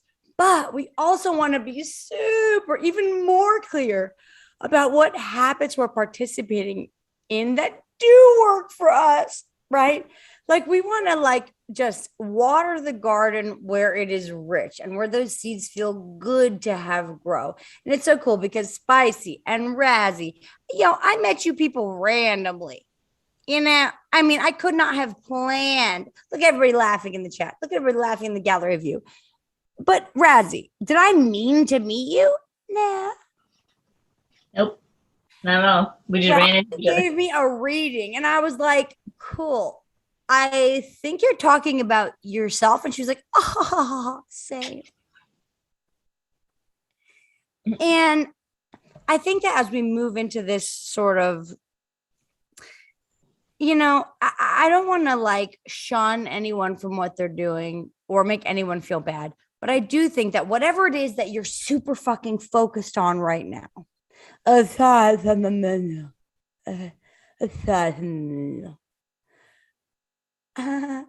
If anyone's watching, I just want you to know the whole gallery is laughing. Okay. But aside from the menu, it's very hard to predict what is going to come, right? Like we're in a real end of an era, changing of the times.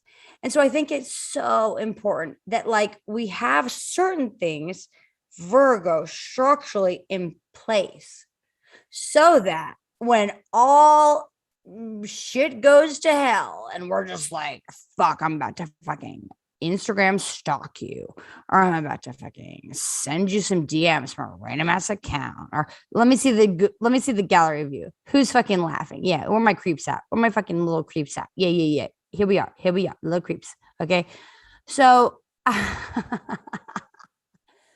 just want you guys to know, if you can't see, the amount of people laughing in the gallery is very, very satisfying. Okay, because it's like we are trying so hard in this human realm to satisfy our egos.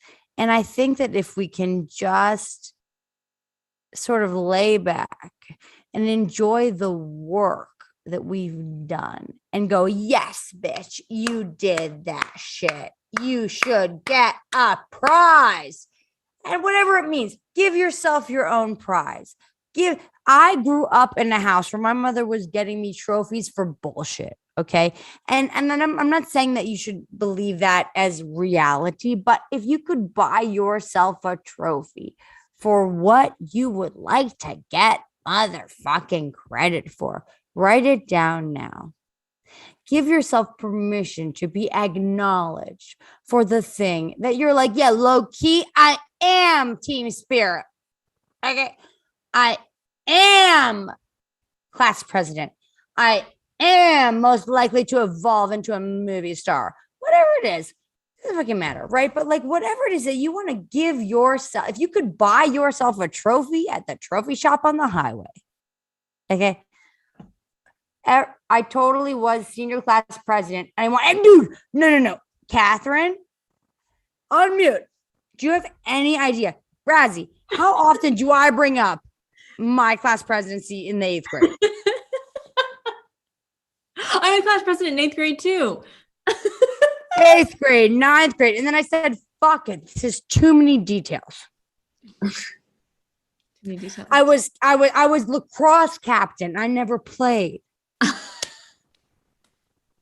It's not about playing, it's about leadership. Okay. Yeah, more pizza pie parties than ever. Okay. More days where we only wear our bras as shirts than ever. Okay.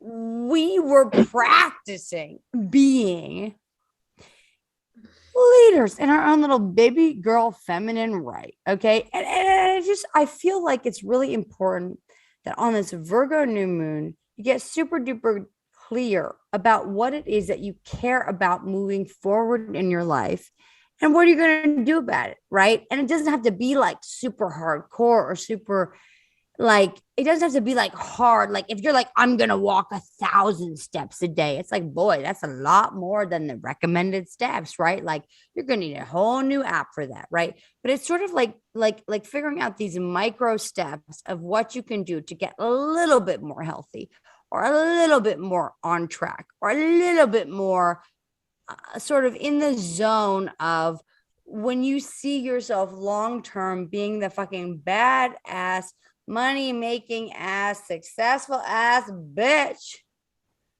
senior class president of the DGA. Okay. What is it that requires? And just like participating slightly in those rituals more and more and more. Spicy, genius, fabulous work. I loved the bowl. And like watching your whole journey has been such a delight because it started out in this way where I was like, just do it on Zoom. And you guys were like, really? And now you're like, oh yeah, fuck it. It's a fucking throwaway, right? I love that. I think it's great that it's a throwaway. I think it's great that it's a let it go because there's nothing that's that important, right?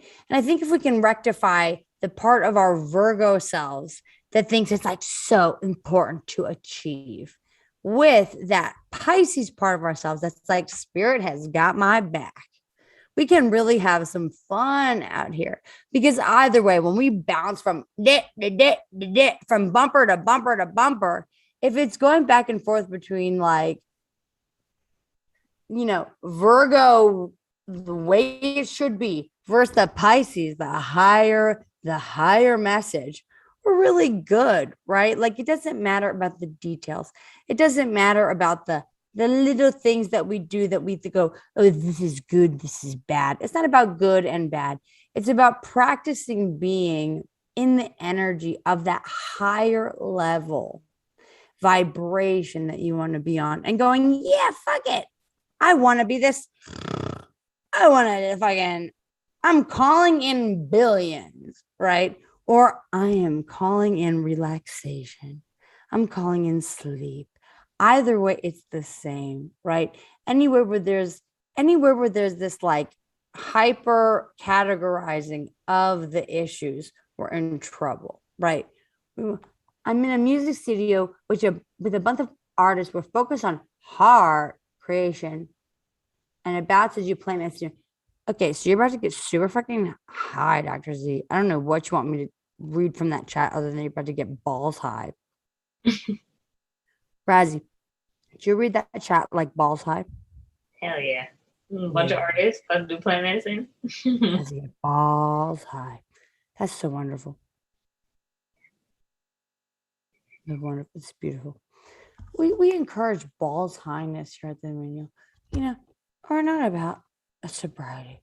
We're not about perfection. We are about expanding your mind into the zones that you might not go towards, right? Dr. Z, if you're at a studio getting balls high with some motherfucking bros making music, go for it. Just make sure that you eat your birth control and wrap it up if you don't want to get pregnant, okay?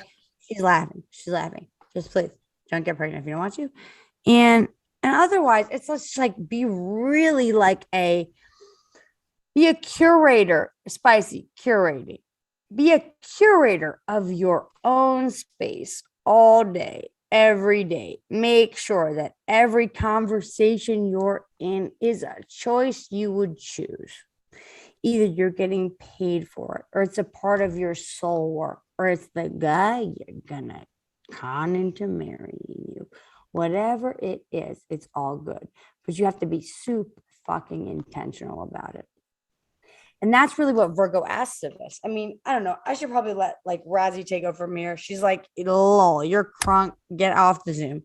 But do you know what I mean, Raz? I do. I do know what you mean. We are curating our lives. That's the perfect way to put it, though. Because that's really what it is. It's like that process of the show didn't start, but you have to pick now all of the things that you actually enjoy, that you actually resonate with. And that's what you should be doing all day. Don't force yourself to be in scenarios that you don't actually resonate with. And regardless of the obstacle that you're facing right now, regardless of the timeline of what has to get done and whatever the case may be, remember that this is happening for a reason. So you do have the time that you need, as long as you're taking advantage of that time and you're taking advantage of the moments that you have. So take advantage of that, because each moment is that part of that curation, like whether it be the ritual, because that's how you can get your feelings out, those those ones that we don't want to feel. And then when you wake up in the morning, start it with acknowledging that you're alive, acknowledging that you're here, and don't rush into anything. It's really important that we just don't rush it, but we do what we must when we know we have to do it. Like, you know, I'm like prepping for a move that's happening at the end of the year, like already throwing things Where out. you moving? North Carolina. Right, so it's like, in order to prep for that, though, I don't need to rush at the last minute. I can do some of it now because I feel like it. And when and instead of like making it so hard on myself, I'll just do the little bit that I actually resonate with doing right now. And then I'll revisit it again and revisit it again. And whatever is presenting itself for you to get done in that moment is for a reason. So try to do it at that time instead of waiting around. And just watch how that benefits, you know, your feeling. We really are reprogramming ourselves. We really are decluttering a lot, of course, decluttering our minds, decluttering our spaces. And yeah, it does feel good because then you can just breathe.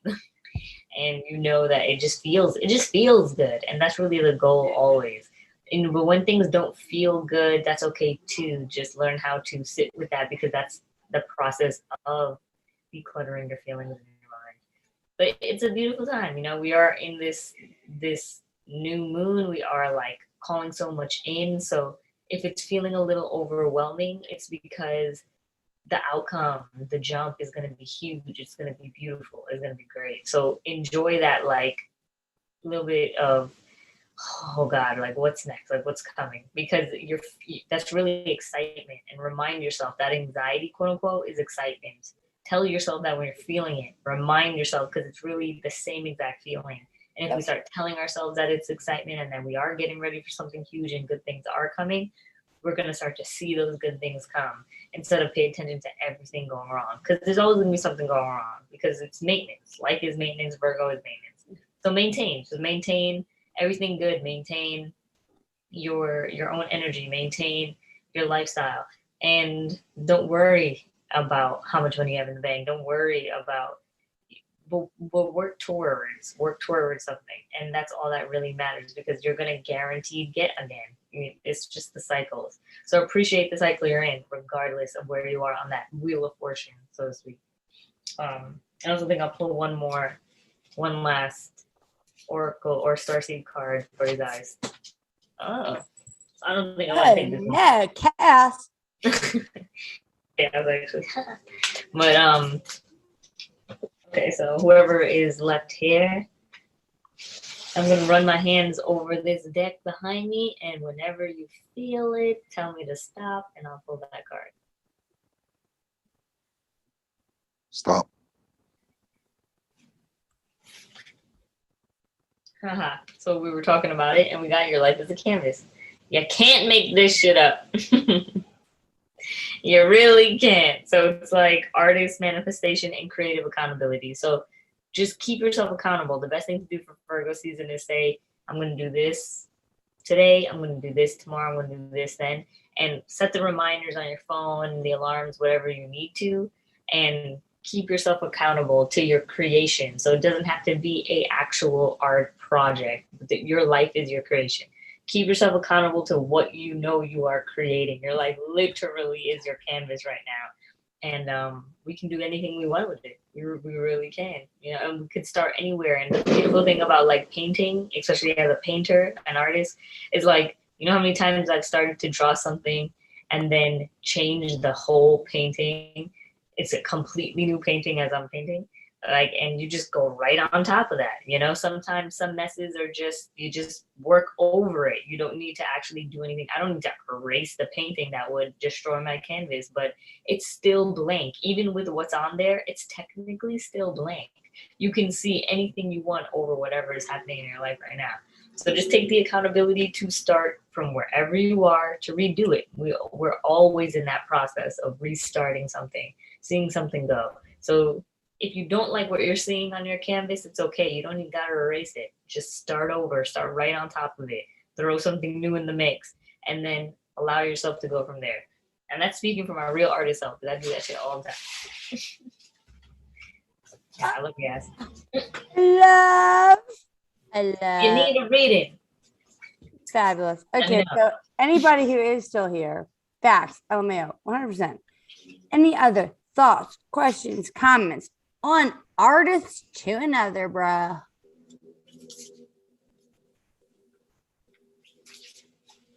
I gotta go, but this was fabulous. Thank you for another Emmy, amazing. before you go, what was your biggest takeaway from the Moon? You know, there was so much good stuff today. I mean, I think that I think that honestly, what did I write down here? I wrote down some really good nuggets. Hold on. Sorry to put you on blast, but I do feel like we should. I feel like it's helpful to go like, okay, what did I get?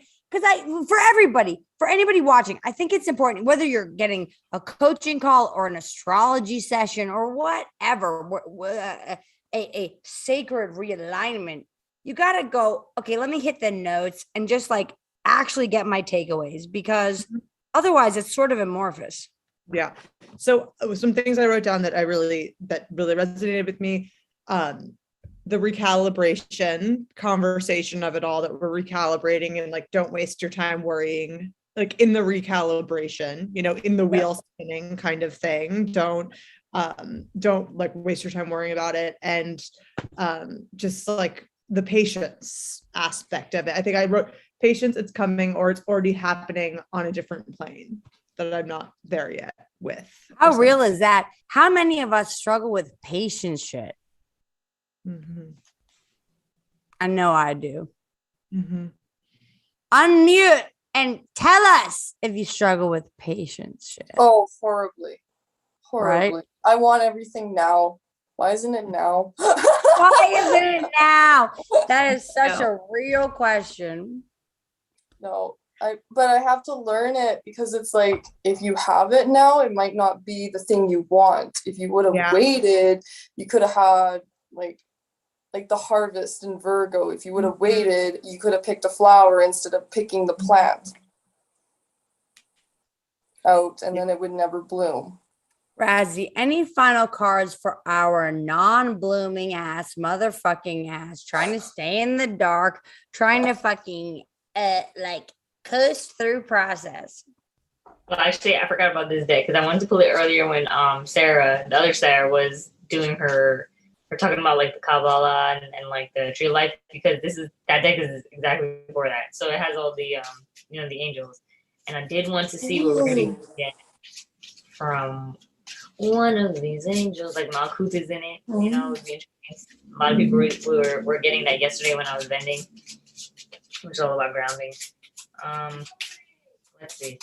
This one I'm just gonna let fly out of the deck when it feels like it. There it goes. All right, so we got Angel of Night, and we are entering the night phase, right? And we are entering that like long night, which is the winter, when the nights get a lot longer, and we have to sit now more with less sun and less expressive energy and more internal energy. So Leo, which I will read, Leo. A fleeting spirit who dances across the sky, beautiful but aloof. Stars fill the tresses of Leliel's hair. The night passes whether we are lost to quiet murmurs of sleep or starting out at a darkened expanse of sky. For everything you see, there are 1,000 things unseen. And that's like really key because we're seeing, and we see the flaws and we see the things, but there is always so much more depth to the ocean. It's only that tip of the iceberg that we're really lost in perception and making up stories around. The North Node is still in Gemini. That's been the lesson for the last few months, this whole North Node in Gemini. And it's like, we can spin our story a million times, but we're only spinning the story with the 10% we can see. So it's wrong. Whatever story you're spinning is wrong. Just because your ego version of the truth is false. Right. So allow yourself to just be in the night and kind of sit with that darkness, because then the truth then resurfaces on its own time when it's supposed to. And then you can just deal with it at face value, which is really the lesson, is like not spinning the story a million times. Deal with things at face value as they are, as they present themselves. And that's all you got to do. That's really your own the only responsibility. So you witness the glimmer, the gleaming of what is truly there. Laeliel passes from star to star, filling the night with light. One would think the darkness. One would think the darkness. Oh, I gotta go back. One would think the darkness is Laeliel's realm. However, it is starlight that heralds night's arrival. So, what lullabies await us? What glittering night charms will Laeliel hang upon the sky for all to see, for all to dream? And the signs, of course, are the moon. The moon's in one of the signs, wind, and Claw. So with the wind, sit outside at night under the moon if you can, especially during the full moons, but like just any night, and ask questions. Ask questions instead of spin stories, and then listen to the wind, listen to what's happening, and see. Razzie, I want to put a super fine point in this. Can you give us just like a little bit of information about how we decipher the difference between our minds wanting to see stories versus spirit giving us answers? Our mind wanted to see. Okay, well, when you're spinning a story because you're gonna loop, right? So you're gonna go back to a point. You're gonna go back to a point over and over again. The same point that you're trying to find or make up. And when you find yourself keep going back to the same thing, you're in a story, right? Like going back to the start and and make up an end and then going back to the start again. Give me 1 second because I gotta find a card for it right over here. Yeah, like hi, sorry. Hot, spicy, excellent work, excellent bell ringing.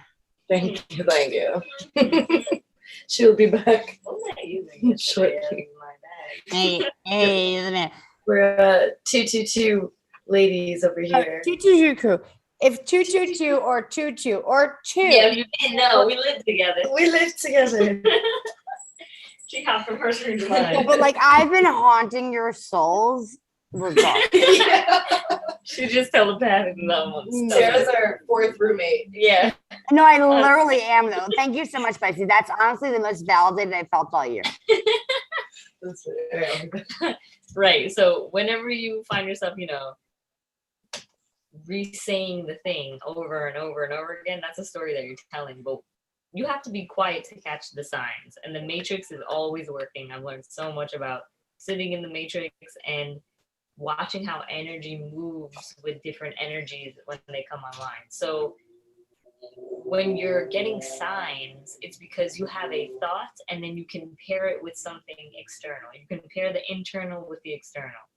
When you can't pair the internal with anything external because you're looking for something to compare it to, that's you making up your own signs. Because it's like, all right, I think he's cheating on me. I'm going to go now and go search for it.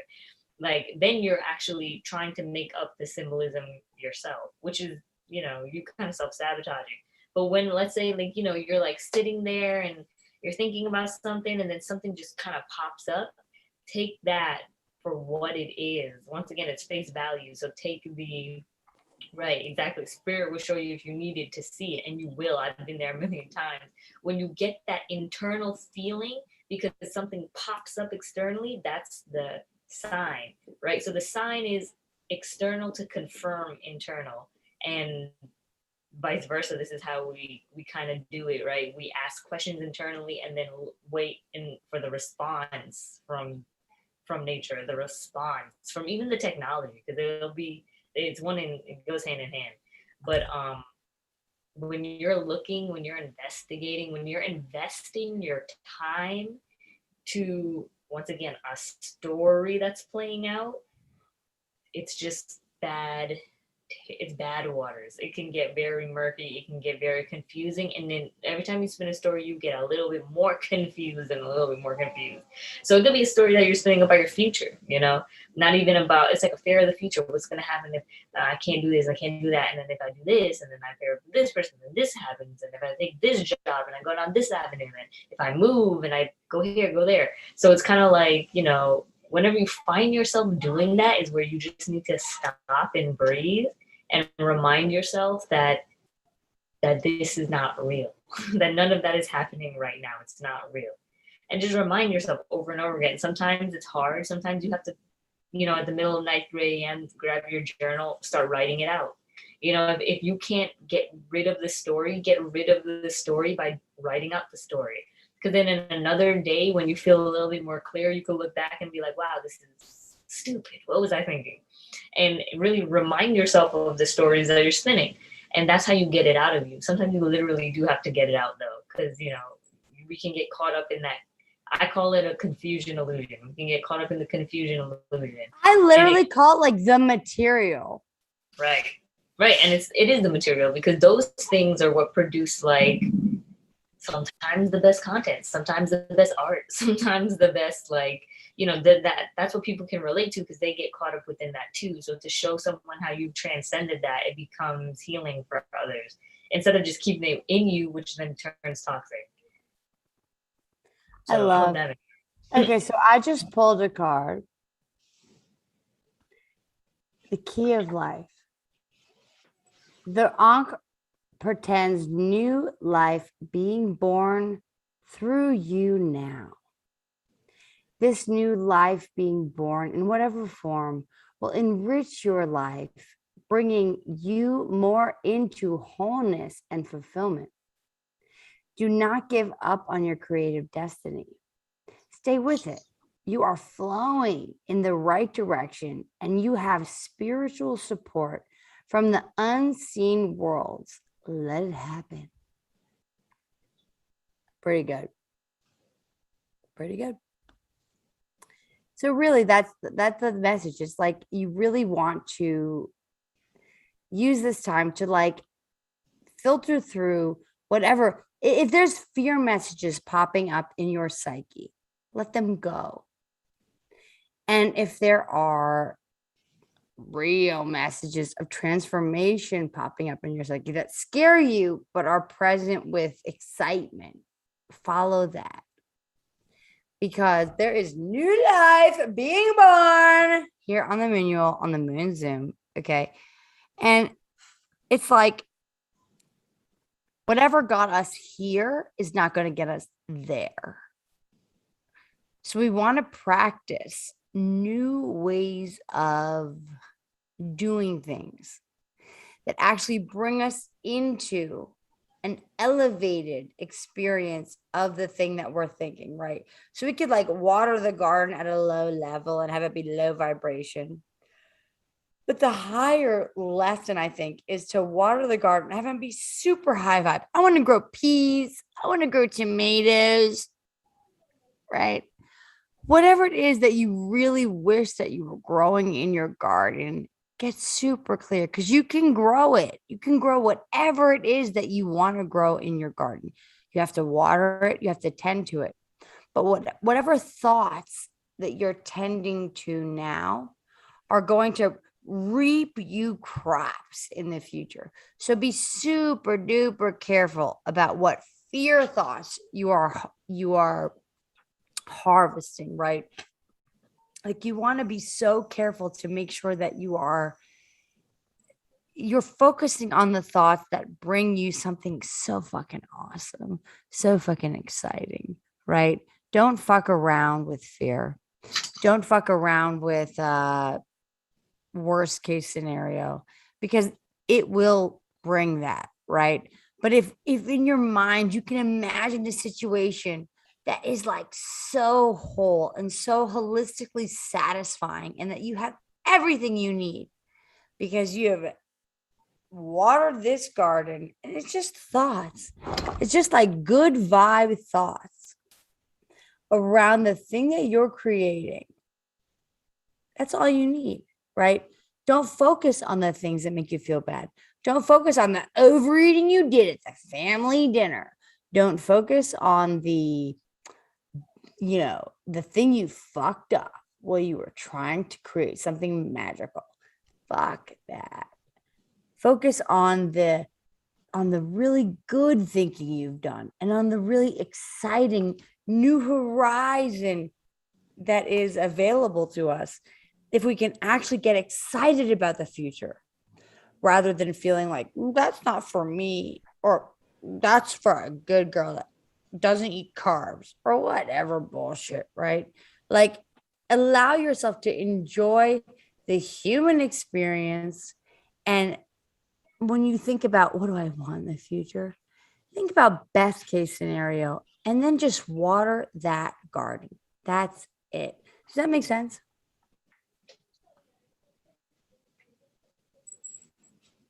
Very good.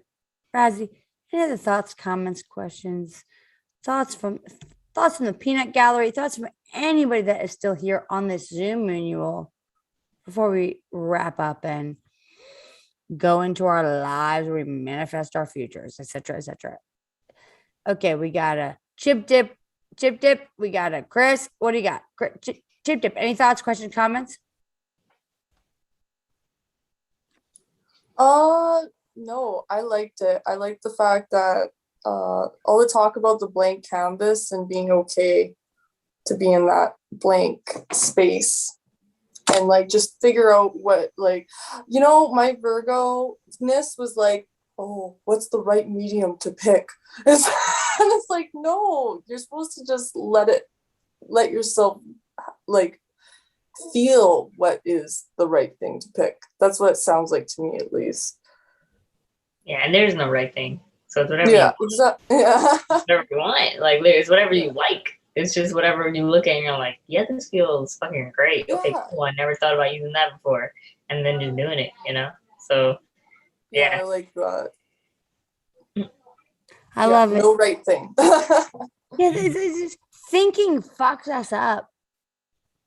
Thinking makes it seem like there's a right or there's a wrong or there's like a way to do it or a way not to do it. And ultimately, it's just about reaching for the feelings that get us excited. That's it. Like reach for the feelings that fucking turn you on, that get you excited, that like move you into healthier habits, not because you're a good girl or a bad girl, but because you want to actually up level into this new iteration of what you could be if you just took care of yourself. So what does that look like? What does that mean? What does that feel like? Play with that tonight. And I think that's really the only thing that matters. Yeah. Razzie, am I missing anything? No, that's perfect. Thoughts, questions, comments? Anybody else? Any thoughts, questions, comments? I have something interesting. I don't know if the other Sarah's still here, but I had some because I used to hunt and stuff. I have some shells and stuff I put in for the Texas hexing. So I thought that would is that good? Yeah, definitely. Yeah. You're on to that could be seen as very protective. As and also depending on the kind of shell, you could see it as a womb if you want to.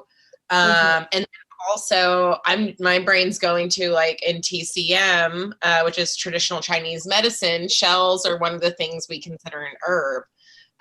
So depending on that, you can always Google and see what the different qualities are. Yeah, I got an actual shell, shells from the gun, you shoot a gun and the leftover parts. Yeah, but I do have an actual shell by it too. So I got both. That's interesting. I love that. I love that, especially for Texas. There you go. That gets to the point. Yeah. Oh yeah, dude. I love that. That's awesome. Does anybody else have any questions, comments, thoughts, anything that we can provide for you on this Zoom manual that's going to allow you to create new habits, new rituals, new ways of thinking about the things that you're doing every day that make you feel so good about the service that you're providing in the world?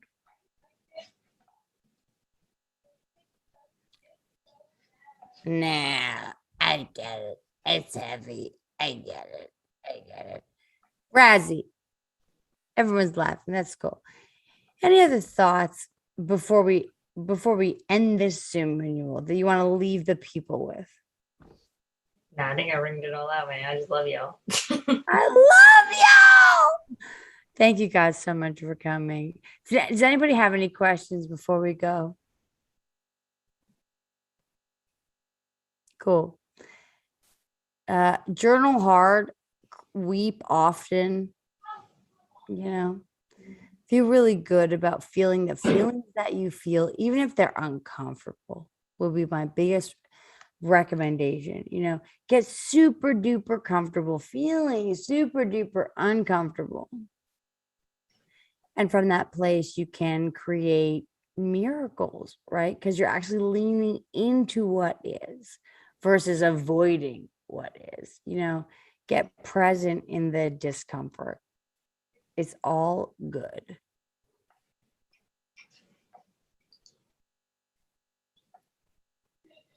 This is my thumb move.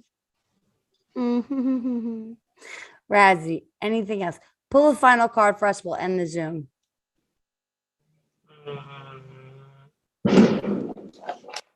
I'm using my motivation deck then. No, we gotta end the Zoom. Yeah, we're gonna end the Zoom. Give me a final card. We're gonna end the Zoom. Second or third one. What'd you say, Sarah? My third last card.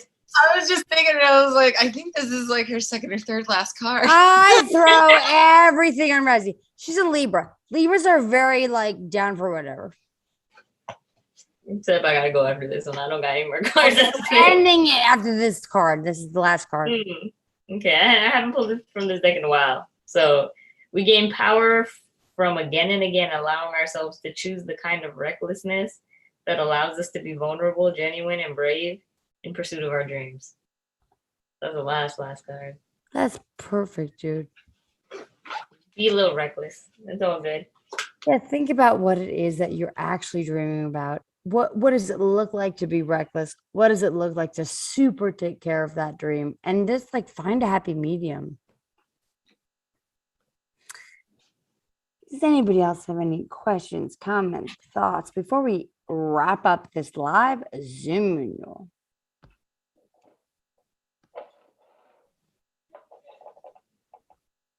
Excellent. We've covered all bases.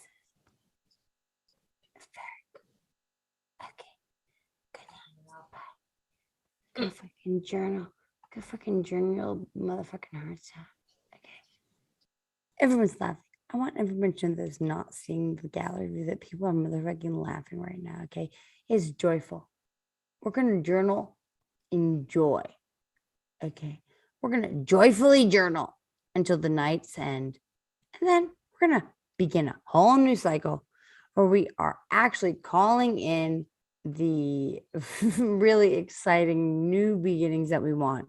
But it's only going to come from motherfucking coloring in your coloring books and journaling and having fun with the thoughts that you think are fun to think about. That's it. That's all that matters. Dr. Z, any final thoughts?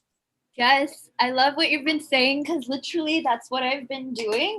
Creating art technology really helps with just being surrounded by artists and making art, whether that's visual or physical or digital. And it's just so thank you for that. And we're going now, so I'll have to bid you adieu too. So this was amazing. I love you so much, Sarah. I love you, baby. You're my little baby daughter you're my baby daughter from a past life.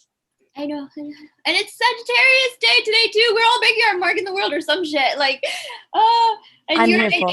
Cancer is my weakness, and you helped teach me that with the South Node being in Cancer. And I was South Node and Chiron are right on my sun, Razzie. Tell me. Yeah, it's hi Laura. By the way, look at you eating. Hey, my tribe. Okay. There's Josh, by the way. I didn't know. That's Laura. That's my Hey, Josh. Hey. Hello. Josh is a girl? No, it's Josh. That's Josh. That's Josh. It's not. The girl I like though is in LA. Yeah. LA is weird. LA is weird. Look up LA Hope Dealer. Okay. Oh, Razzie, you know that person. Where's Razzie? Razzie! She doesn't. No, she doesn't. Don't even go there. Razzie! LA Hope Dealer. LA Hope Dealer? Nah, I don't think so. Okay. Never mind. There's another Hope Dealer. It's not the LA Hope. Yeah. There's neighborhood Hope Dealer. There's other dealers, but not LA Hope Dealer. I love you guys so much. I love you, Sarah. I'll speak to you soon. I love you fucking assholes. Everybody, please go journal on what your best case scenario for things turning out like is, and then just allow spirit to move you through into the next portal. Do not resist. Do not act like a fucking asshole. Okay. You can have everything you want. That's all I care about. You knowing that you can have everything you want. And it's a different hope dealer, but a lot of hope dealers on the earth plane right now. That's very hopeful. Beautiful. Jamel, I know you're still pretending to be here, but I fucking love you. I love you guys. Does anybody have any thoughts, questions, comments? I will end this Zoom right now. That's it. Okay. I love you guys.